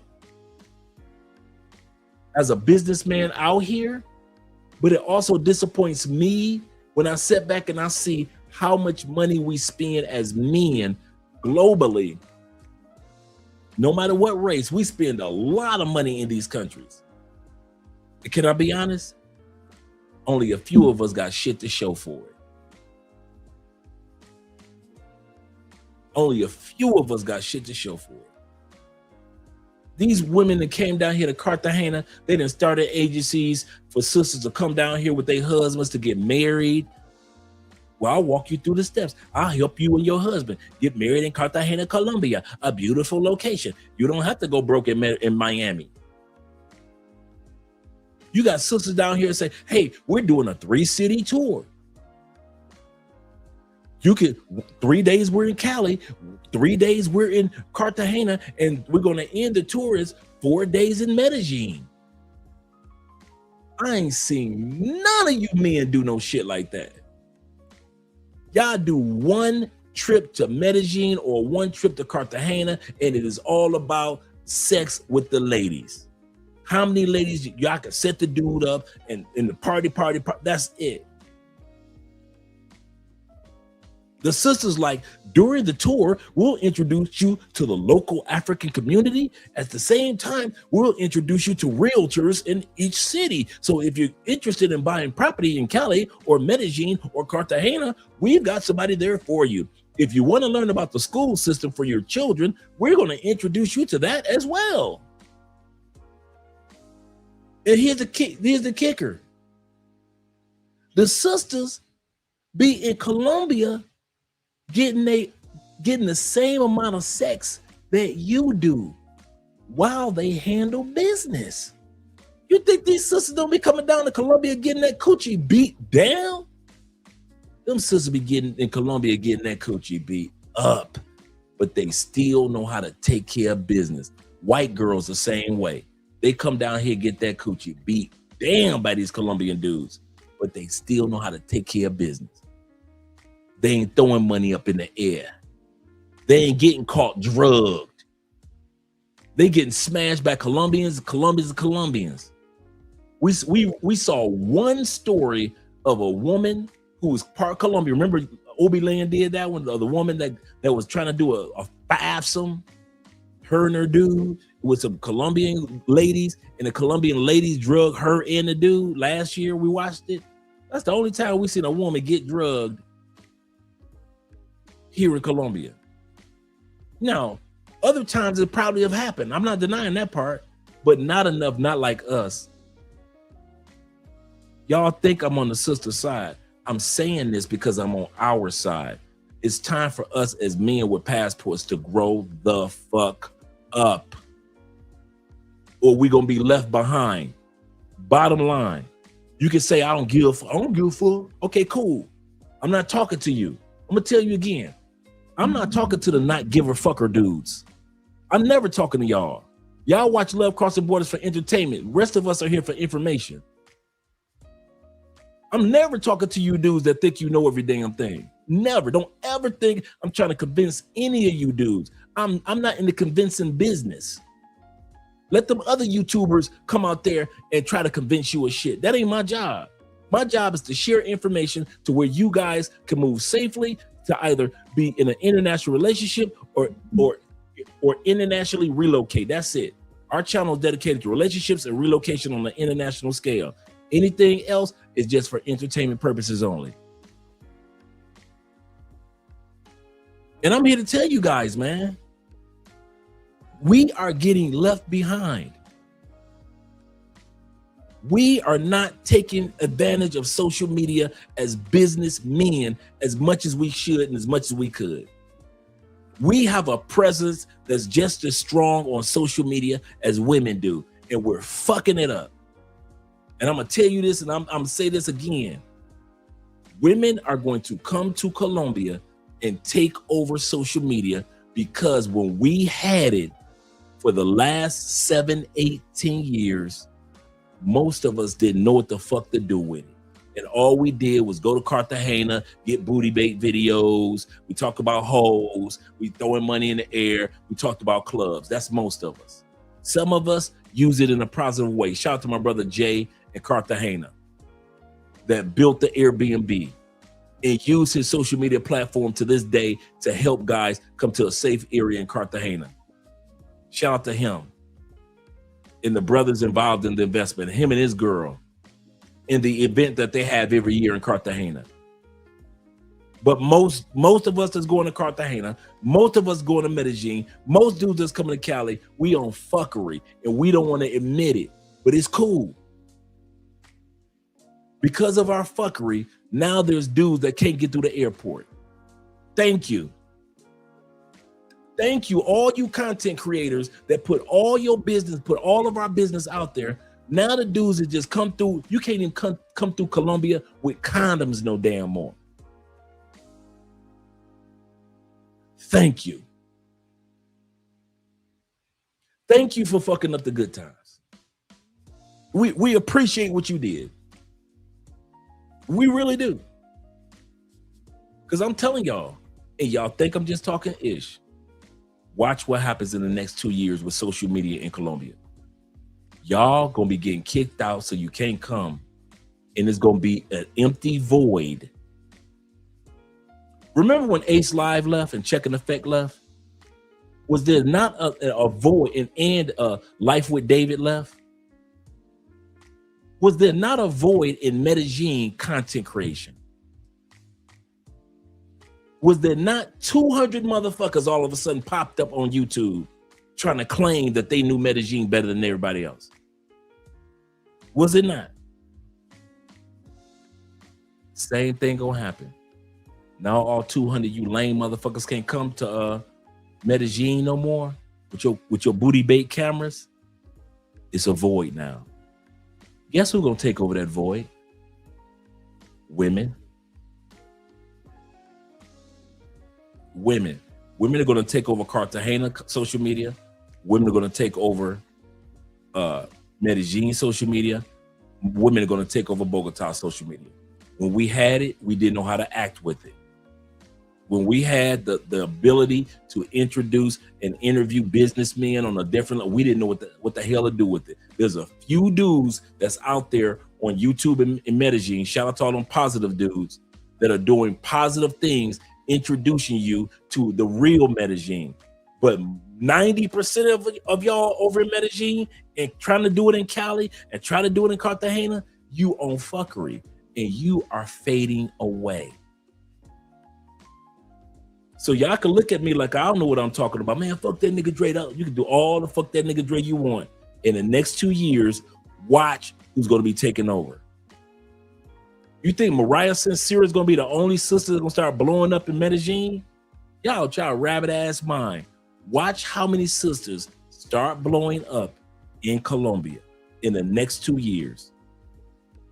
And this is the funny part. They're going to blow up as Medellin becomes one of the most famous cities in the world. That's the funny part. Once they get done with all this construction and all these amazing things and arenas and everything they're doing in Medellin, the boots on the ground content is going to be made by the positive men and mainly by women. Because since 2015, we only been on party. Look at my bitch, look at my bitch, look at my bitch mode. And now Colombia has taken all that footage, and I said this shit way back when. Colombia took all that footage Oh, so this what y'all look up? Y'all think of our country? Y'all think of our city? Okay, cool. Get the fuck out. You need my money. Let's see. I look at Medellin, before I end this, I look at Medellin the same way that Jay-Z look at Damon Dash. Remember Damon Dash was like, Jay-Z, you'll never make it without me. You'll never make it. I could build another Jay-Z. What did Jay say? You made one Hove, build another Hove. If you made me, build another one. If you made Medellin, if you think because you take your pay-for-play and nightlife money away, Medellin is not going to prosper, it's going to fall apart. You built one Hove. You think you built Medellin? Go build another Medellin. Go to another country, build that one.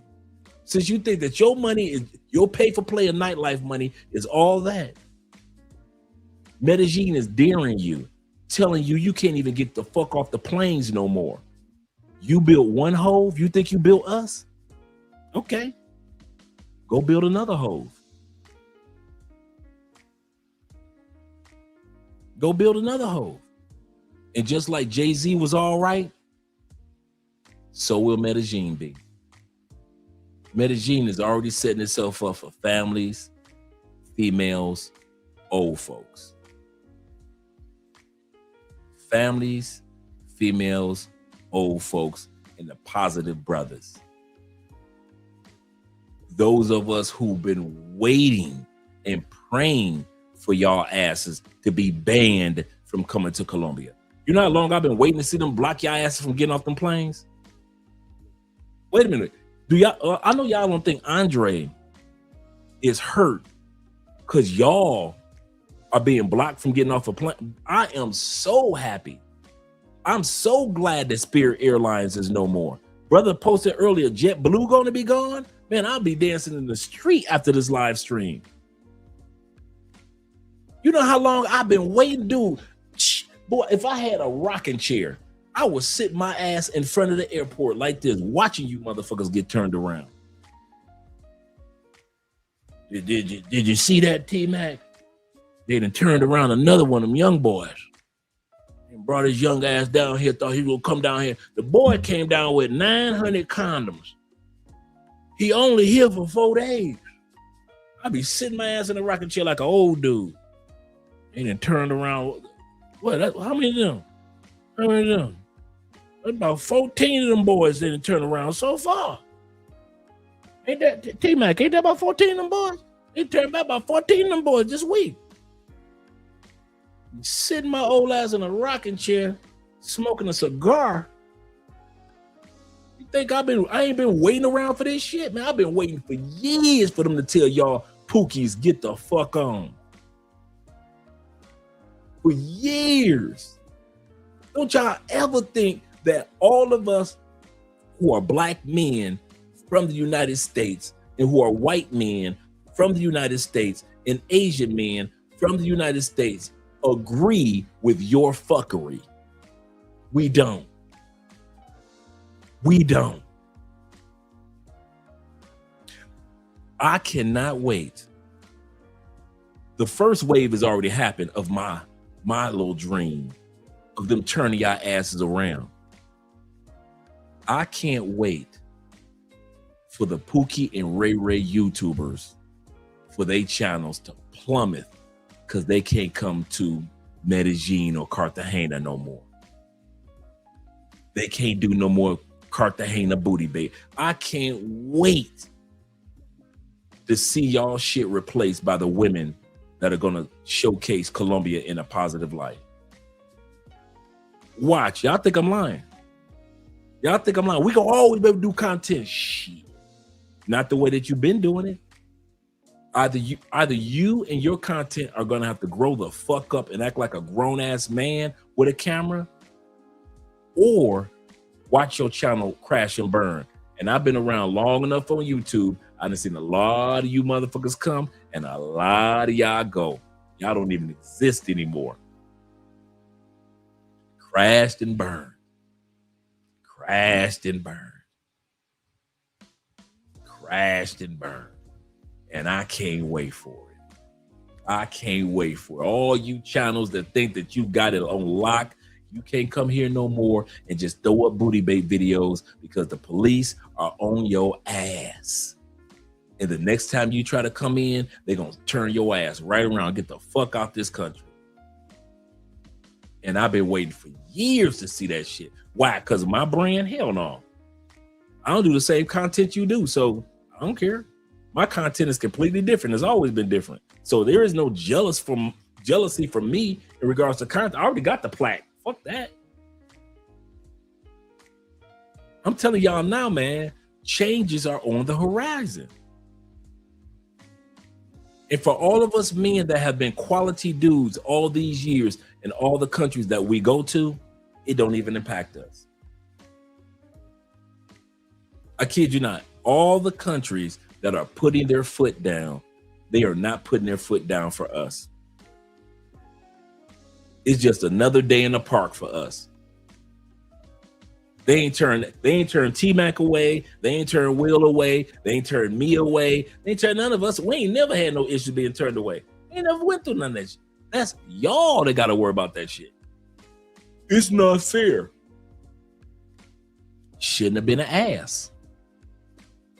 Should have acted like you was a grown-ass man in Colombia. You think Colombia is going to be the only one? Watch till Brazil start cracking down on you ignorant motherfuckers. You think Brazil gonna let y'all just have one Floyd incident? You think Brazil is stupid enough to think out of all the thousands of brothers that make it to Brazil, it was only one Floyd? They coming for y'all asses in Brazil too. Oh yes. This continent is not playing with y'all no more. Do y'all think y'all gonna run y'all ass to bit? This is the funny part, T-Mac. The most hilarious shit that's about to happen in the next 3 years is to see these Pookies and Ray Rays try to run to Venezuela. If you did not know how to act like you had some sense in Colombia, and it is dangerous, you think you could take that same behavior to Venezuela? As dangerous as that motherfucker is?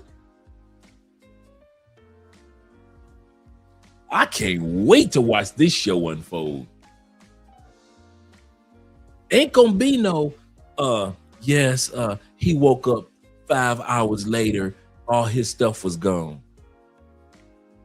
It's gonna be mamas on Venezuelan news. My baby missing. He is 32 years old. He is ex-military from the United States. And my son is missing in Venezuela. That's all I know is that he went to Venezuela. And when he said that he was in Venezuela, I talked to him 2 days ago. I have not talked to my baby. And he is 32 years old, ex-military. And he's in Venezuela. If anybody in Venezuela have seen my baby, your mama's gonna be crying on Venezuelan news. You think your ass gonna wake up in Venezuela? Shh. You stupid.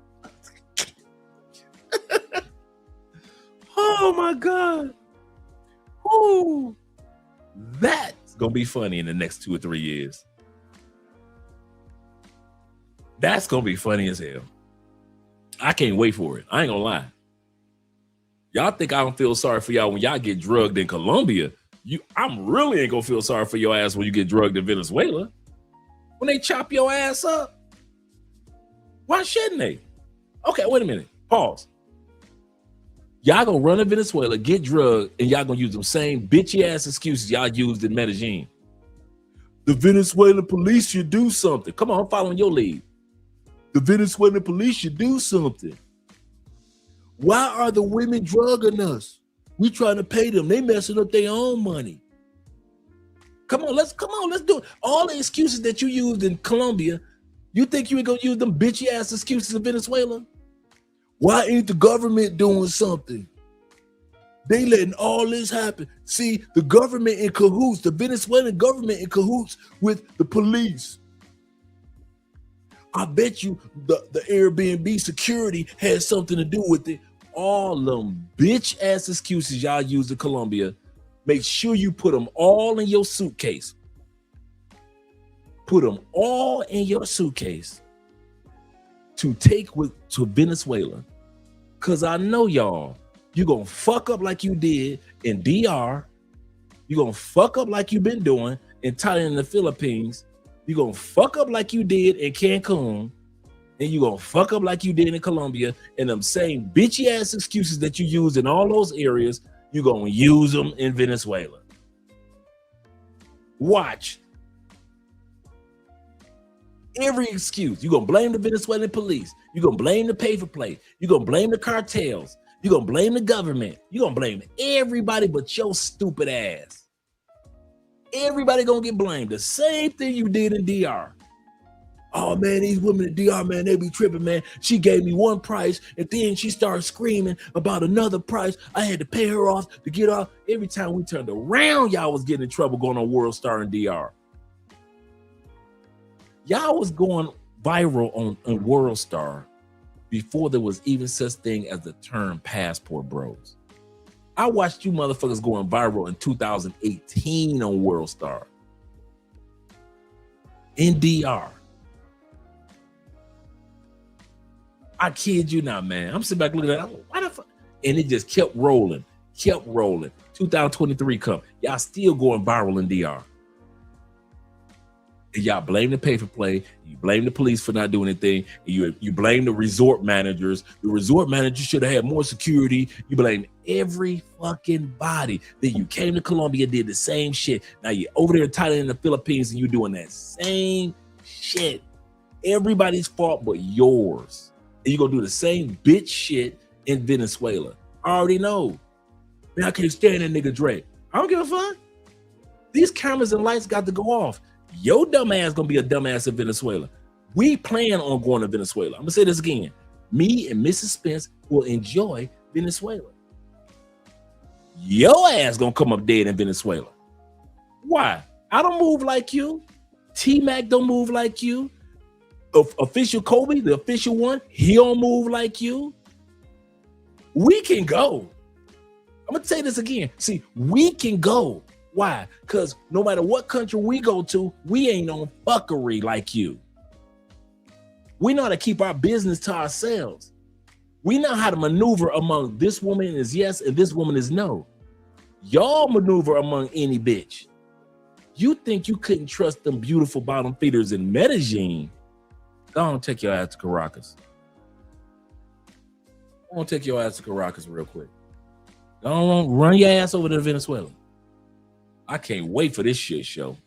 I cannot wait. And I'm telling y'all today, don't cry when I laugh. I'm going to say that now. Do not cry. I don't want to see no I hate Love Crossing Borders videos. I don't want to hear y'all doing no love in the comment section crying like a little bitch. I don't want to see y'all coming up on the live stream and in the comment section crying like a little bitch. No, be a fucking man about yours. Be a man about yours. Stop crying, because I'm going to keep laughing. Me and Obi-Land shit. Obi-Land might go over to Venezuela and do some Obi-Land international type shit. You can run. Hey, now you're going to have a real reason to run your ass over to Razor Rays. You want to be a one-arm motherfucker on Razor Rays. Razor Ray, they didn't cut my damn arm off. What happened? Razor Ray going to be sitting up there like this. You know, Razor sit sideways with his beer. What happened? You know, Razor sits sideways with his beer looking at you. Well, what happened to your arm?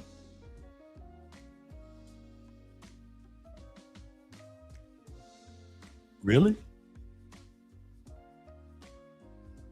And you know, Razor is not a man of many words. He just let you keep talking. Tell me more. Razor will sit up there sideways and look at your one arm ass. What they do with the other arm? Shit, shout out to Razor Rays. The only person that's gonna halfway try to understand you is DC Rob. On today's episode of DC Rob, another dumb motherfucker went to Venezuela and did some stupid shit. Before we go into that, I want to give a shout out to all my supporters. You know DC Rob always get a shout out to all his supporters. Thank you for all the supporters who show love and appreciation through the Patreon as well as super chats and not super chats, but and PayPal. We appreciate what you do.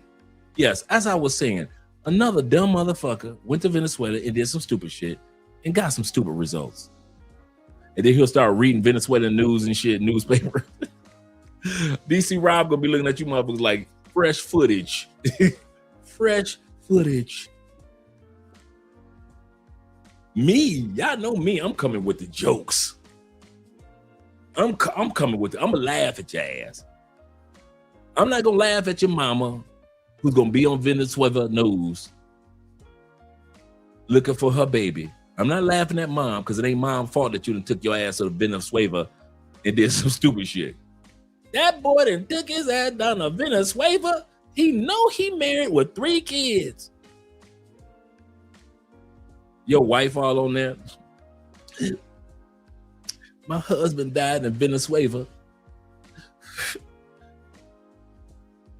Well, how'd he die? He said he was going to a bachelor party in Venezuela. He was fucking with them hoes. He always liked them hoes. My husband, I love him, but he always loved them hoes. And them hoes loved him. You got any money to get the body shipped back, ma'am? Or are you going to get the body shipped back or anything? Talk to us. Fuck him. No, I am not paying for his body to be shipped back. The same hoes that killed him is the same hoes that can keep him. I'm going back to the United States and get my insurance money. Get my motherfucking insurance money. Me and the kids about to live good.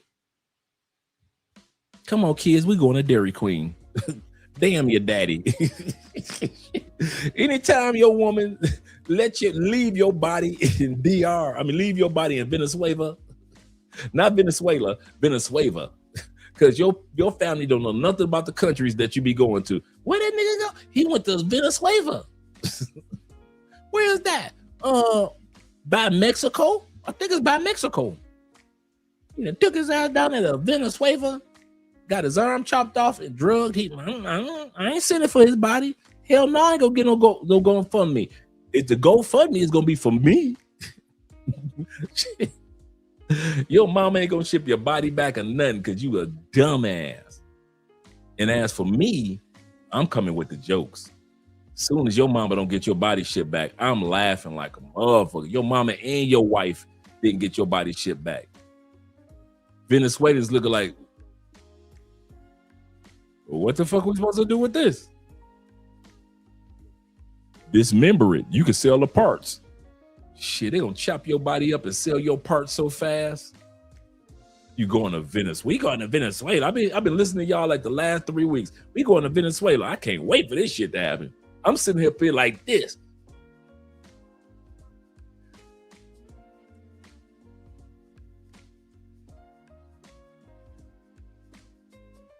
I can't wait for this shit show to happen. Y'all think I'm playing? Shit. I'm serious. Watch how many jokes I crack in the next 3 years. If the Lord had me around, bruh, watch the hilarity that ensues on this channel in the next 3 years. Y'all got me fucked all the way up, man.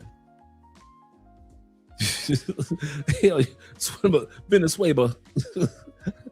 Took that boy and went down to Venezuela. Where is it? Where is my son? Mama, you know he went to Venezuela. Venezuela, where's that? Now you know Venezuela on the other side of California.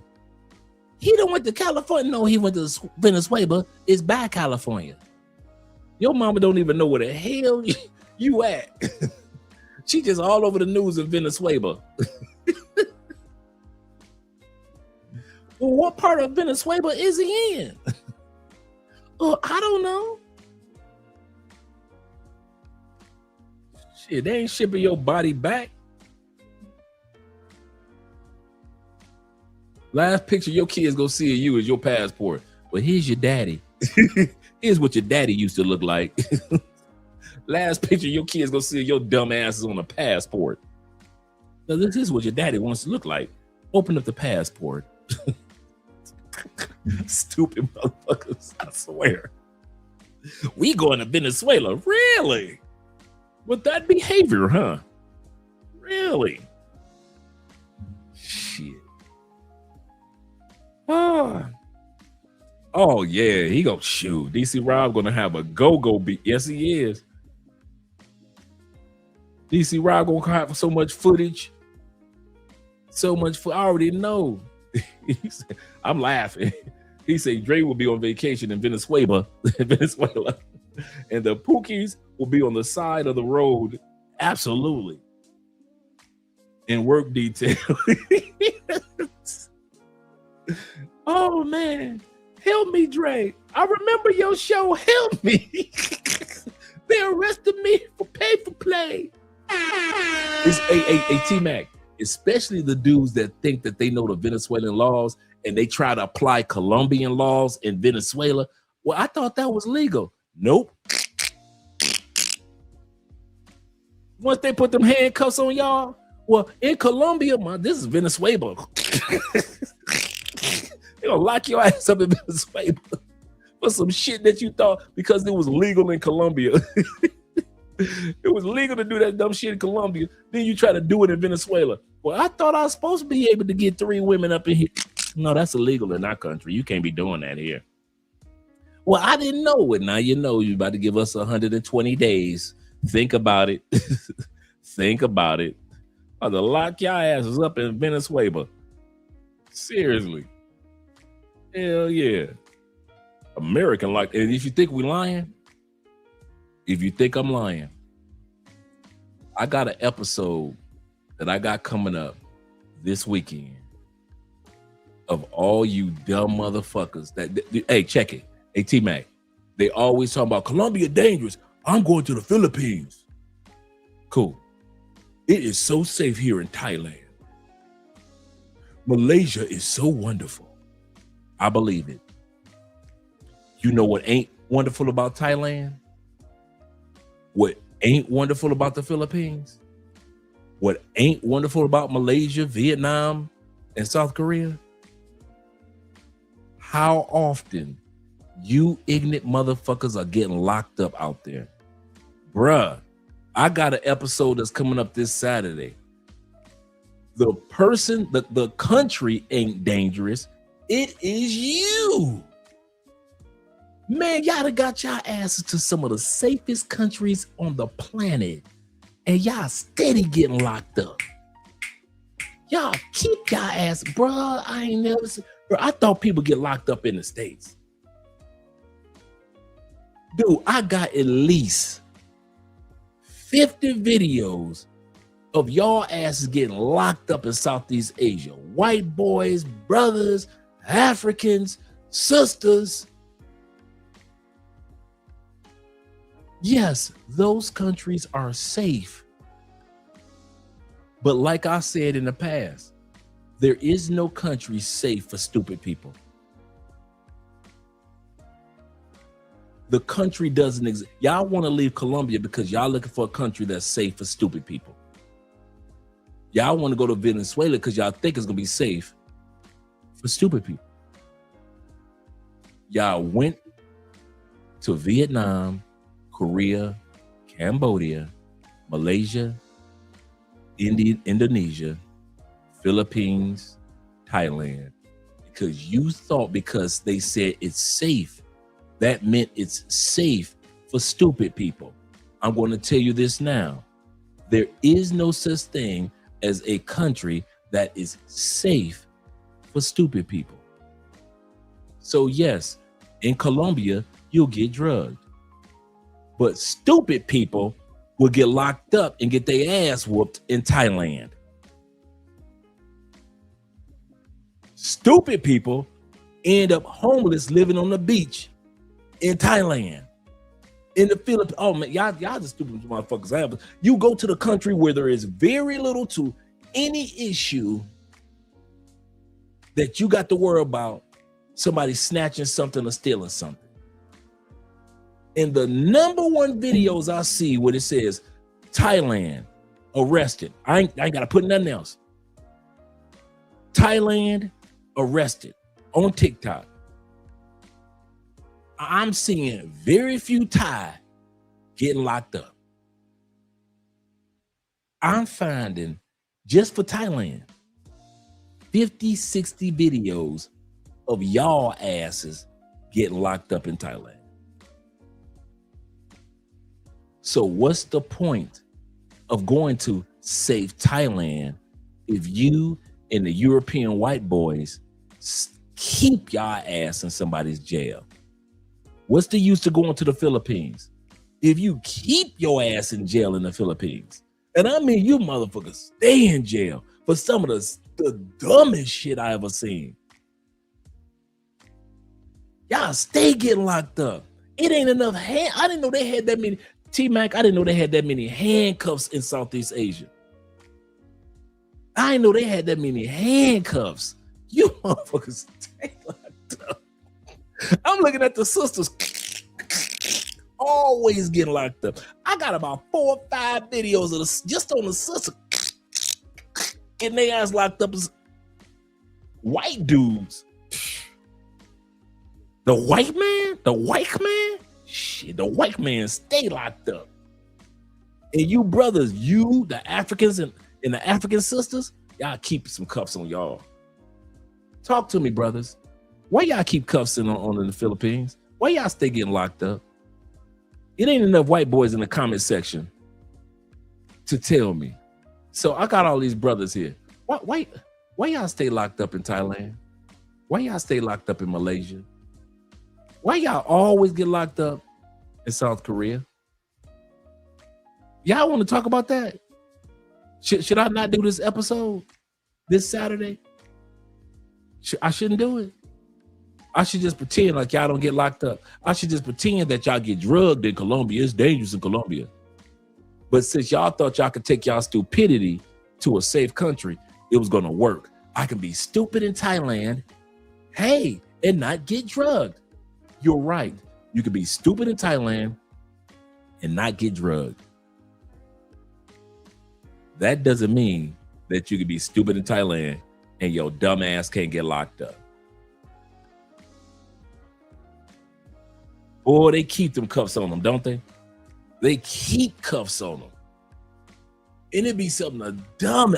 I mean, it be crimes that you be like, man, they lying. They inventing a crime. That can't be true. Y'all stay so locked up on there, you be like, that's bullshit. They don't get locked up like that. Every time you turn around, there's a group of Thai people like bees whooping y'all asses in the middle of the street. And here's the part. Are y'all going to finally admit that brothers be loving them lady boys just like the white boys? I got a bunch of footage of brothers getting stomped by lady boys for not coming out that money. I think y'all believe in the lady part, but y'all keep forgetting they boys. They got just as much testosterone and bass in their voice as you do. You know, it used to be taboo to talk about brothers liking lady boys. Them days over, bro. I ain't gonna even pretend like y'all don't like them. Y'all love them motherfuckers. Y'all love them. Oh, I don't. Negro, please. I got so much footage of the brothers with lady boys as much as the white boys. Just as much footage. One video I got, brother got mad at the lady boy after they had sex, and he found another dude in his phone. So he got the lady boy phone. True story. Y'all gonna see the video. Got the lady boy phone. This brother was so jealous. Older dude. So jealous. The video is of him smashing the lady boy's phone in public.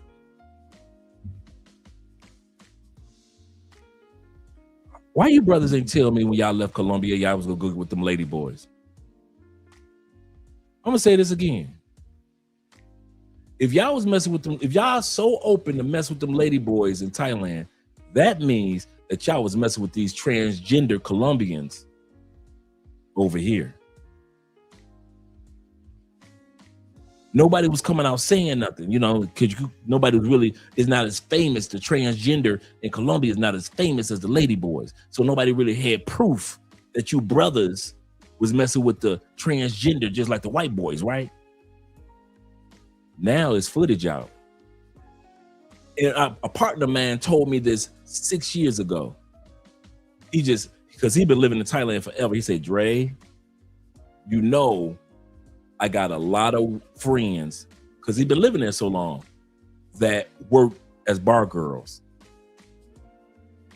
And they know my boys.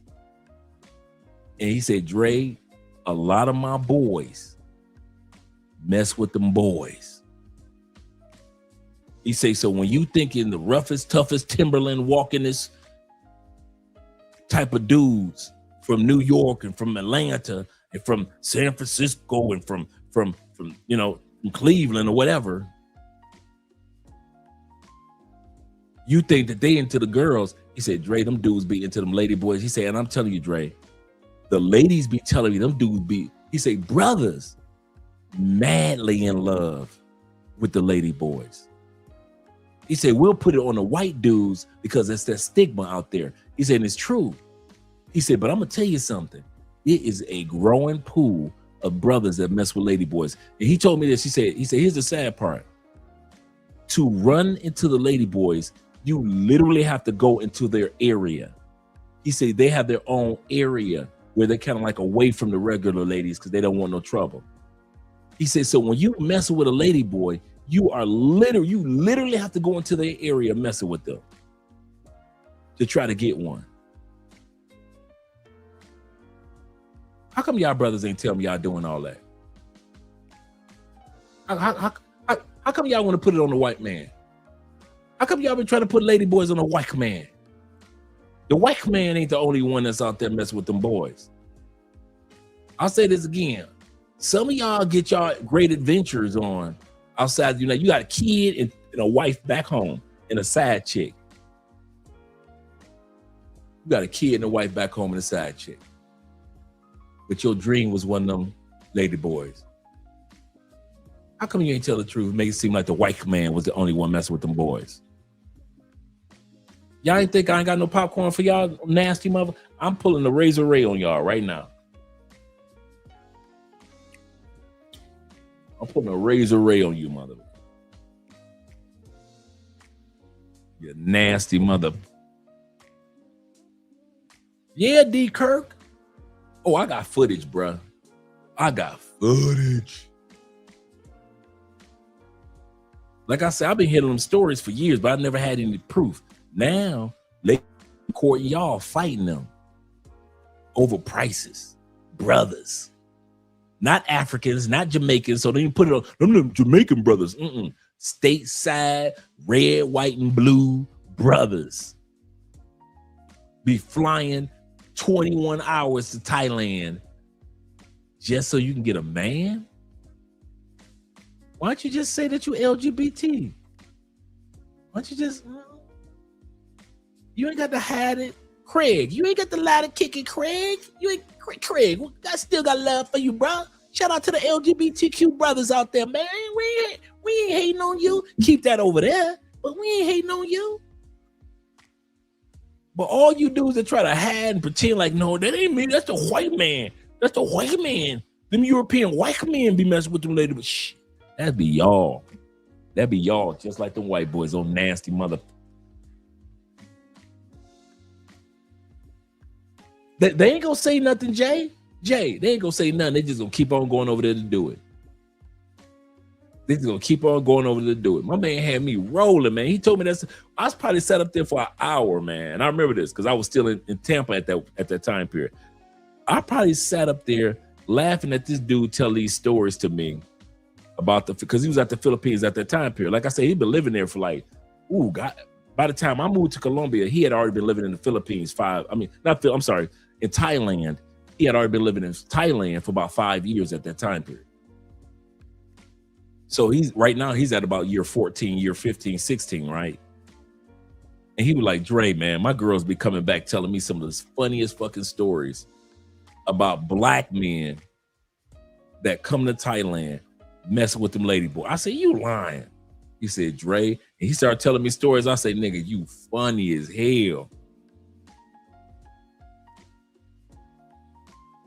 Because dudes don't realize the bar girls, that's regular bar girls, sometimes have a WhatsApp group in the phone with the lady boys. They all start sharing stories about you dudes. So now the regular girls know which dudes, brothers are coming down, and white boys are coming down to mess with the lady boys as well as the regular girls.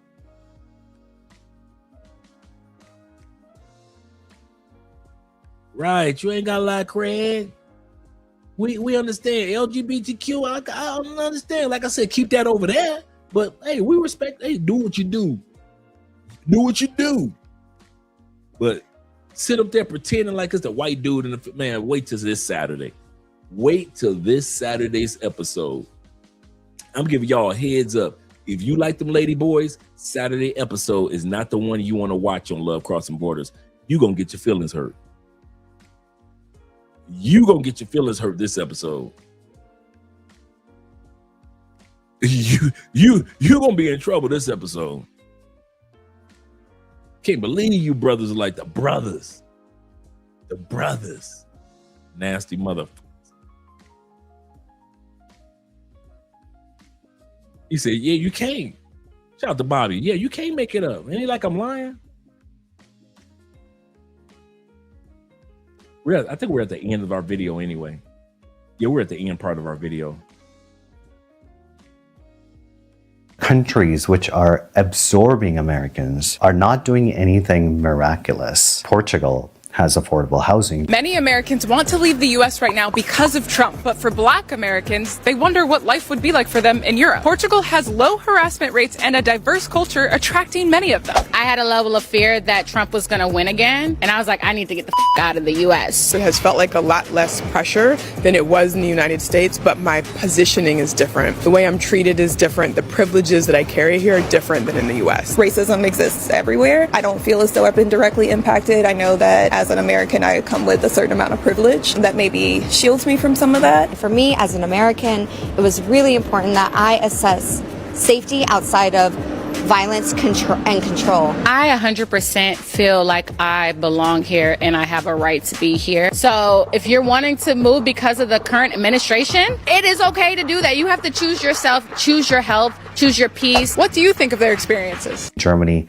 has accessible education and healthcare. Spain has public spaces where people gather without spending money. Ireland has schools where their kids learn without practicing what to do when someone walks in with a gun. These are not utopian ideas. These are choices, policy choices, cultural choices, decisions about what a society decides to protect. The only question that actually matters here is whether America is willing to look at what's happening and ask itself honestly why it's happening. Bro, since moving to Thailand last year, I know that there's a ton of people that ever wonder if, like, bro, do you miss America? Are you ever gonna move back to America? Like, what about your friends? What about your family? What about a job? What about this? What about that? Why would I miss the scam? Why would I miss the American scam? There's no American dream. Why would I miss the American scam? I'm out here in Thailand, walking through a market right now, about to get me some organic vegetables and fruits for a very affordable price. I just love this life, and I love the Thai locals. You feel me? Sawadee krap, everybody. Sawadee krap, Sawadee krap. Nah, I ain't going back to America. Fuck that. Philippines. If you think I'm doing all this work to move abroad just to go live there for a year, 2 years, and then coming back to Louisiana, Baton Rouge, man, get the fuck out of here, bro. I'm never coming back to this motherfucker. Ever. Brother ended it all. Ever. All right, so 90 years. Because a lot of us feel that way. Ever. We'll visit family. We'll support when we can. We try our best to set a positive examples of Americans in other countries. But many of us have said, goodbye, Georgia. I may never see you again. Goodbye, Michigan. I may never see you again. Goodbye, New York. Goodbye, Carolinas. Goodbye, Utah. Goodbye, Wyoming. Goodbye, Oklahoma. Goodbye, Dakotas. Goodbye, Washington, D.C. and the state of Washington. Goodbye, Texas. I may never see you again. Goodbye, California. Goodbye, Oregon. Goodbye, Nevada. I may never see you again. Goodbye, Louisiana, Arkansas. Goodbye to Wisconsin, Illinois, Ohio. Goodbye, Philly. I may never see you again. Or all of Pennsylvania. And we're at peace with that. We're at peace with saying goodbye to Alaska as well as to Hawaii. And we may never see you again. And that's what it's like to have peace outside of the United States. Kid you not.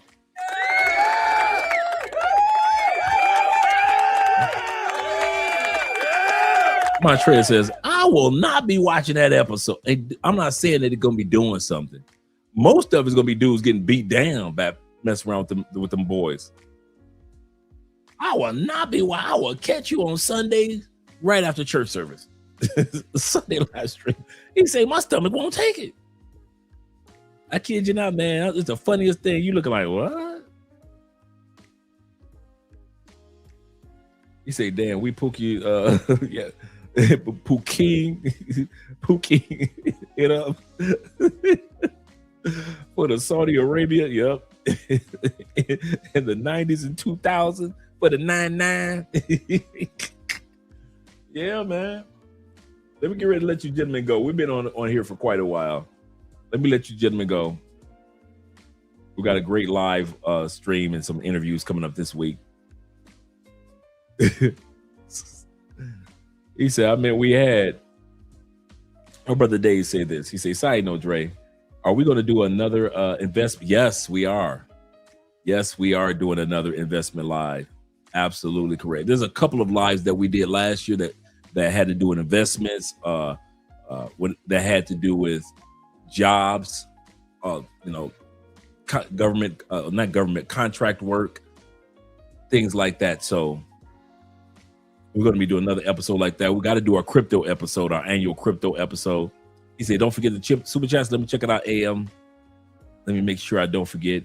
Thank you very much, brother, for reminding me. Oh, wait a minute. I got a couple. Oh, I did that one. My brother AM SM says this, a man supporting men. He said, Andre, the sad thing about trying to live in a minimalist is trying to live as a minimalist in the United States. The cheaper you go in rent, you're most likely living in an unsafe neighborhood. And that's the part, man. You can really live a really good life as a minimalist in other countries. And I'll tell you what, I don't mean you got to. Americans think when you hear the word minimalist, well, he must be broke. Stop doing that. I know people in the United States that got money, and I mean money, but they don't spend it on everything. They just keep investing, buying properties, things like that. They're minimalists. Not everybody's got to be flashy to have money. Some people just like, listen, I got, like I was watching Jesse Ventura the other day. Jesse Ventura, the ex mayor an ex-wrestler. I mean, he was the ex-governor, and he was an ex-wrestler from back in the day. He was the ex-governor for what, Wisconsin? Minnesota. He now lives a minimalist life with him, his dog, and his wife in Mexico. Once he was done being mayor of Minnesota, loaded up his truck and moved to Mexico. He is not broke, but he decided to live a minimalist life. To live the life of minimalism in the United States, you can't live the life that you want to live. Let's be real. But to live a minimalist life in another country, you still among the top 10, top 20 percenters, even as a minimalist in most countries. That's the part. That's the part. That is so true, brother. Yeah, and he was in Predators. Yep, he was also in Predators. Yes, sir. Yes, sir. Yep, ex-Navy SEAL. Good call, gentlemen. Good call. All right, let's go ahead and head on out with an outro video. And I'm going to look up this some of these colognes that you guys were sharing. Let's get ready to go with this one.